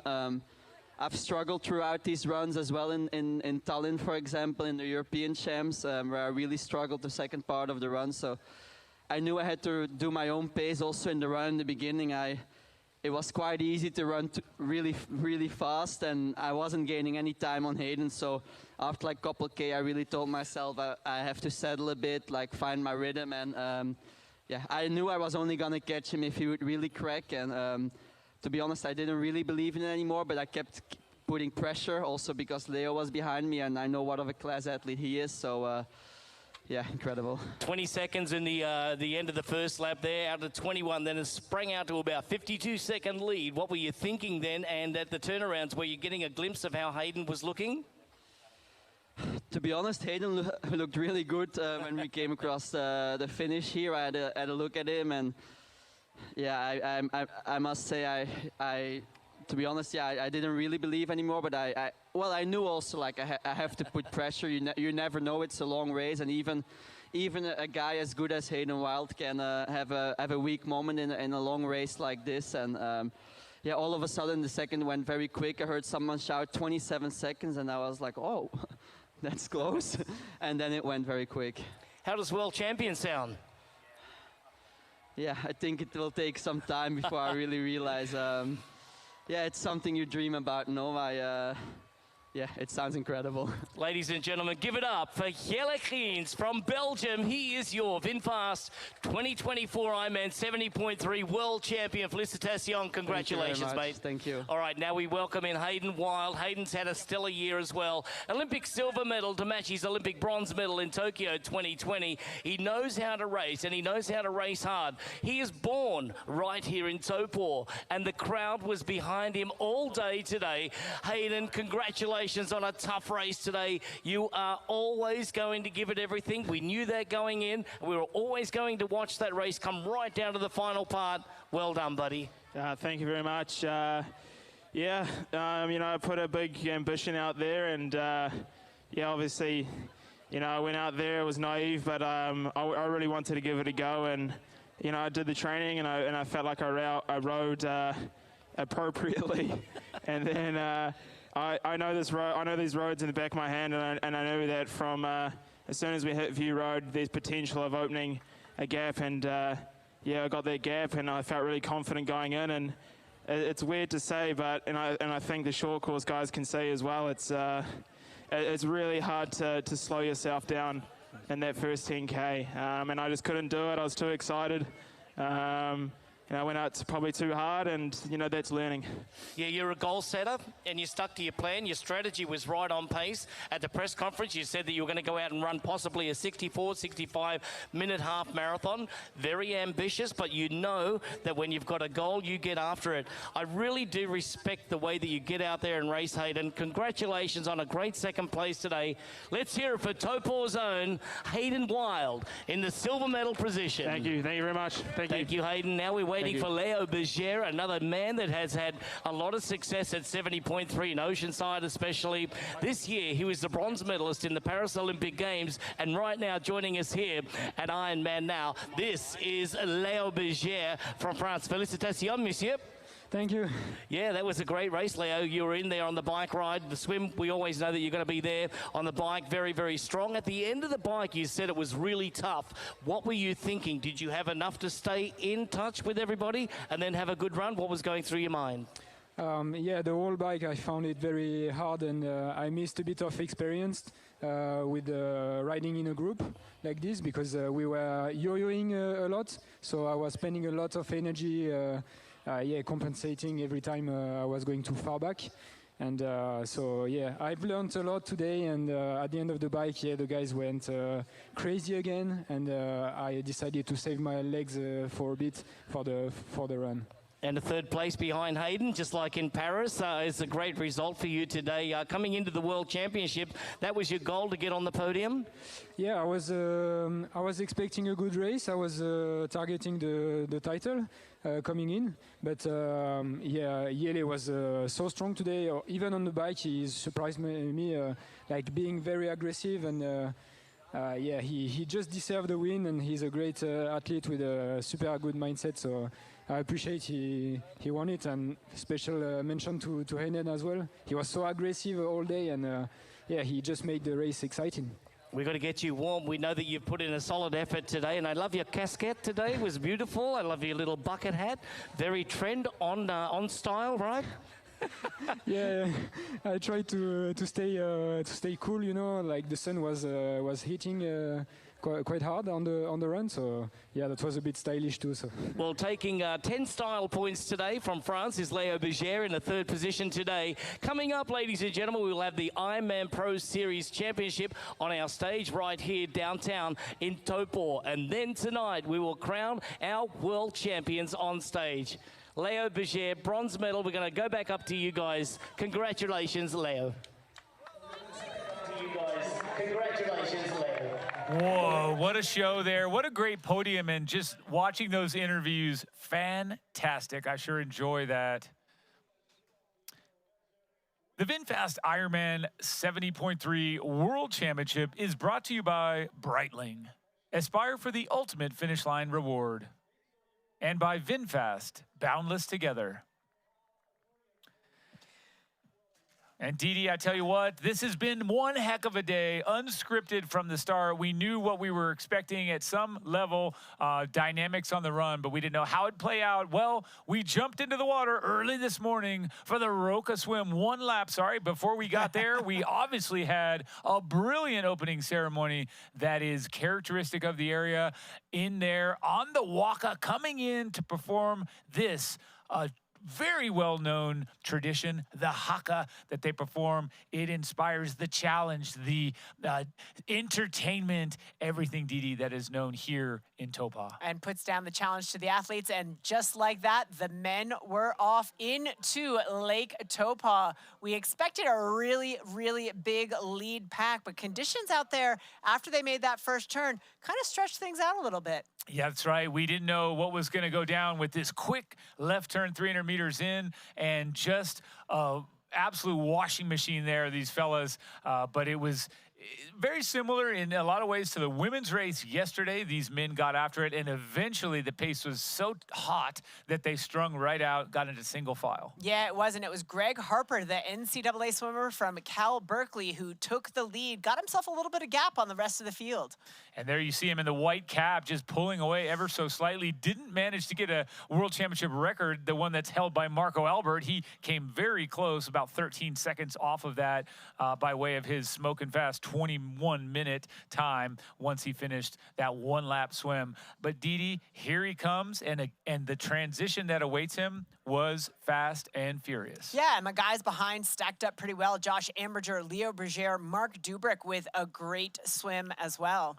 And then as that long transition was completed, we knew there was going to be a lot of talent, a lot of firepower at the front, and we expected to see that right away. And of course, getting right to the front, Jelle Heens there on camera asserted himself as one of those key 8 men that got away from the rest of the contenders. Yeah, we had a lead group of 8 and a chase group of about 8 men, and that gap stayed between the two groups at about 90 seconds for a big portion of the bike. That's right. In that group, we also had Kyle Smith, Hayden Wild. We had Léo Berger. We had some talent pushing the envelope and going quite quickly. Yeah, we had our defending champ Rico Bogan in there as well, looking kind of tattered at certain points, a little bit on the rivet. But the men worked really, really well together.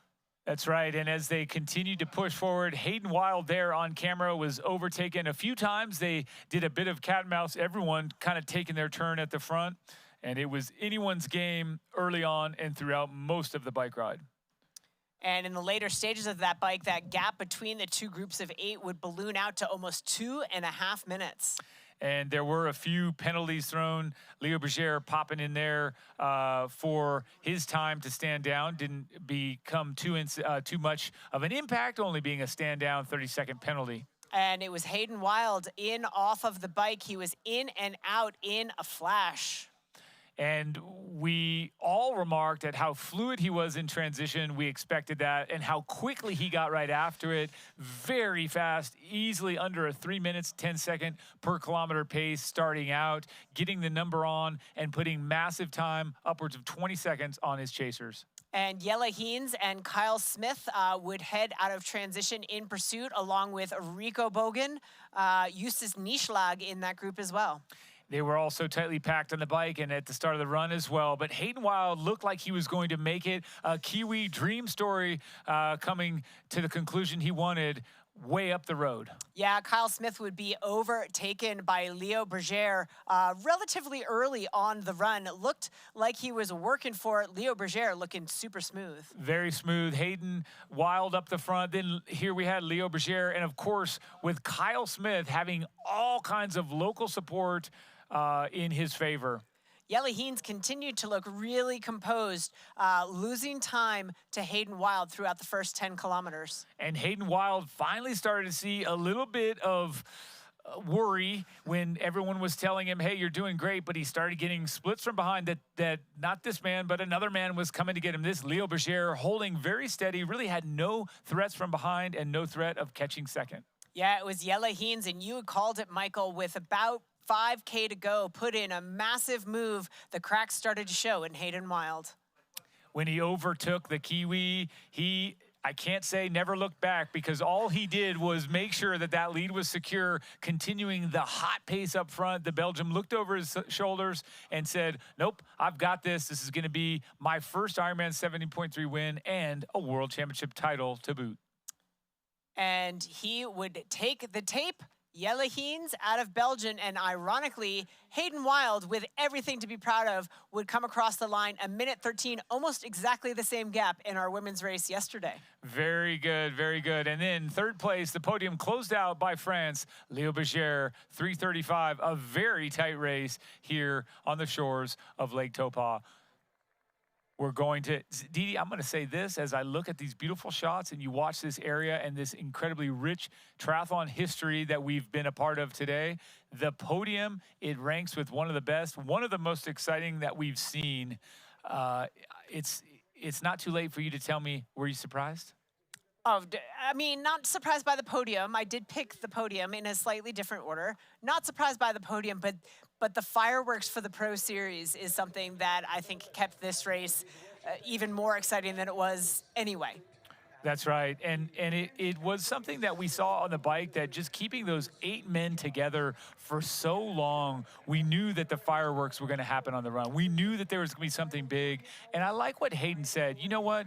They'll say we short course people have a habit of going out too fast. It's really hard to slow down. How can it not be? Because when you're used to running sub 5-minute miles and then you have to slow it to just over 5-minute mile, it's got to feel a little bit difficult. But let's take a look here at this podium. And of course, our third place getter here, the bronze medal, that third step on the podium in a smoking time of 3 hours, 35 minutes, representing France. Let's get it together here. And a big round of applause for Leo Berger. That's right. He swam 22:02, biked 1:59.29, and ran ultimately 1:10.28. So fast. Congrats to the Frenchman. And Didi, you know that we were all kind of questioning if the dream story was going to come out as Hayden Wild planned it, but I'd say second place is a pretty good result. And the inspiration I think that he gave to young kids and the next generation on the streets of Taupō here is what really is going to leave a mark. Didn't wind up on the top step, but he swam 22:20. He biked a staggering 1:58.51. Came up a little short of that run goal. He ran 1:09.05 for second place. big race, and he is the youth of the sport, but he's inspiring the other youth of the sport. So incredible. What a rich tradition of incredible racing here in the fine country of New Zealand. And congratulations to second place, Hayden Wild. And let's talk about the day our champion had. He swam 22:23. He biked 1:59.08 and put together such a patient half marathon at the end, running 1:07.34. Michael? Yes, put your hands together here for the champion representing Belgium, 3:32. Oh yes, it's Jelle Heens. We might be a little bit ahead of him. It's the only time anyone's been ahead of him. Let's get him up there. What a champion, and I think very humble and modest at the finish, but a really well-executed race. Didi, just a very, very well executed race. You have to say, just keeping the faith, keeping the pace, keeping in it, not getting ever panicked or desperate, and just really continuing to race with composure, and it paid off. And the poetry of his season, a 4th place early on, a 3rd, a 2nd, and now your VinFast Ironman 70.3 world champion. There you go. Hayden can barely lift his arm up.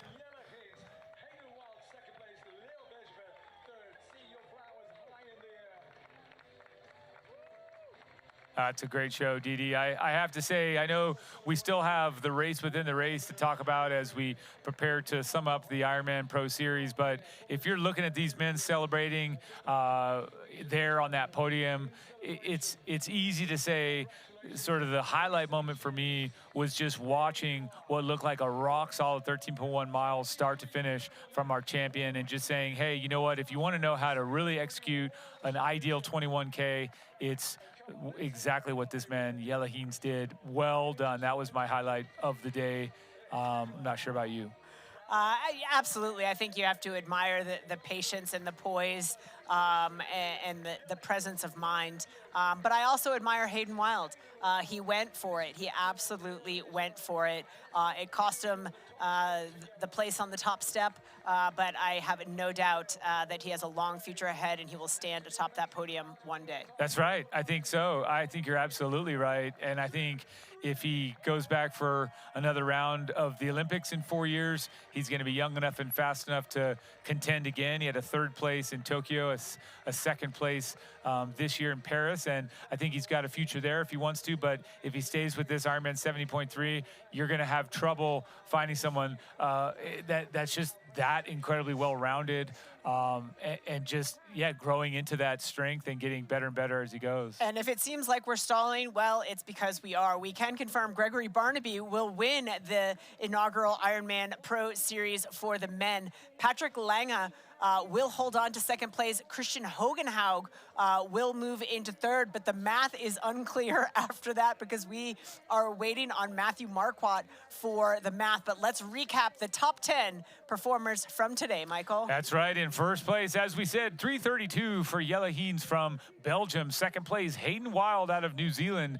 France was 3rd with Leo Berger. Kyle Smith in 4th, and Justus Nieschlag taking 5th for Germany. Absolutely. Then it was Henry Schoeman out of South Africa. Rico Bogan, our defending champion, will finish a very respectable 7th place. Harry Palmer with a great performance in 8th. Gregory Barnaby, our Ironman Pro Series winner, in 9th place. And Mark Dubrick with a great breakthrough performance for the American into 10th.